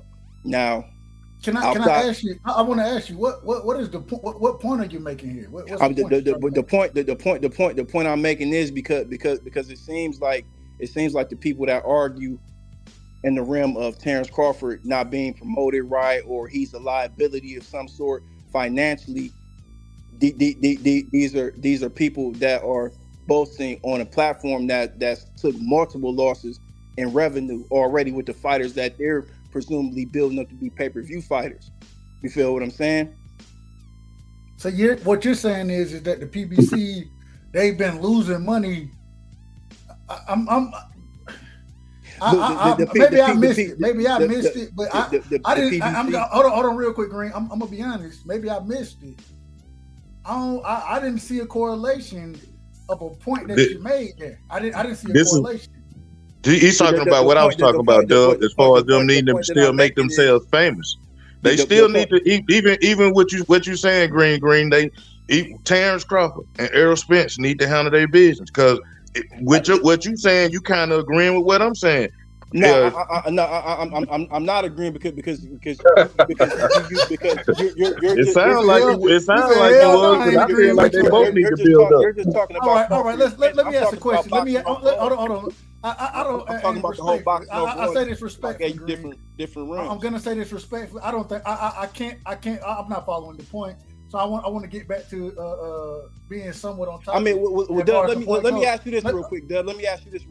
Go ahead, brother. Go ahead. Do you just want to talk about Terence because I asked you what the question was when it got back to me? You told me to cook. I'm trying to give you a broad spectrum of boxing and why everybody's mindset is primitive when you got the Saudis over here paying money. Unfortunately, I'm gonna be honest with you. Unfortunately, anytime you go broad spectrum in the sport of boxing, you kind of end up anywhere, right? And so that's why I'm gonna narrow the question back down so we can all be on point and I can understand where we're going with this. You feel me? No disrespect whatsoever, none. I'm just saying that. I'm not following, to be quite honest. I'm trying to, but I don't understand it. So I wanted to ask this, and I want to get to the David Benavidez. We got David Benavidez versus Caleb Plant coming. I want to get to that fight and talk about it. But I did want to ask this, and I hadn't asked this in a long time, and I want to get everybody's opinion on it, strictly on this question. Fuck the business of boxing. Fuck the business of boxing, right? Huh? Bud Crawford versus Errol Spence Jr. Inside the ring, nothing outside, nothing dealing with the business of boxing. I want to hear y'all break that down for me. We're gonna go to my brother DJ Black Charm first. We're going to Sean T Green, then Ben Israel. DJ man, break down the fight inside the ring, nothing outside of the ring. Who wins that fight if it happens inside the ring? That fight happened right now. I got that fight going the distance. I got Terence Crawford avoiding getting knocked out. I got that fight being a 7-5 fight. Being as good as Terence Crawford is, I think he could win at least 5 rounds against Errol Spence. I think the X factor in that fight is Derrick James versus Boatmac, and I think Derrick James is a better trainer. He can make slight adjustments to have EJ come out with the victory. So I got Errol Spence Jr. 12-round victory. Sean T, what you got on it, brother? Man, I got only Errol, inside the ring. Only inside the ring. Yeah. I got Errol stopping him probably by the 9th or the 10th round, and I'll say that because, like I was saying earlier, Crawford is a different fighter at 147 than he was at 140. I think that he starts off too slow, and with the volume of punches that Errol is going to be coming at him with, he's going to swell him up, especially if he swells up that eye. I went to the Ugas fight, and I told my son, I said, damn, it was around the 5th or 6th round. I said, man, his eye is swelling up. My son didn't see it. I said, man, Errol's about to close that eye. And he closed that bad boy. So with that jab and that body work and knowing how to cut off the ring, man, it's only a matter of time, you know. And I think the volume of punches and the impact of those punches, they're going to wear Crawford down. I think Crawford will win some rounds, but I think that he's going to be pushed from round one, and it's going to be like with Wilder and Fury. Wilder came out there looking good, throwing that jab, this, that, and other, but then he got tired. You know what I mean? Because that wasn't the way that he's accustomed to fighting. And that's the same way with Crawford. You're not going to be able to sit there and play, you know what I'm saying, chess with a motherfucker that's playing speed chess. Feel me? So I got Errol stopping him around the 9th or the 10th. Green, man, break that fight down, man. How you see the fight happening inside the ring? Crawford to get him out of there, probably middle of the 9th round, if not the early of the 10th. Same with Sean Porter. It'd be a fairly easy fight to go into. Primarily, Errol Spence, he relies on his jab, but there's no explosion off the back foot off of it. So in the southpaw stance, you either catch it or go over it, or you just get outside of the elbow. Another reason why I don't believe Errol Spence will be successful in that bout is because he fought a guy also like Terence Crawford that moved up from a smaller weight division, and Mikey Garcia, and didn't even hurt him. Wasn't able to hurt him because, to be honest with you, it seemed like he didn't want to engage with Mikey Garcia. He wanted to stay on the outside in boxing. Now he can try and do that against Terence Crawford if he wants. That'll be his timely demise. The best thing for him to do is try to jab, get small and close the distance, and land that body shot. But I see Bud dropping the elbows, turning, landing the counters over the top because Errol Spence he keeps keeps his guard tight to the head, right there in the mid chest area. But the outside and behind that ear is always primarily open. I've seen Yordenis Ugas have a lot of success with that. I also seen Danny Garcia have success with that with a looping right hand, and also I seen Yordenis Ugas hurt Errol Spence, and that really should have been called a knockdown because the ropes kept him up. But yeah, I got Bud middle of the 9th round, if not top of the 10th, knockout. Damn, that's wild. So I think you got Bud by stoppage. Sean T, he got EJ by stoppage. Black Charm, you got EJ by decision, correct? Black Charm? Yeah, that's what he said though, yeah. Okay, yeah. He got EJ. He got EJ by decision. I'm gonna tell y'all. I think that in this fight, it's gonna be a good fight. I think it's gonna be a hell of a fight. This is what it comes down to. Can Bud keep EJ off of him, right? I agree with Green when he said Ugas should have got a knockdown. That EJ was stopped from going to the mat by the ropes. I agree with that.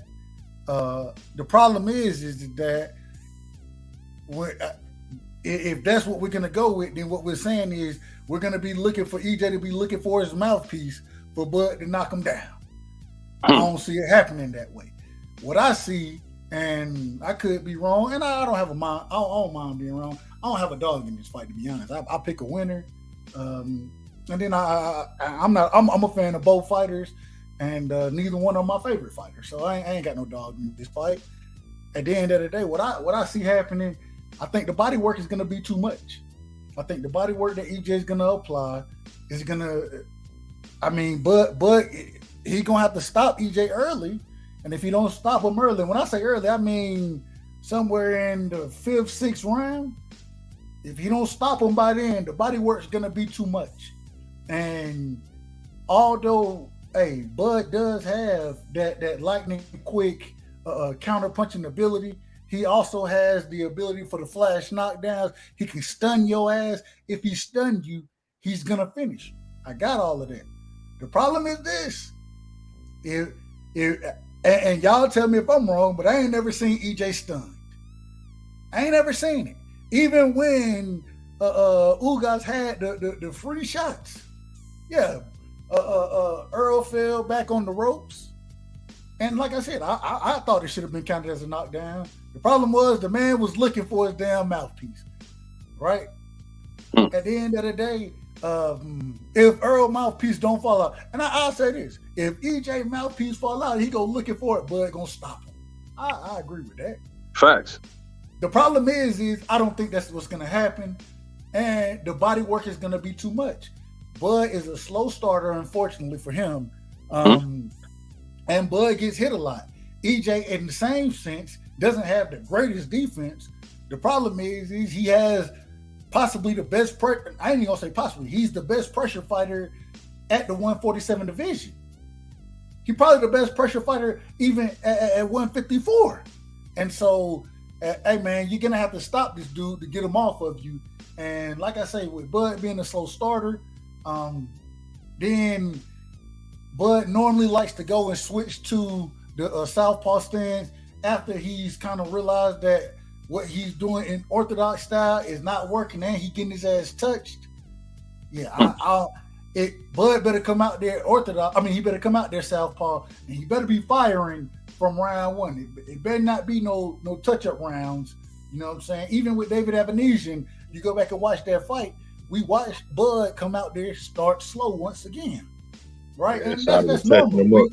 We watch him do that. And so if you come out there against EJ and you start slow, bro, it's not going to be good, because once he gets it going, you know what I'm saying? And it's usually third, fourth round. The shit is a downhill battle. You feel? Or excuse me, an uphill battle, a downhill battle for him, an uphill battle for his opponent. And so once he start that coming forward shit, banging the body, you know what I'm saying, forcing your ass to fight. That motion, it's like a never end motion. But the thing is, Doug, is Terence Crawford, is he still like bro say, like he say Terence Crawford ain't, Sean T say he ain't got that footwork no more. Is he fast enough to get away from it? You know what I'm saying, and do his step back moves. You know what I'm saying? Is he fast enough to do his? Can he do it for 12 rounds though? Step back as fast as he do and pop, EJ. Step back, pop. You know what I'm saying? Can he do that? Can he keep it up for 12? And I don't think he can. I think he'll get off about 3-4 rounds of doing it, but after a while, them legs gonna give out on him, man. You know. Yep. My thing, he better hurt. He gotta hurt EJ. He gotta hurt. Yeah, he gotta hurt him for it to translate over to the later rounds. Yeah. On the opposite side, EJ really don't have to hurt Bud as far as stunning him or anything like that. He just gonna beat him up. He just can beat him up. Knock on wood. Right. He can just beat him up. Right. If he swells that eye the same way Kell Brooks swelled that eye, it's a wrap. Yeah, he I don't see none of that happening. But I mean, talk to me, brother. Yeah, I don't see none of that happen. Errol Spence best chance to beat Crawford was after he got the IBF title. Anything after that, all he did was open himself up for more data to be downloaded in regards to his fighting style. He doesn't make any adjustments. He just fights like a bull. He fights like a Mexican fighter from the southern part of Texas. Like I said, I'm an amateur boxer, so that's where we go to spar to get work from. They all come forward, they throw a lot of punches, and slick, crafty black fighters. That's how we move around the ring. We play matador. So can I ask you a question? And let me ask one right behind you. I want to ask him something right behind you. I agree. If y'all gonna ask him, we gotta let him give him time to respond. Oh, absolutely. Now it's just gonna be a quick question. When about adjustments. When EJ was throwing his shot a little high against Sean Porter, and Derek James told him to bring it down to the shoulder, and the target to be there. Was that not an adjustment, or was that just sheer fundamental?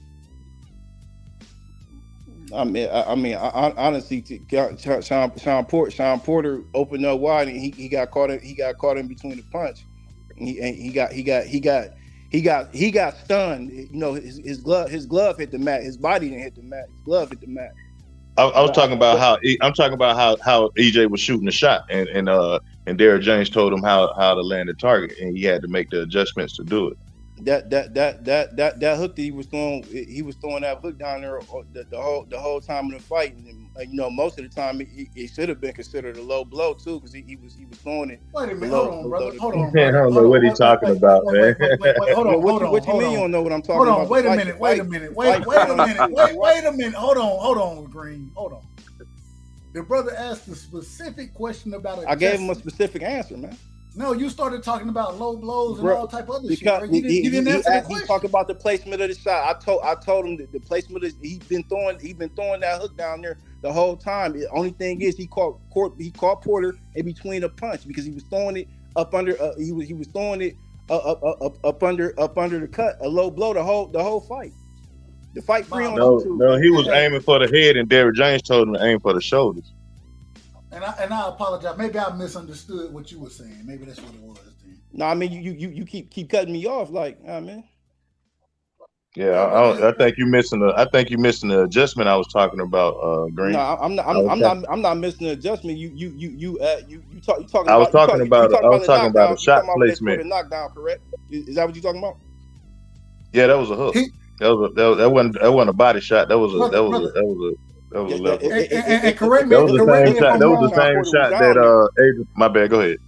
DJ, correct me if I'm wrong. Right now, what you're talking about is punch placement and making adjustments from where he was throwing the punch to where his coach is telling him to throw the punch.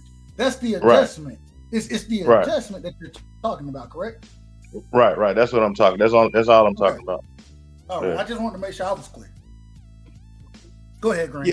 Yeah. I mean, yeah. Because he said he don't make no adjustments, and so I was trying to see if what he meant by no adjustments. Yeah, I've been watching Errol Spence since the Olympics. He's always had a problem with fighters that move their feet laterally, but no. In regards to what you're saying, I didn't see any adjustment to that because if you look at the punch stats from the fight going into what round was that, the 11th round, I believe he scored that knockdown. Yeah, it was. Yeah, it was a 11 round. Yep. Errol Spence. He was up clearly on the body shots. Like I said, where that hook was shot at, it was aimed towards the body. Sean Porter just got caught down there because he was trying to throw overhand. He got clipped and he got split in between his punch. And it caught him off guard, and his glove. His body didn't hit the mat. His glove hit the mat, which is ruled a knockdown.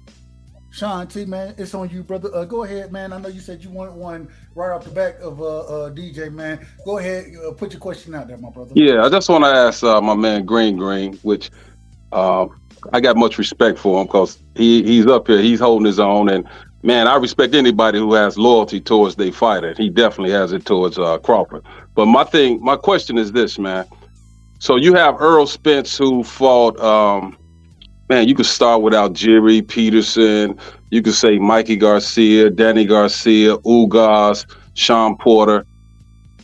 All of those fighters, by him fighting these guys, I think that he's prepared to fight Crawford, Charlo, whoever. You know what I mean?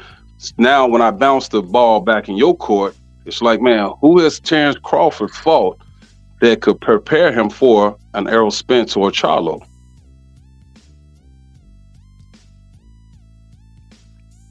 I'll be honest with you. He hasn't been in the ring with a fighter that fights like Errol Spence from a southpaw position. Now he's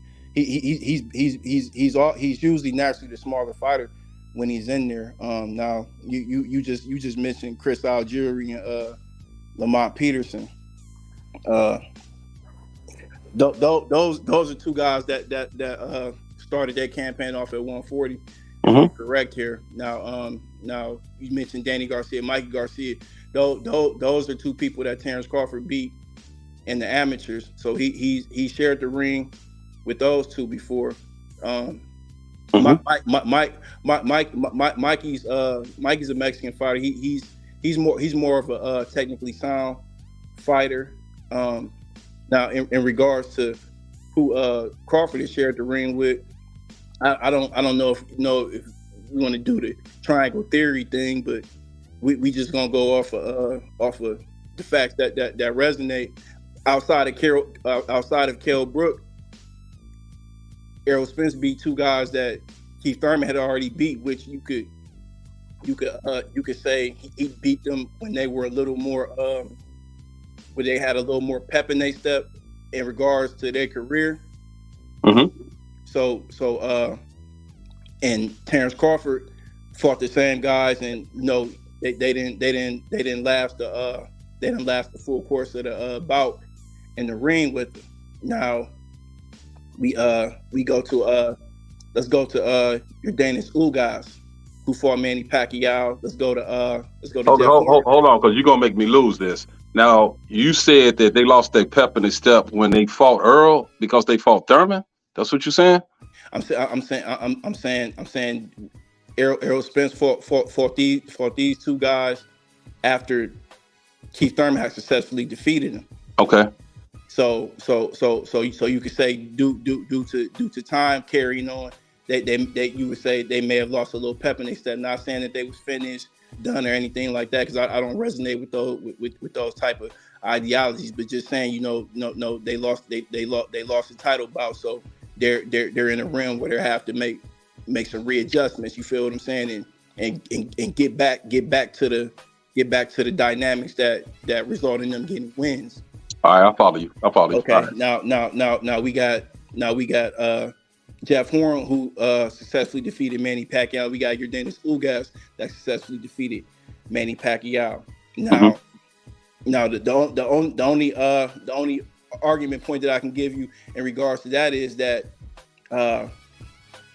Jeff Horn had a successful title defense after he defeated Manny Pacquiao. Your Dennis Ugas didn't. He lost the belt as soon as he got it. And when and then, like I said, both opponents afterwards, in regards to Jeff Horn and your Dennis Ugas, they both were stopped. Now I believe Errol stopped Ugas in the ninth round by TKO, and then Bud stopped Horn in round 10 by TKO. So if you trying to contrast the resumes, which would build up to them ultimately meeting in the middle of the ring. No, what I'm trying to say is, I don't think that a David Avanesian, Alexis Rocha, Amir Khan, none of these guys could enhance Crawford's boxing ability as far as going into the ring against the Errol Spence or Jermell Charlo, or even Boots Ennis, for that matter.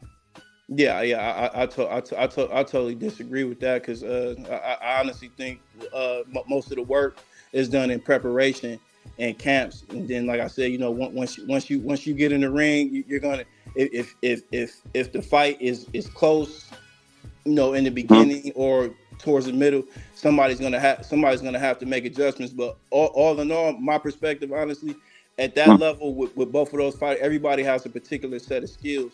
And at that point in time in a fight, a dog fight is going to break out. A fight's going to break out, and it's going to be a test of will. Who wants it more? Who's more ruthless? Who has least respect for the other opponent? And I definitely believe Terence Crawford has showed himself to be that apex predator when he's in the ring, and he knows how to finish. He knows how to get the job done. And when he punches in the temples. The temple shots, those are the punches that you don't recover from. And everybody that he stopped, they haven't been the same fighter afterwards. Okay, but see, my thing is this. So let's say if I remove Terence Crawford, let's say if I take a guy like Mike Tyson, who's been running through everybody, who has that killer persona, you know what I mean, like what you just spoke of. So my thing is, as soon as he gets into the deep waters with someone like a Buster Douglas, who had no fear of him that night and who was in excellent condition, it's like Tyson didn't know what to do, because his corner, number one, was weak as hell. You feel me? If that should happen with Crawford, like, are we confident that Bo Mack is going to be able to give him some instructions on how to defeat someone who's, might be getting in his ass a little bit? Definitely, but you use Tyson as an example. Mhm. If we all can concur and been watching boxing, we all know Mike Tyson was the same fighter after Customato passed away. Rest in peace. And I So wouldn't agree with that. I would say after Kevin Rooney left his corner, but you can continue. yeah, I will have to disagree with you with that.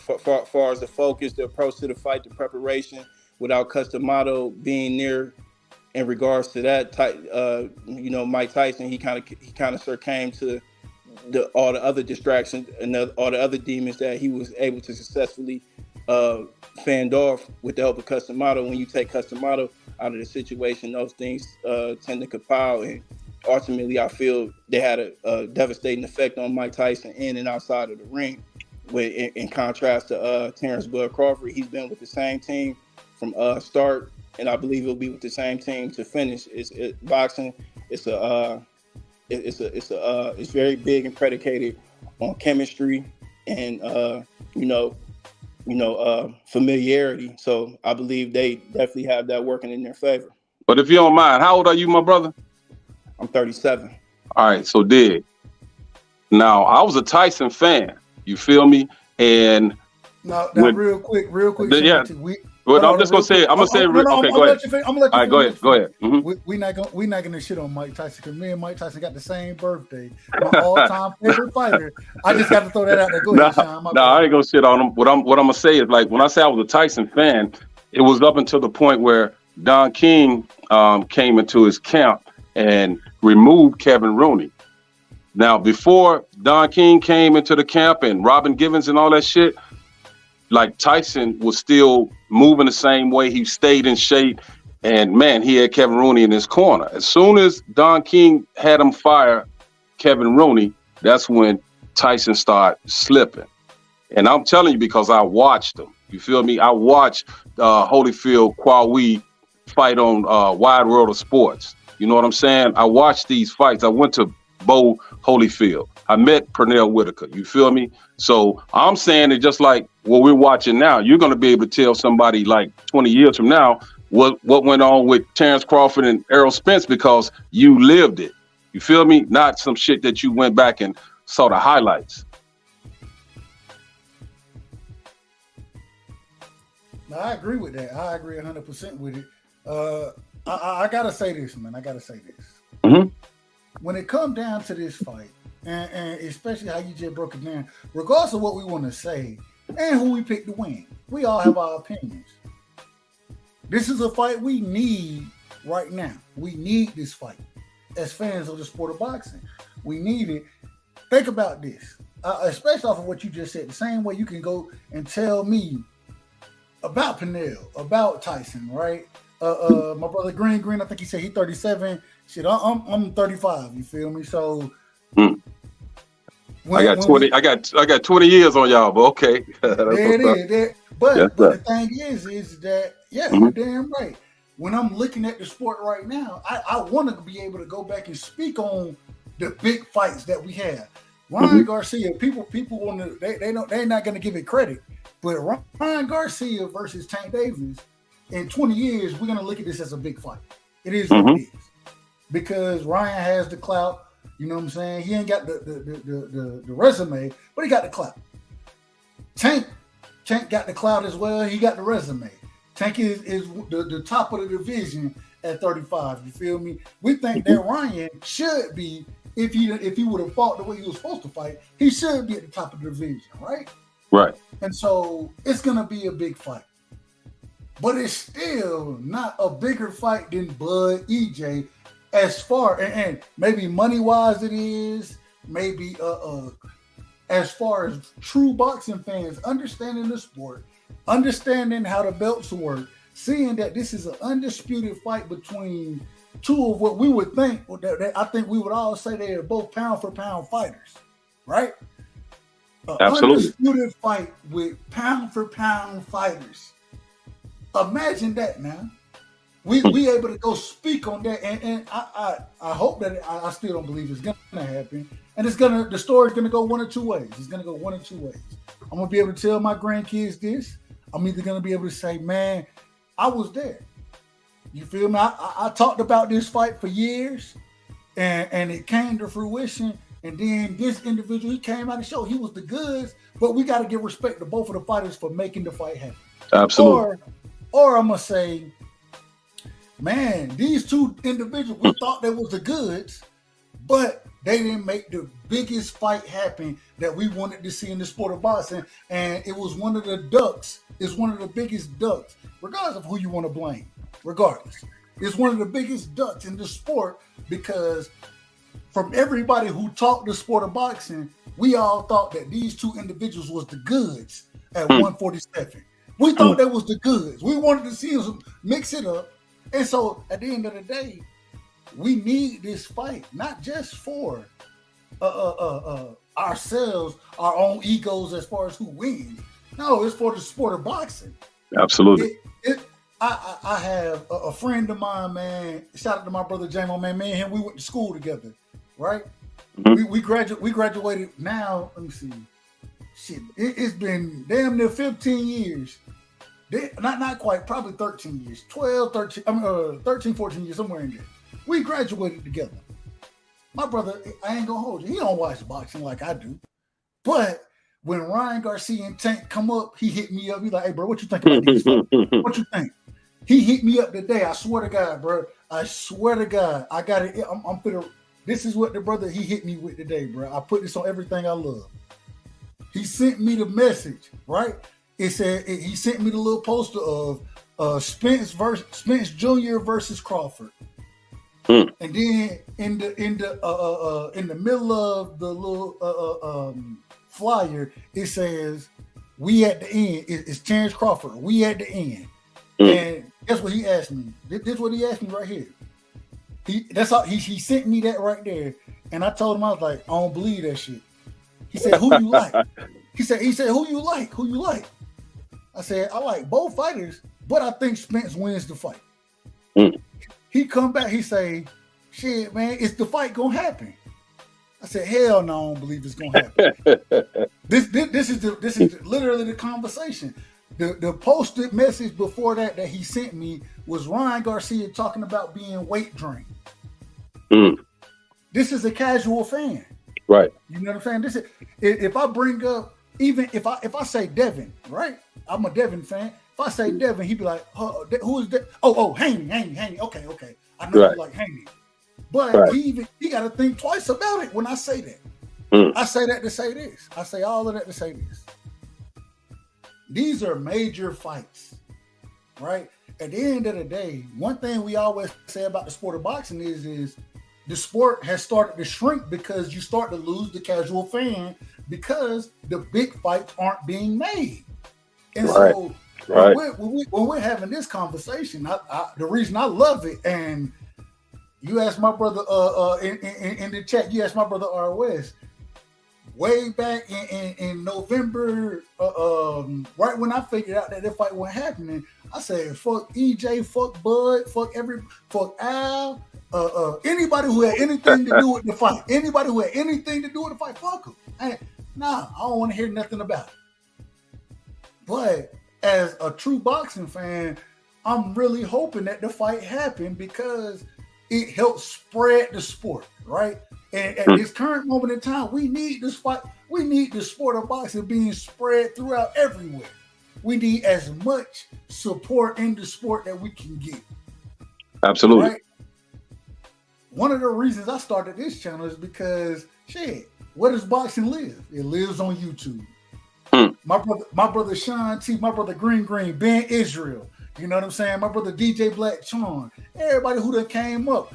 Knockout Boxing 86 TV, BFTB, Cash Crypto, Philip H, everybody in the chat. You know what I'm saying? J Rod, AJ64. I can keep going. I know these individuals from the sport of boxing. At the end of the day, my ultimate goal, regardless, although I pick EJ to win, and I'm going to argue you down about it. The reason I'm going to argue you down about it is because we don't know who's listening. We don't know who may jump on and say, damn, okay, I need to go check this fighter out right here. I need to go do. We need to continue to try to grow the sport. And if Bud versus EJ happens, that's one of the major tools in growing the sport. And so, man, we got to be pushing for that fight. We got to call fighters out when they ducking. We got to do all of it because we are the individuals who talk this boxing talk every day. Everybody don't talk boxing talk every day.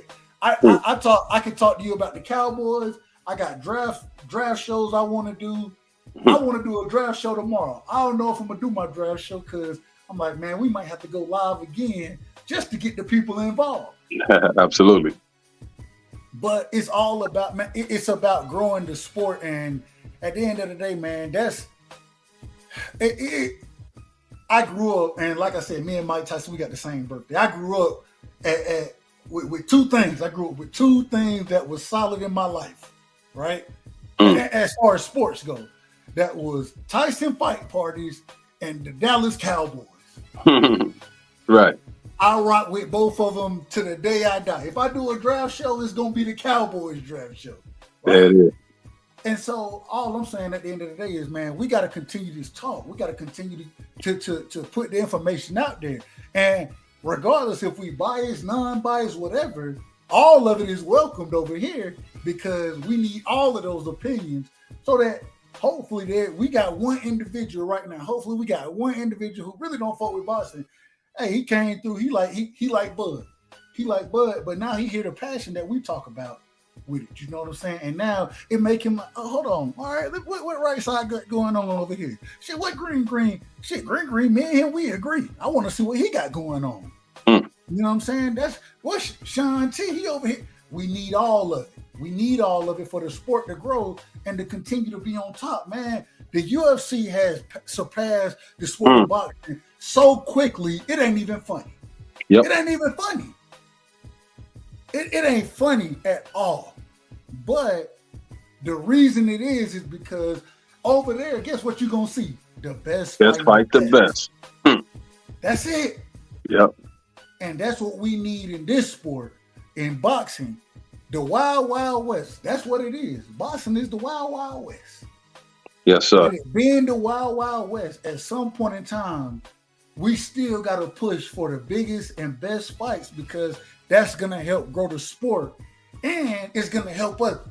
As the sport grows, we get bigger and better fights. Why? Because the money is there for these individuals. The money is going to be there. And now the money is there to some degree, but we just saw Bud be able to go fight David. I've been sneezing. Shout out to my brother ETB. You know what I'm saying? That's where I've been sneezing came from. Yeah, we watched David Avanesian. We watched that fight, quote unquote, $10 million, right? Caleb Plant got $10 million to fight Canelo Alvarez. How the hell do you $10 million for fighting David, I've been sneezing? Make it make sense. Make it make sense. And so at the end of the day, we're not trying to shit on nobody. We gotta put Bill Haney, and then I'm gonna pass the mic. Bill Haney done jumped on Knockout panel. He done jumped on BF panel. Shit, I was over on H Money. He jumped on this panel. Shout out to my brother H Money. Shout out to my brother Mark Nash as well. He jumped on Mark Nash panel. Nonito Donaire, Rachel Donaire.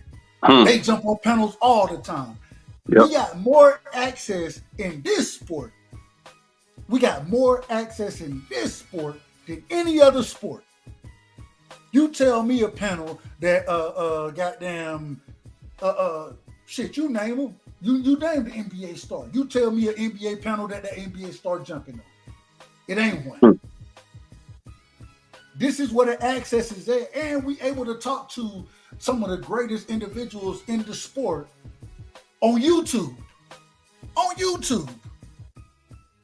All I'm saying is, man, we got to keep that energy and we got to help grow the sport, and that's what we all here for. I apologize for getting long-winded. I'm passionate about this though because it's all good. It's all good.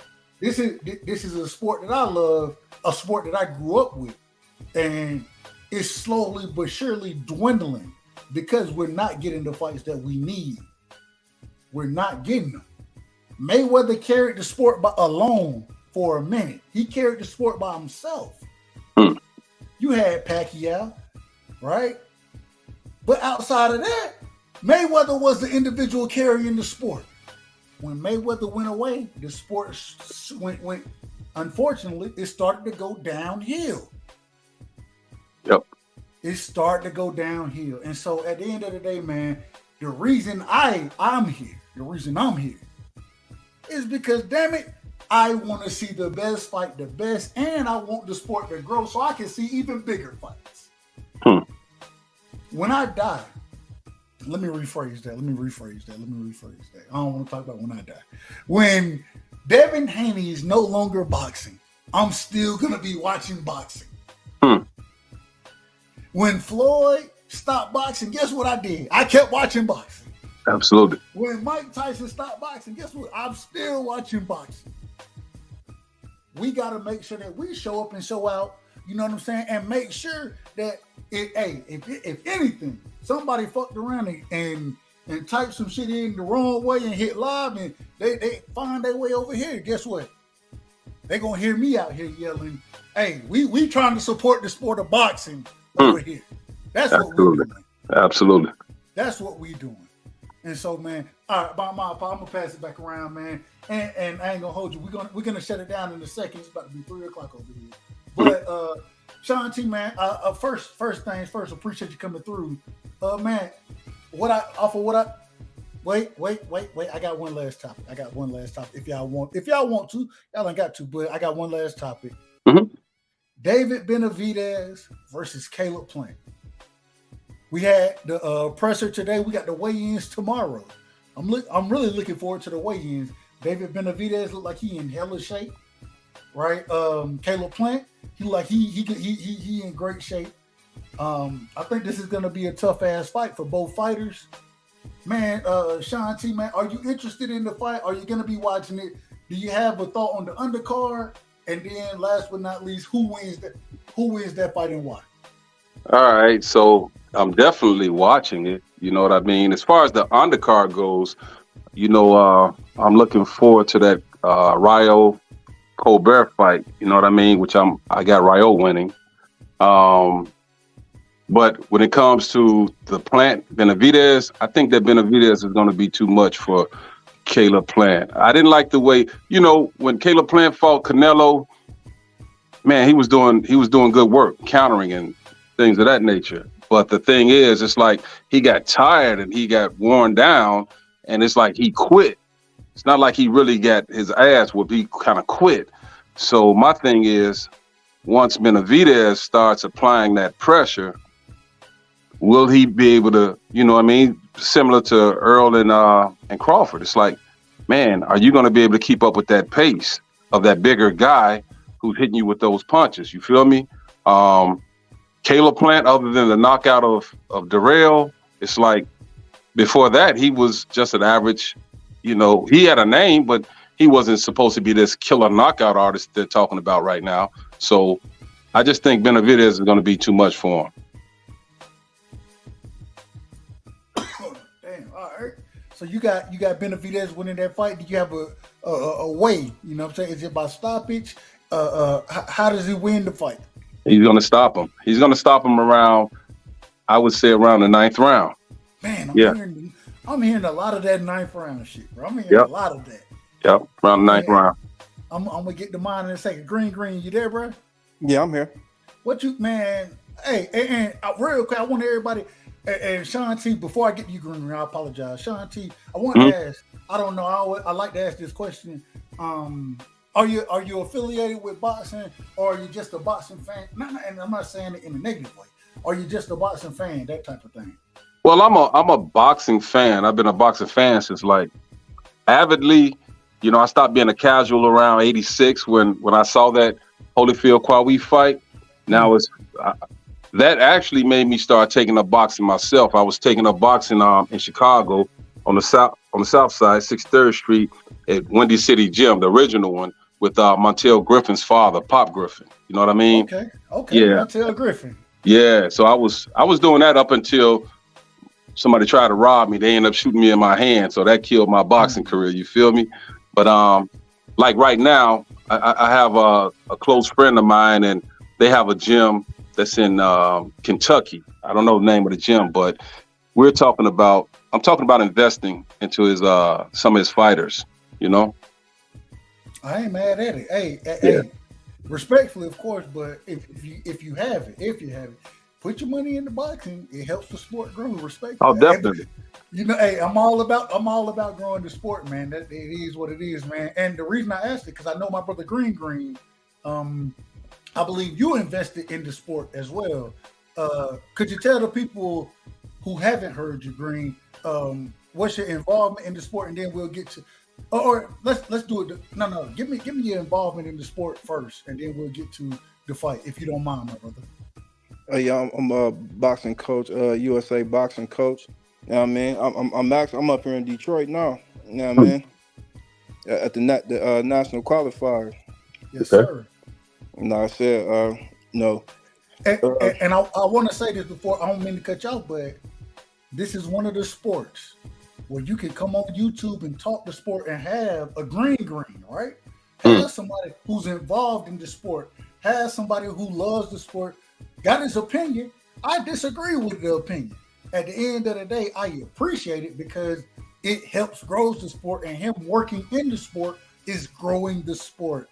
And I don't know, I'm on my soapbox shit tonight. So go ahead, Green. My apologies, man. Go ahead, my brother. It's all good. No, I mean, like I said, you know, like I said, when I speak on boxing, like I said, I have you know, fighters that I like, and it's not more so from a personal standpoint. It's really just, you know, things that I see in the ring, because I watch boxing all day, every day, from you know, from anything in the archives to anything present time. You know what I mean? So it's things that I see in the ring, and you know, just watching it and seeing different, you know. I mean, it's such a beautiful, it's such a beautiful sport, man. And then, like I said, and then it's keyed into the individual, man, and how they process the information. I kind of correlated with, you know, with the Matrix, you know, like I said, you know, when Neo tapped in, and then, you know, the way he moved, and you know what I mean. So it's like you sit there, and then you be watching these kids, man, and you see some of these kids, you be like, man, like, you know, the amateurs, man, you know, it's really predicated on just coming forward and throwing a lot of punches. And you see some of these kids, like, man, these kids can box like hell, man. For real. It's to the point, like, they already got a pro style at a 10 or 11-year-old age. You know what I mean? And, you know, just from being up here at the qualifiers, you know, they got the sparring rings up. So I'm seeing these Hawaiian kids, these fucking Hawaiian kids up here going crazy. I bullshit you not. They throwing about 150 some punches around. And this the thing. They overwhelm you, like the type of pressure like that they applying up here is crazy, man. And they got 6 and 7-year-olds, you know, in the ring sparring and stuff, man. So it's just like this is the best part about it to me, because it's beautiful, man. You get to see a whole lot of people, man. And then you know, if you got your gear on, you get to get in there and, you know, lace up too and get some rounds in. So, man, I just you know, that's what I'm into. You know what I mean? Do you get in there and do you spar? Hell yeah, I spar. So you spar actively. You an active spar. Okay. Hell yeah. I'm sharp as hell. That's what's up. What if, and I know, what weight class would you fight at if you fought professional? I mean, I'll be a super heavy. I'm like 275, 280 right now. Oh damn. Okay. Big dog. How tall are you? Like 6'2.5". Okay. Yeah. Okay, I ain't mad at you at all. So okay, that big dude with fast hands, huh? Yeah, I ain't mad at it, man. Yeah, Look, yeah, we get I'm it right in, there man. with you, bro. I'm right there with you. I'm 6'5", you feel me? And I remember you saying you was about 6'5". Yeah, so I'm right there with you. I'm right. Like my homie I be sparring with. Hey man, if y'all ever need some work, man, goddamn it, I got a security company, so shit. Hey. You feel me? Oh shit. yeah, that's what's up, man. For sure. Yes, sir. Hey man, but so I gotta ask once again, going back, man. We're taking it all the way back to the question asked, man. And if you don't mind, break the fight down. David Benavidez versus Caleb Plant. Who wins that fight? Why? How? Break it down. I'm hit on the undercard real quick, man. I'm Please, gonna call. please. I'm gonna call it upset, man. I got Abel Ramos giving Cody Crowley his first loss. Forgot about that. Nah. I don't. Abel, Jesus Ramos. I like Jesus. I think what are they? They uncles, and I think that's the uncle. Yeah. Uncle and nephew. Uncle and nephew. Jesus Ramos. Abel Ramos can fight. He's okay. I think he's good, but I don't know, bro. I think Cody Crowley's gonna give him the work in this fight, bro. He's getting older. He's getting older. His footwork ain't as good, and then especially, I think my problem is that I watch him lose, and then I watch Jesus Ramos fight the same fighter, and I'm much bigger on Jesus Ramos. Like I think Jesus Ramos. I think he'll beat Joey Spencer this weekend, right? So I just don't see it in Abel no more, bro. I don't see it in him. So you got Spencer losing?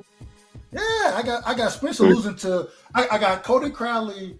I got him beating Abel Ramos, but I have Jesus Ramos beating Joey Spencer. Okay. And I have Ryu beating Cobra. Oh, yeah. Okay. Yeah. That was the next one. I think Chris Cobra going win against Ryu by Chris Cobra ain't got no heart, bro. He don't have no heart. I don't know, man, because I'm looking at the press conference. I'm looking at the energy. Green. Fuck the interview. Fuck the press conference. We all hold on. We all see what happens in the ring. Absolutely. I watch Chris Colbert fight and get his ass whooped and then run for 12. No, brother, he literally ran. Man, you got to go in. You got to fight to win a fight. You got to have heart. I understand that you lose in the fight, but you got to at least try to win the motherfucking fight, bro. He didn't try to win. All he did was say, "I'm gonna avoid getting knocked out." Yep. The problem is that he can box. He's a great boxer. He don't carry enough power. And the problem is with Errol. His only problem is his chin. Well, I don't even think his chin is his problem. I think that's a whole nother story. In this situation, from what I'm hearing in the camp, I don't think that there's going to be a problem. I think that he's coming in much more disciplined than he did his last fight. And in his last fight against De Los Santos can punch. He can punch, bro. And he clipped his ass. El Rayo is known for hurting motherfuckers. You know what I'm saying? That's what he does. And this was the first time that he came in there. He got hurt before he could hurt somebody. The problem is Colbert ain't got the power to do it. And all that boxing shit, what Colbert showed you against Garcia. When he fought Garcia and ran the whole motherfucking fight, he showed you he didn't have the heart. And if he can't hurt you, then he gonna run from you. That's what he showed me. Yeah. And so you tell me how Colbert win the fight. Respect. I mean, just out boxing. And like I said, I always take everything in the context, right? Because the whole Benavidez camp, man, they like Saturday night is gonna be a tall task for them, man, because if Ryu if he's not successful, that's gonna bring a different energy into the locker room with David going out there. You know what I mean? So it's a whole lot on that camp. You know what I mean? But and that's what's even worse. That's why they're gonna be on point. Yeah. But the outside antics that they still, and don't get me wrong, I like David Benavidez as a fighter, but it's like everything outside of it, like they still join back and forth. They still trying to quote unquote trying to punk Caleb Plant, and he it seemed like his whole demeanor is like let me just wait till I get inside the square, and then we gonna see what's up, because ain't nobody else gonna be in there but me and him. Yeah, I mean, but can I ask you a question real quick? Yeah. Did you hear the press conference? Did you hear how Bradman was talking during the press conference? Did you get a chance to catch that? Yeah, I seen the whole thing. What you thought about how Bradman was speaking? I mean, Brad, man, he's been consistent. He's been consistent with his approach, saying, you know, basically kind of putting more of it on his fighter, and you know that's a different dynamic of coaching. Saying, you know, Caleb has to be the best, you know, the best version of himself. Bro, I felt like he was shit. I ain't gonna say he was giving. I know what you're getting at, Dub, because in the same sense. In the same sense, I could have taken it the same way if I was Caleb Plant. Like, damn, like you ain't like overly combating for me. You feel what I'm saying? Like, right, bro. Like, what you doing, bro? Like, I was in. I ain't gonna hold you. I was in the chat earlier today, bro. A nigga, he put it in the chat. He said, "Man, Caleb Plant should have went goddamn AB on his ass." Nigga, shut this off ass shit up, man. Nah, nigga, you ain't with me. You ain't with nah. Hey, I don't know, man. You got out on LB, yeah. Man, I mean, you know, man, the Benavidez. I mean, they think though, man. Like they got a lot of people down there, man. So you know, they just, you know. I mean, Caleb Plant, man. He always going in the enemy territory, man. He always going in when the crowd. Caleb Plant a dog, bro. He a dog. I think he the most dangerous. He the most dangerous he'll probably ever be now because he don't got nothing to lose now. He already got nothing to lose in this fight. He has absolutely nothing. He has absolutely nothing to lose. He already lost his O. You feel what I'm saying? Let me ask this then, and it's interesting because I agree. I mean, Caleb Plant. I'm a big Caleb Plant fan anyway. So, you know what I'm saying? White boy who can box. You know what I'm saying? You love you know them niggas, man. You done met some of them, and you be like, all right, yeah, my boy. And so it is what it is. Caleb Plant. That's how he ride. I know. You know what I'm saying? He can box. He a great boxer, and I'm always a fan of a boxer over a puncher. I don't even think Benavidez is that big of a puncher. The thing is this though. I gotta see, and maybe it's me. I'm picking Benavidez to win the fight. You know what I'm saying? I don't know if it's gonna be by stoppage, but I think Benavidez he just gonna overwhelm him at some point. My thing is this right here. Benavidez can be hurt. We done seen him hurt by a subpar competition. We done seen it. And so from what and once again, just from inside, what I talked to a couple of people, they say, hey, Benavidez sit down on this shit. Not Benavidez, excuse me, Caleb, if you sit down on this shit, we seen what he did to Darrell. Although I thought he was getting touched by Darrell. I thought he was getting touched way too easily by Darrell in that fight. But I understand it. When you're sitting down on your shit, you're not on your toes as much. You ain't fighting off the back foot nearly as much. And so I understand it. It's just I gotta see how he do. I don't know, man. I'm a fan of Caleb. I'm a fan of both of these fighters. I'm excited for this fight. I'm really sitting back just being a fan of it. But I just think that David Benavidez, he gonna find a way to overwhelm him. And if Caleb Plant gas tank ain't there, we've seen him gas multiple times. If it's not there, he getting his ass fucked up. My apologies for being long-winded. Yeah, he's a good stop. Yeah, I mean, go ahead. We might be seeing the Teofimo senior Teofimo junior scenario. I don't know. The only thing I can say is for Caleb Plant, he got to find if he's setting traps like he said he was when he did the little interview with the two interviewers after the face off. If he gonna go in the rim setting traps with David Benavidez, he gonna have to set him up for David Benavidez to give up some of his length and form the counter off of that.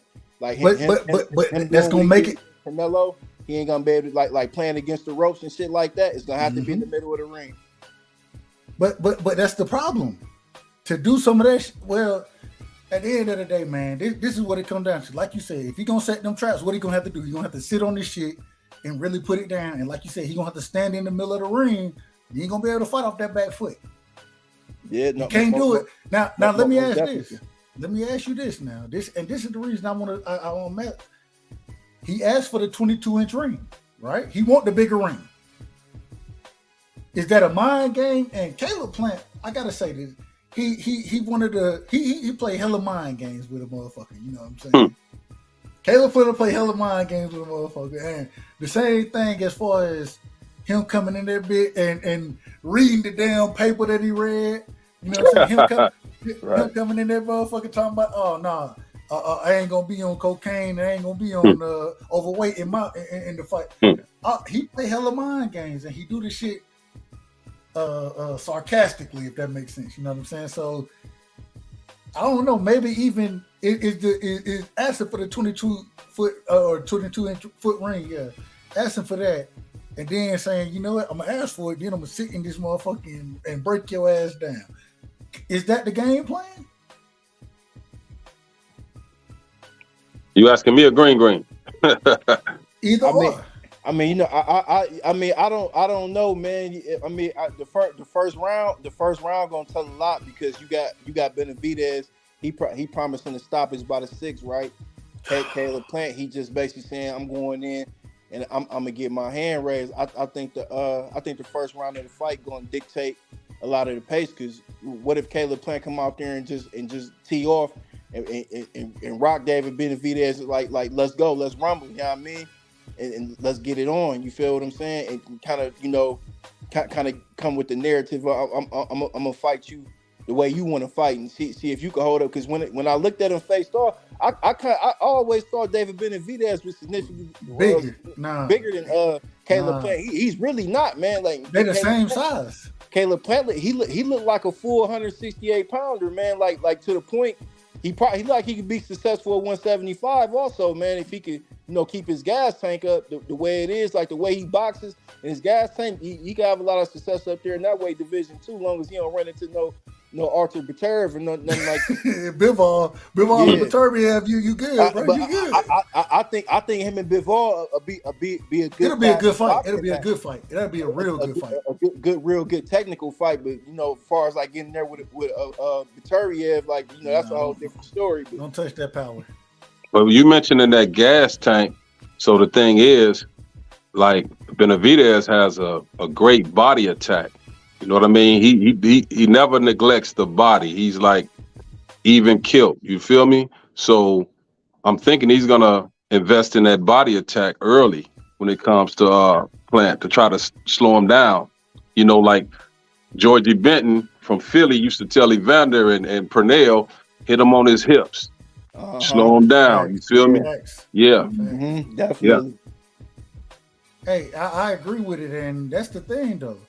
At the end of the day, I don't think that like you talked about the gas tank, the hips. I don't think that Caleb Plant can run away the entire fight. And so, and when I say run, I don't mean literally run. I'm saying same thing Dad would do, fight on the back foot. You know what I'm saying? Utilize the skill off the back foot. We understand what it is. I just don't. Caleb Plant don't throw enough punches, and David Benavidez throws way too many punches, and you're not going to be able to do that shit the whole time. You're going to have to trade eventually and hope that when you sit down on your shit, it's going to hurt them, because can Caleb Plant really win a boxing match? Yes. The problem is does he have the gas tank to win a boxing match? We ain't never seen it. We ain't never seen it. And if I ain't never seen it, how am I bet on it? And so all I'm saying is that, hey, at some point in time, in my opinion, Caleb, you got to have to sit down on your shit, and hopefully you've been training for it. You're talking about you setting traps. You better be setting traps somewhat on the inside at times. You know what I'm saying? Mid-range at times. Not. It's easier to set traps when you coming off the back foot counterpunching the shit. Hey, you're gonna have to be able to sit there a little bit, because you get your ass on the ropes. Hands gonna be coming, and he got hand speed, and he don't. I give David Benavidez a lot of credit for this. The Mexican Monster. Shout out to Mike Tyson, man. The Mexican Monster. He knows how to take shit off of his punches. You know, a lot of times you see guys get in there, they really don't understand how to finish a person, and so they end up wearing themselves out by throwing heavy-handed shots. He kind of know how to get in there, penny pat with your ass, and know when to let his shit go and let it be powerful. You know what I'm saying? Change speeds. Change speeds. And that's why we see, it's a lot of punches. The problem is when he letting them punches go, you know what I'm saying? A lot of even though they counted as punches, they ain't really shit. but when he filling you up to understand when to let him go, and if you're on the ropes, it just give him more time to do that shit. You gotta stay your ass off the rope. You're gonna have to stand in the middle of the ring and fight. Yes, sir. No, I definitely agree with that.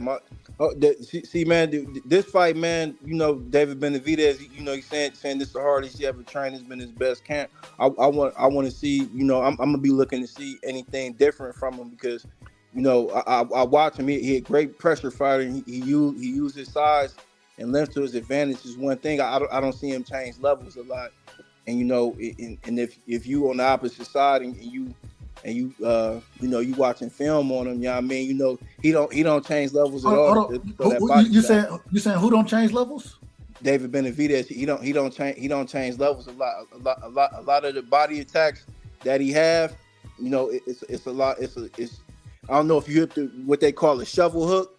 Yeah. You kind of like you feel what I'm saying? He kind of throw him with his arms at the position to the side. So yeah. So you know, real quick, I just want to say, if y'all not sub to KQKC, y'all go sub to the OG, the singing OG. He called it the shovel jab.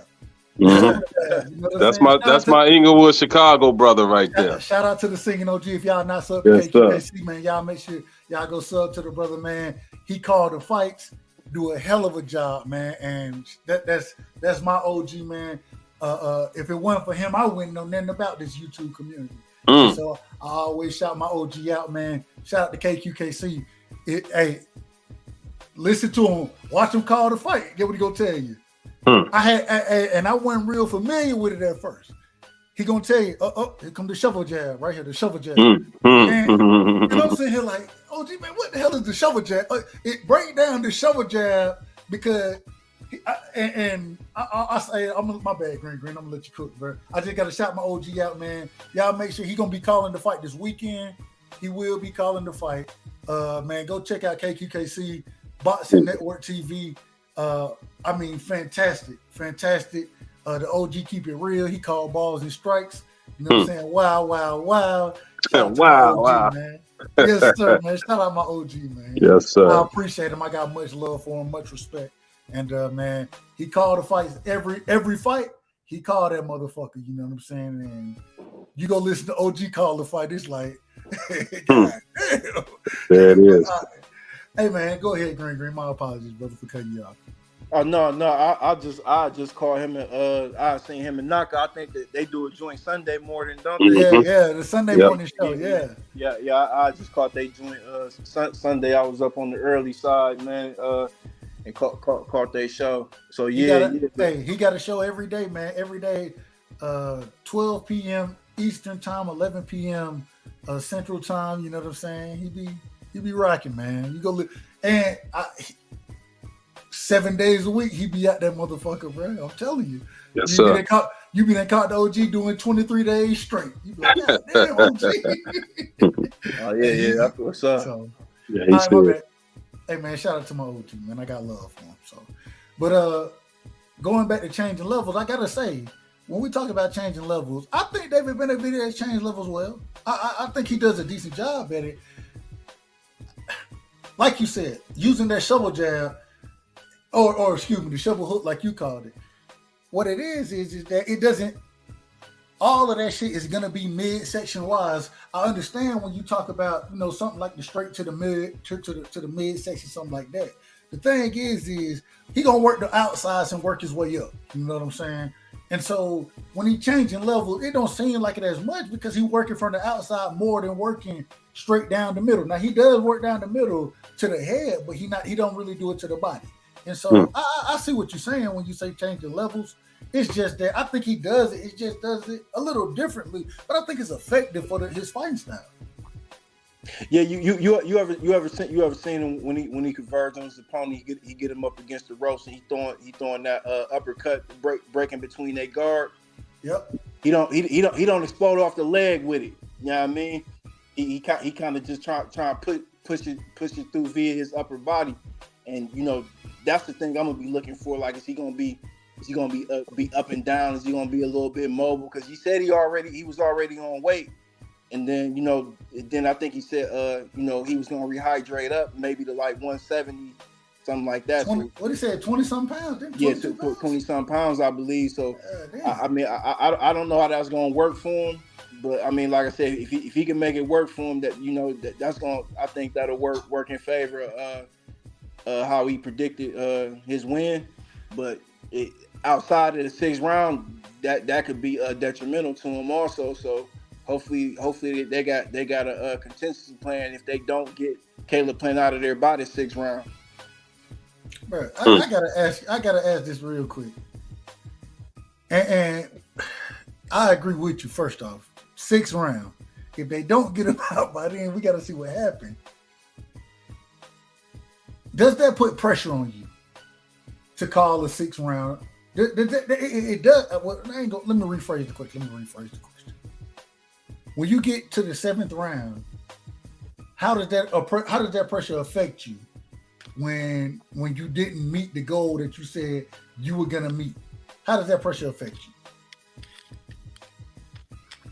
I think it's tremendous, especially when you put it in context of what's the ultimate prize outside of this, because his performance is going to be compared to Canelo's against Caleb Plant, because he's the common opponent, and he's the one that all the fans want to see Canelo mix it up with. So I definitely think it's an overwhelming amount of pressure on him.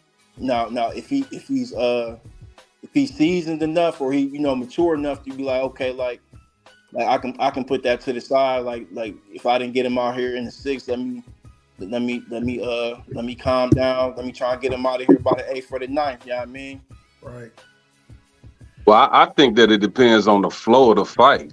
Now, if it's like kind of close, then I think it could like mess with him as far as on the mental side. But if he's having his way with Plant, and Plant is using his legs pretty much like the dude Karen was with Boots, I mean, it's hard to really stop somebody who doesn't want to engage. You know what I mean?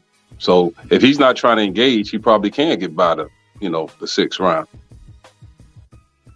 Hey, I will say this though. This is the thing, and it's gonna be interesting. Now I'm thinking about it even more now, listening to what we're saying, thinking about what we already said about Caleb Plant, right? And I'm like, what if Caleb Plant, what if his plan becomes, all right, I need to get to the 7th round, and then I'm gonna start sitting down on my shit.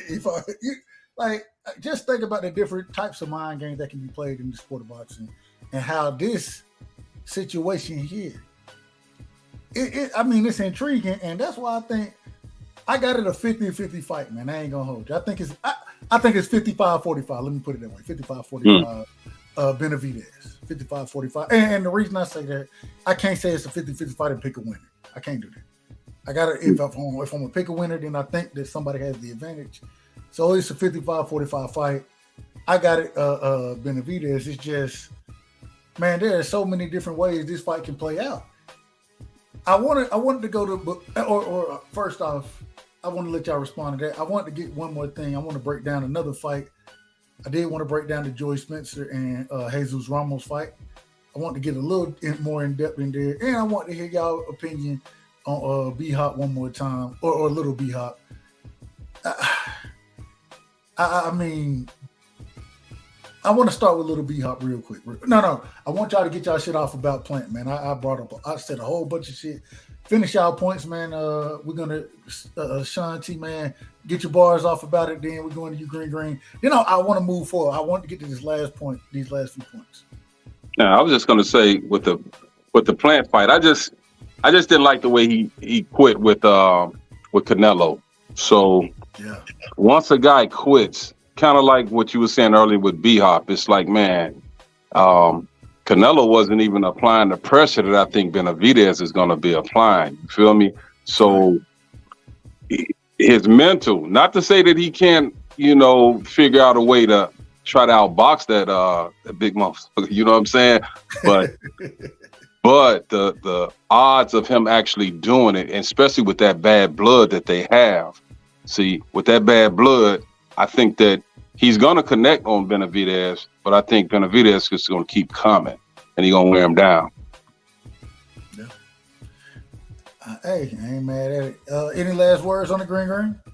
I mean, I'm gonna stay consistent with what I said before that one panel we was on. I still got it a 50-50 fight, man. I think it could go either way, man. Honestly, I think whoever got the best game plan and whoever you know, if it's not ended early, whoever more sturdy in them deep waters and them championship rounds, you know, as we seen on January 7th, man.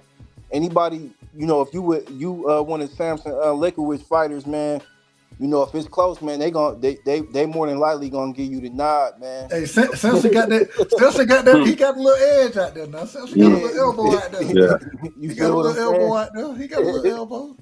So you know, like I said, man. But you gonna see him. He gonna have a 3-piece suit in the corner on your ass, like. Yeah, man. So I'm like, man, I still got a 50-50, man. I'm just glad it's actually on deck though, man. Real. absolutely. Yeah. Man, this is one of those fights that and people, if you love the sport, bro, a lot of people don't know. Like, I ain't gonna have people hit me up about this fight, but this is a big fight. You know what I'm saying? This is a big fight. This is one of those, yeah, man. Hey, man, get the smoke. It's one of those get the smoke fights.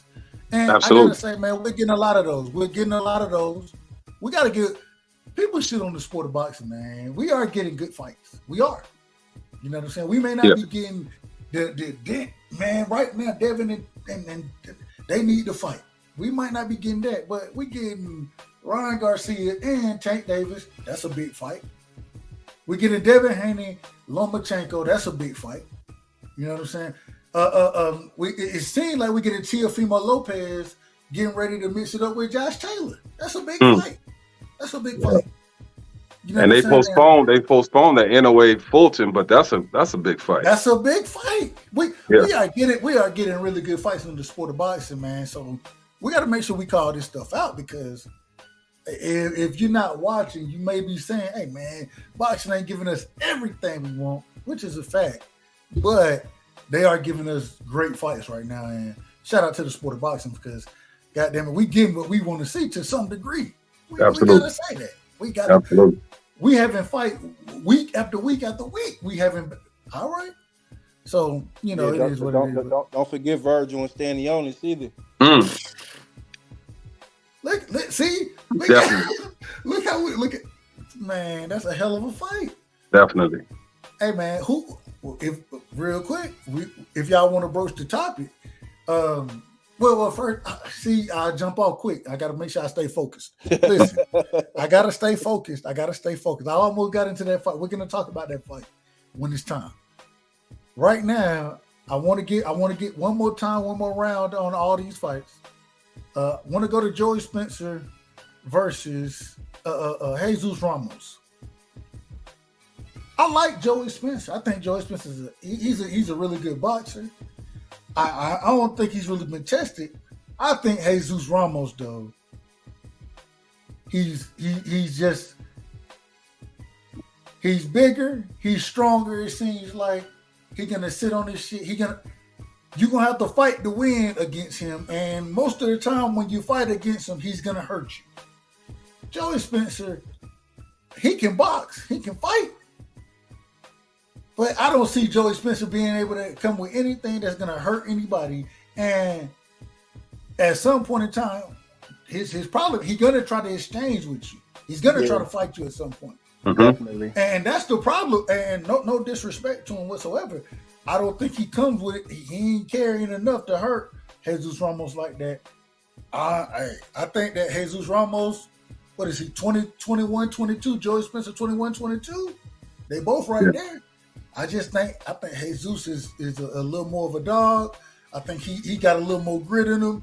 And when it comes to that bite down, I got Jesus Ramos in that fight, man. I don't know if it's going to be by stoppage. I think Joey Spencer, he's good enough to, right.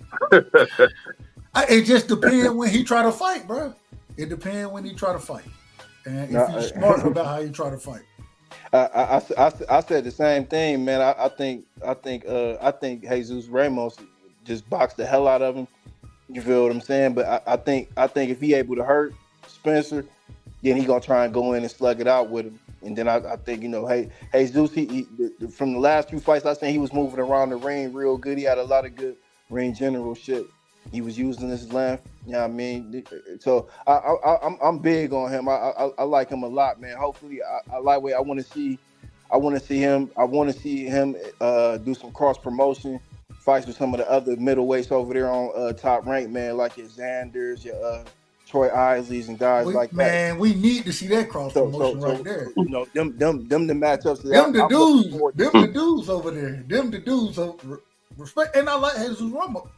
Xander, go ahead, keep cooking my background. Right No. That's what I was in. I want to see him doing them cross promotion fights with them other young middleweights and the thing. But I got Jesus putting on a boxing clinic for real, man. Facts. Does he stop him? I ain't gonna say stop him. I said just put on a boxing clinic, probably 8 to 4 rounds, maybe 9 to 3. All right, let's get real quick again one more time. Chris Colbert, man, give me your Chris Colbert, Ryu. I gave you what I believe on it. Sean T, what you got on that fight, man? Yeah, I think that Ryu is gonna stop him. That's what I believe. I just think that they gonna stop him. Yeah, because when Colbert, like when he showed that he didn't have the heart to really fight, and he was trying to like run that last fight that he lost against was that Garcia? It's like man, I just think Ryu he's gonna try to take it to him, and I think he's gonna take his heart. To be honest.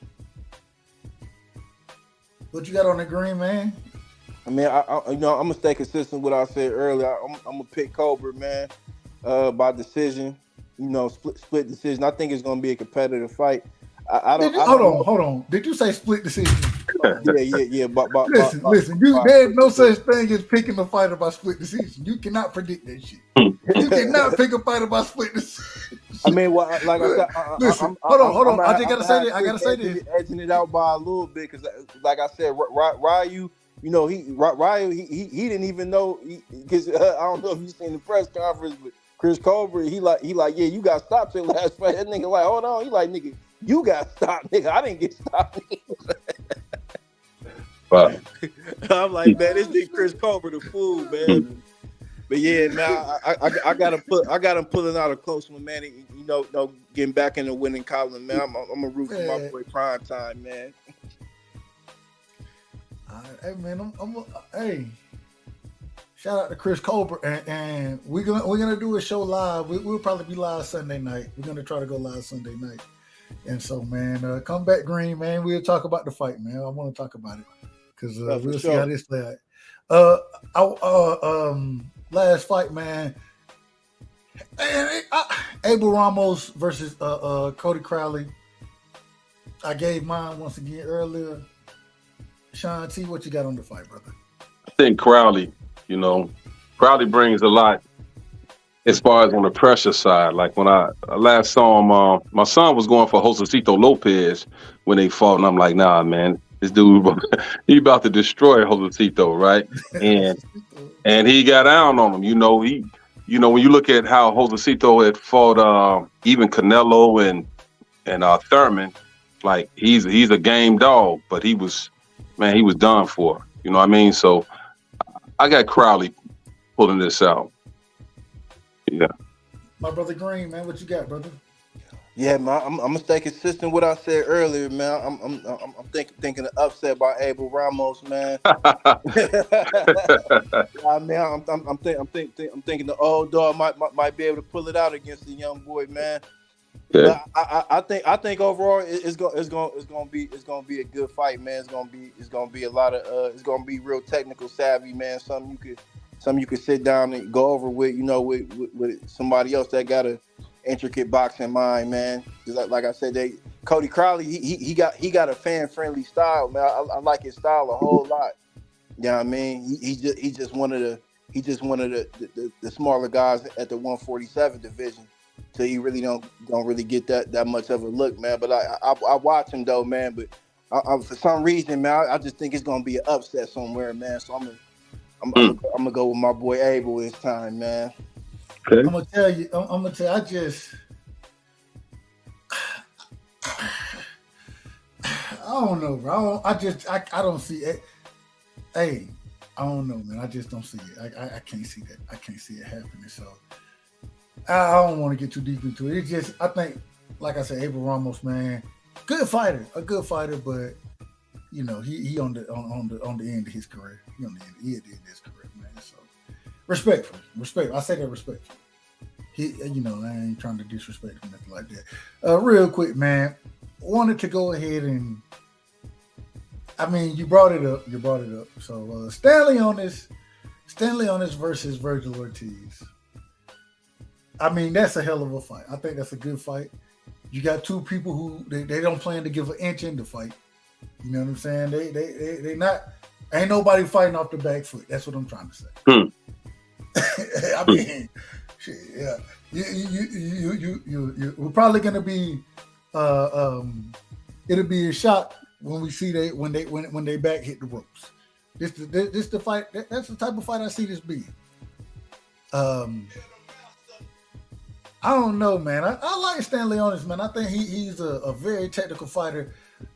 I mean, if he able to land his jab, utilize his jab the way he needs to, it's gonna be a tough fight. But Virgil Ortiz, man, that pressure he's gonna come forward with, the body work that he's gonna put in, and the thing is, Stanley Onis, he's gonna go to the body.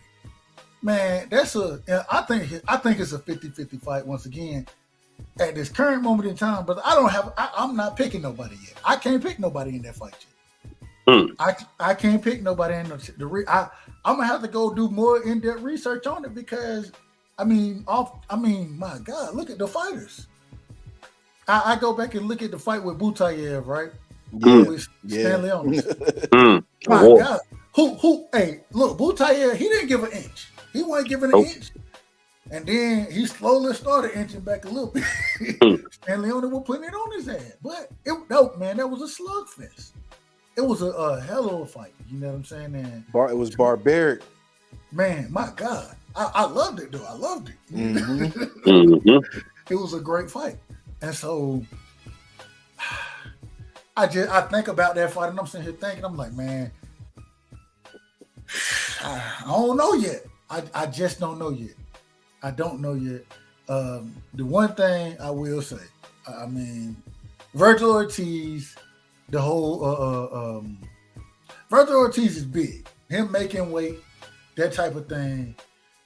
Is he gonna be a dream fighter? Stanley Onis, man, he don't never seem like he ever seemed that he has any trouble making weight.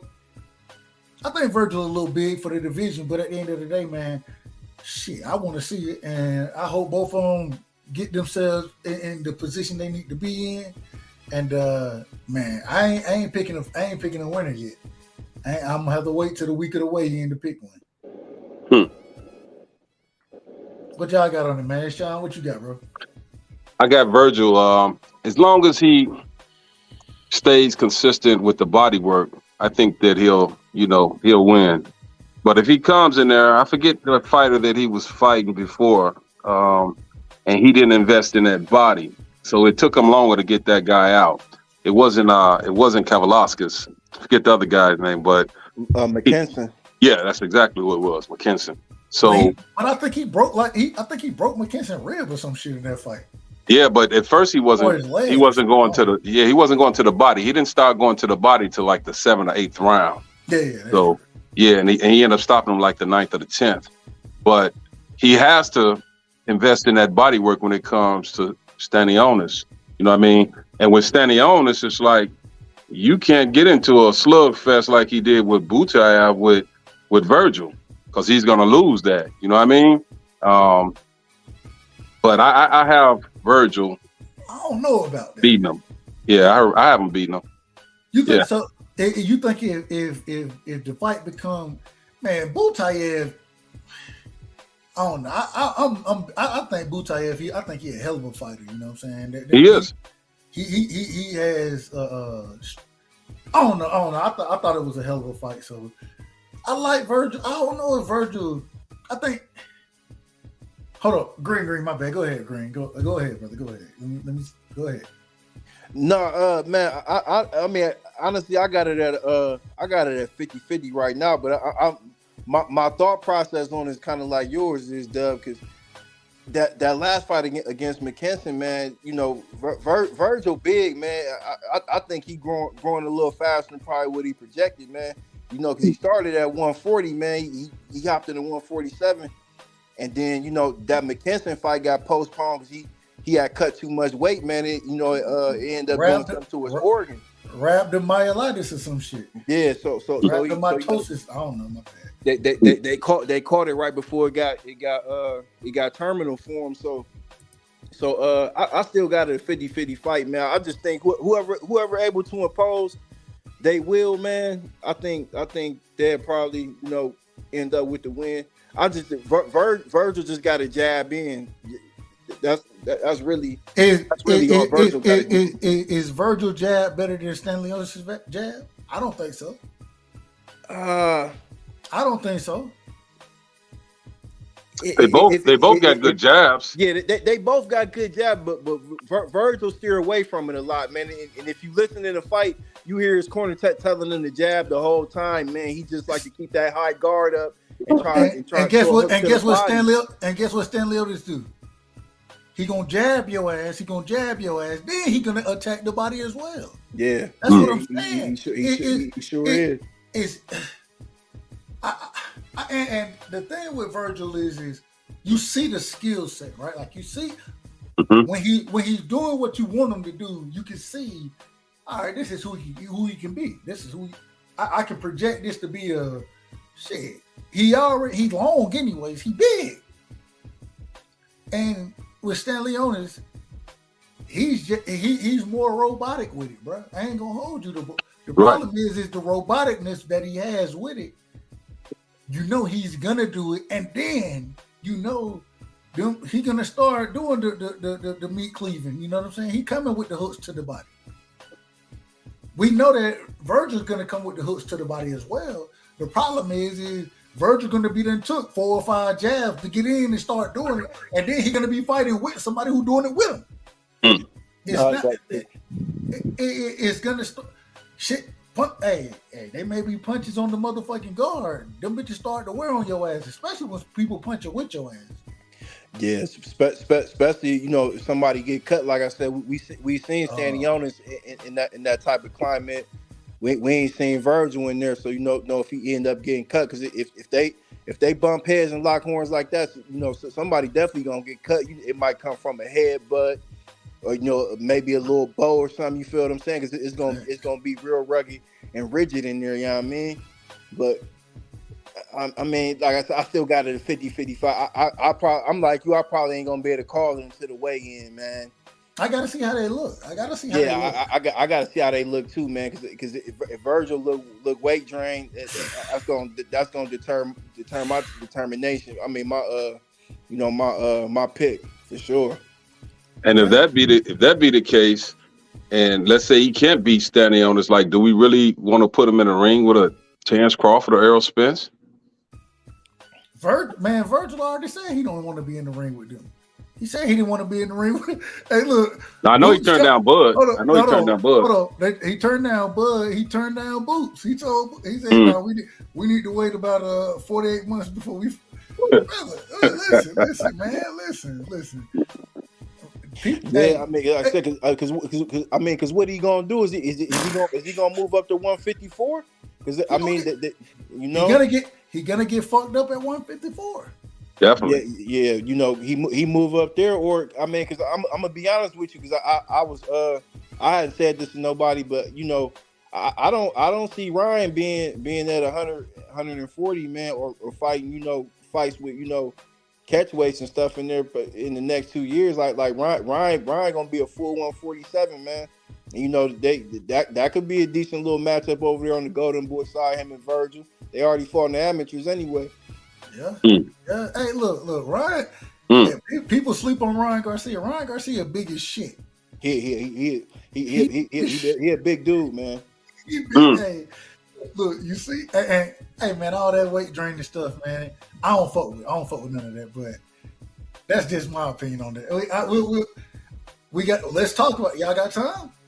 I'm right here. Yeah, I'm in.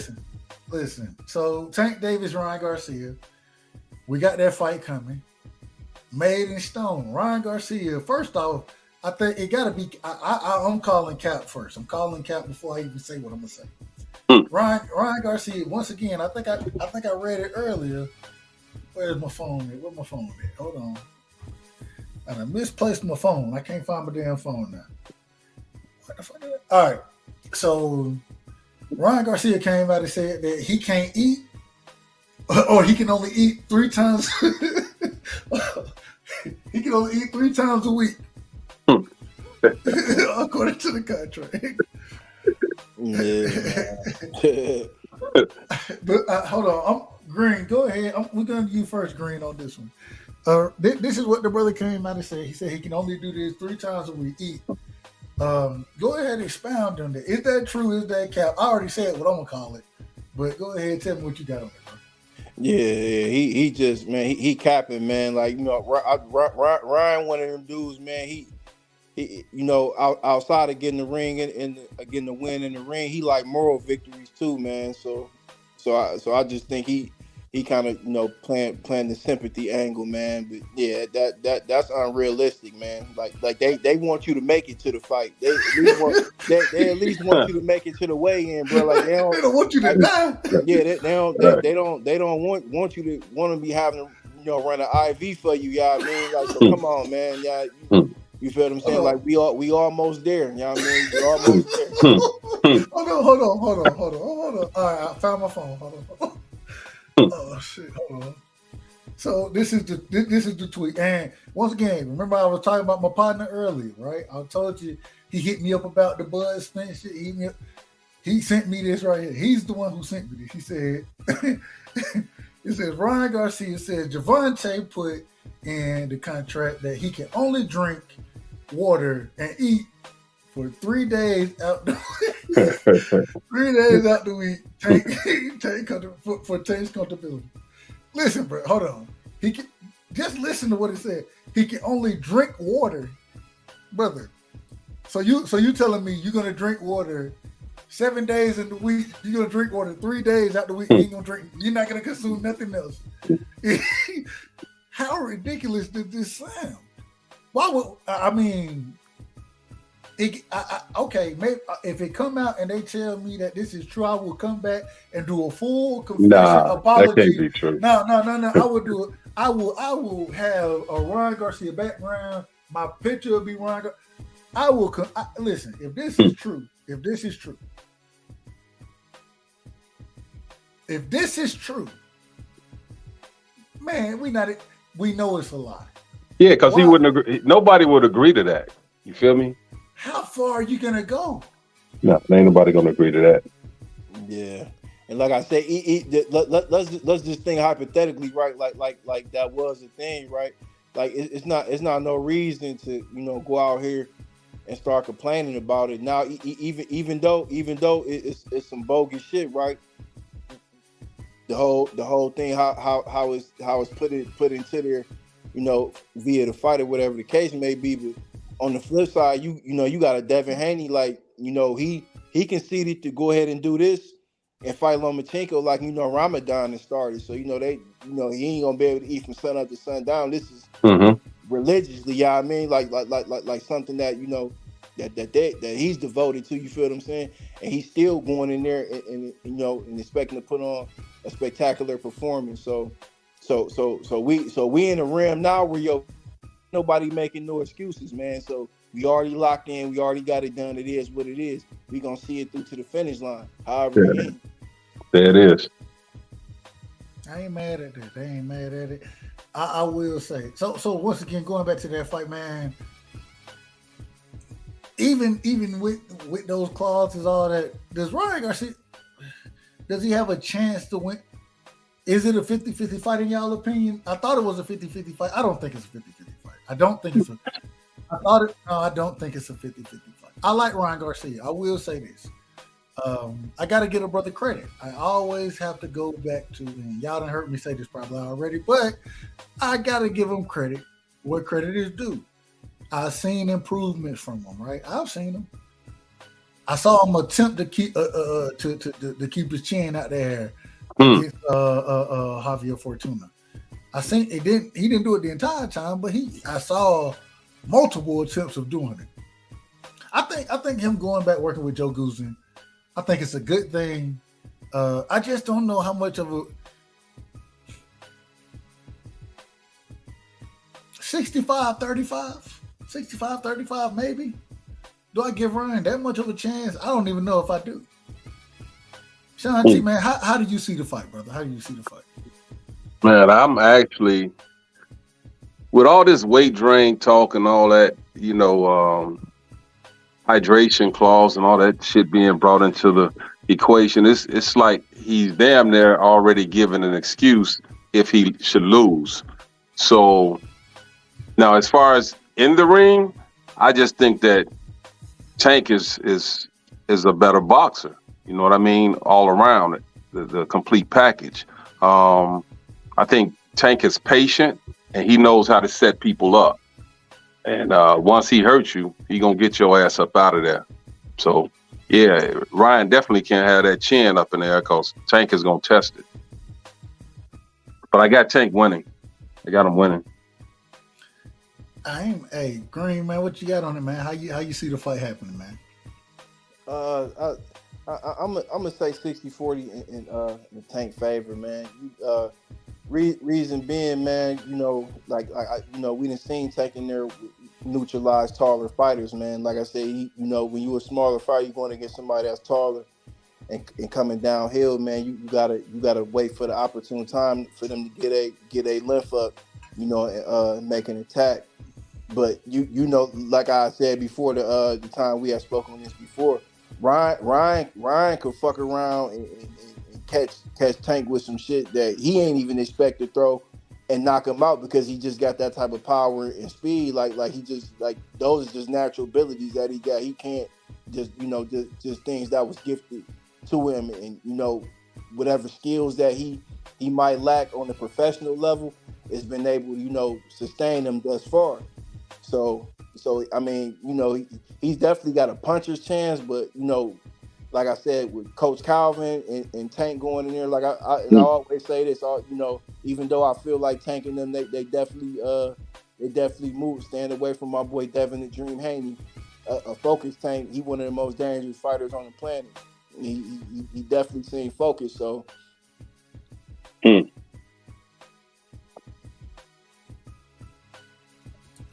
My bad. I agree. Devin the Dream Haney. The Dream, and I still don't understand why he gets so much disrespect. I never understood it. I definitely don't. I still don't understand it.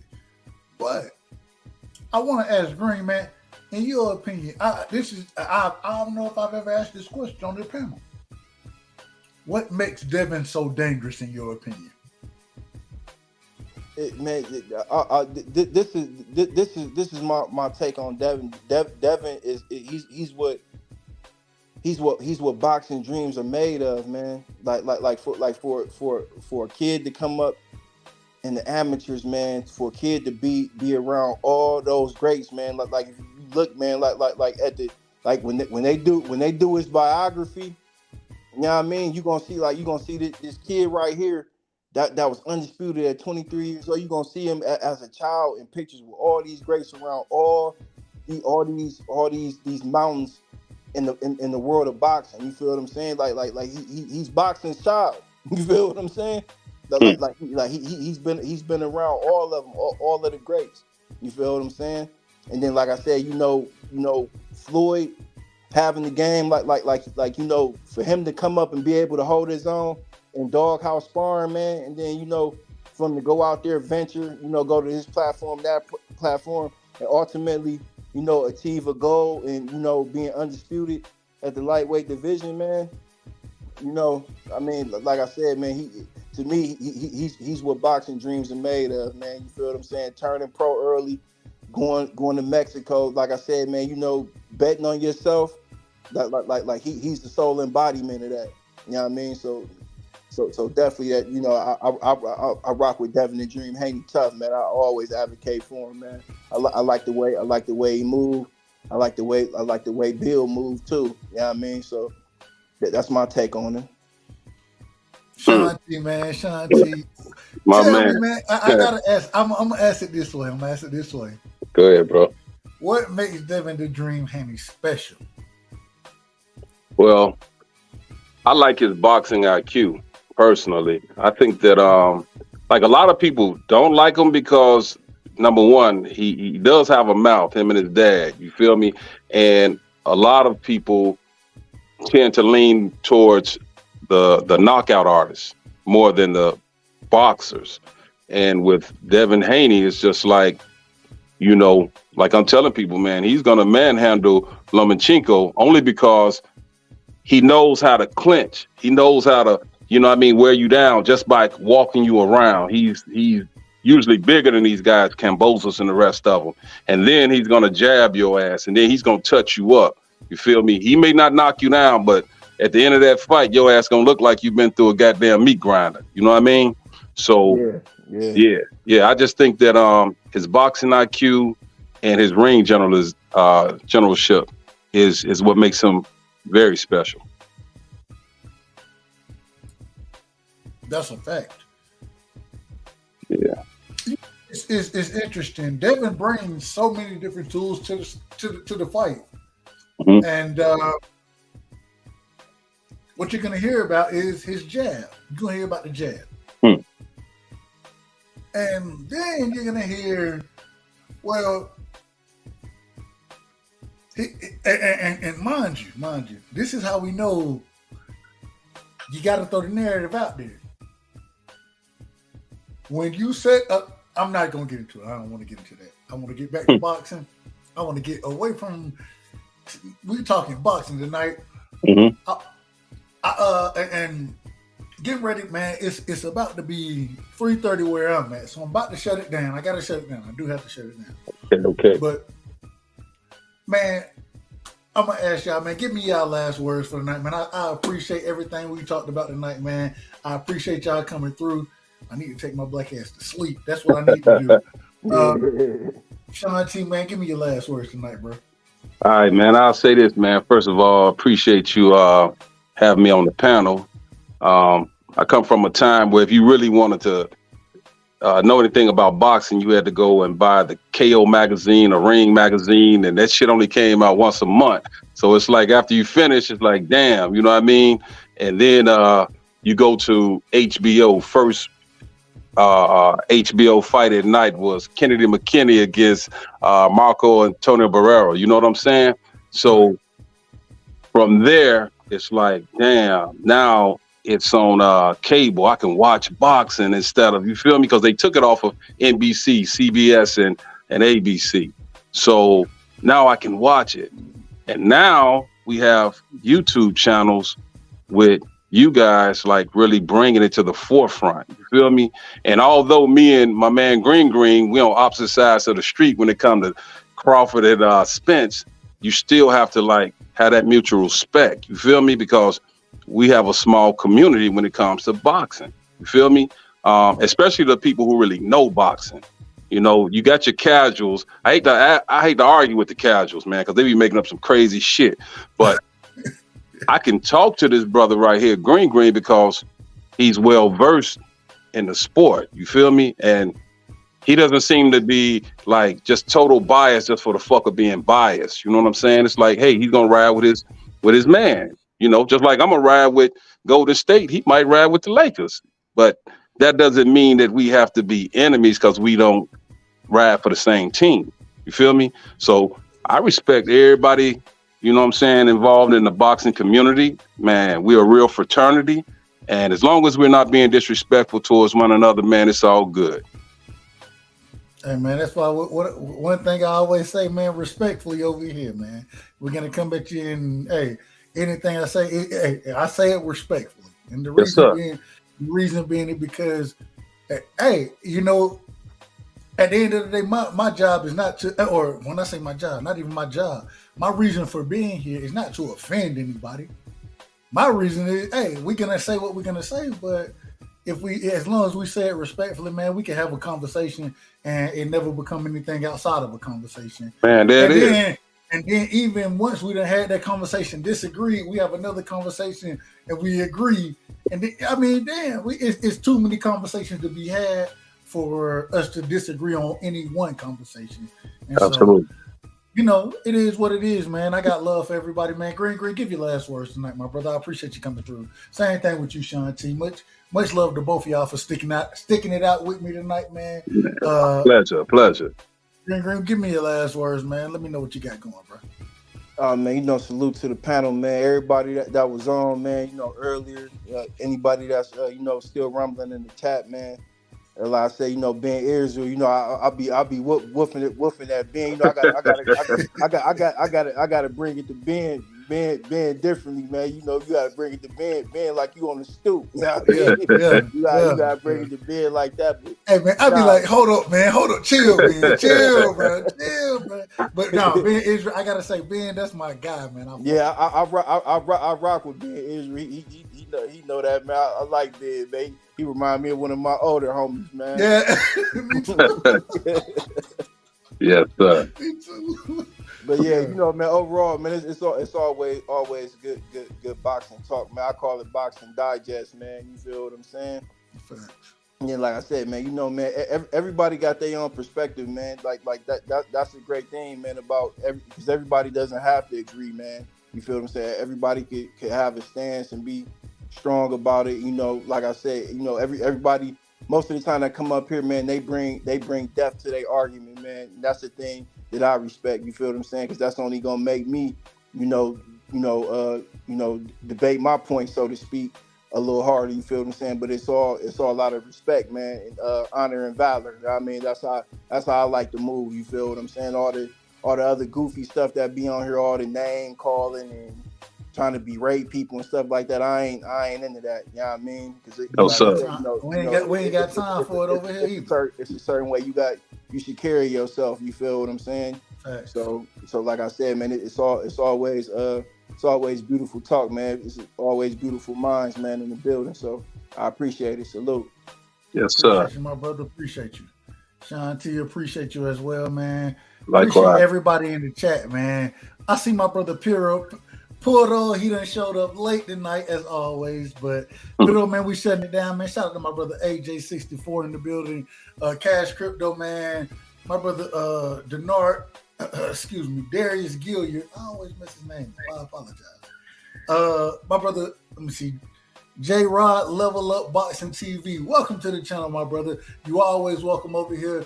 One day, man, hey, when you ain't busy, man, click the link, come up and chop it up with us, brother.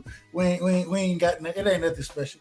You know what I'm saying? We just sharing our thoughts and we keeping it respectfully with each other. That's it. Everybody invited. My brother Philip H was in the building tonight, man. Knockout Boxing 86 TV, Ben Israel, as always, coming through showing love, man. My brother DJ, I always miss the name. DJ Black Charm was in the building tonight, man. Reed 215 in the building, showing love, man. Much love to all y'all. My brother R West was in the building tonight. You know what I'm saying? G5 Gabe showed up and showed out. Big money walk Daddy Ice in the building, man. All right, if I missed y'all, man, damn it, y'all probably ain't listening no more anyways. I'm just bullshitting, man. Much love. Y'all take it easy tonight, man. We out. We will be live soon. Hopefully tomorrow, man. We're going to try to go live tomorrow. It's going to be a short live. I'm probably going to do a Cowboys mock draft tomorrow. So, hey, if you rock with the Cowboys, come through. We're going to be doing a Cowboys mock draft. I got some Georgia talk I got to do as well. But, man, hey, much love to all y'all, man. Much love. Appreciate y'all coming through. And, man, just know when you're over here, man, you're rocking with who? The right side, baby. The right side. You can't fight the power of Gervonta Tank Davis. What a scintillating display. Well, you question Deontay Wilder's power. The proof is in the banana pudding as he just turned the lights out. Cool boy Steph Stephen Bolton Jr. The train. Ladies and gentlemen, fighting out of Las Vegas, Nevada, here is the skilled, the highly regarded Devin the Dream Haney.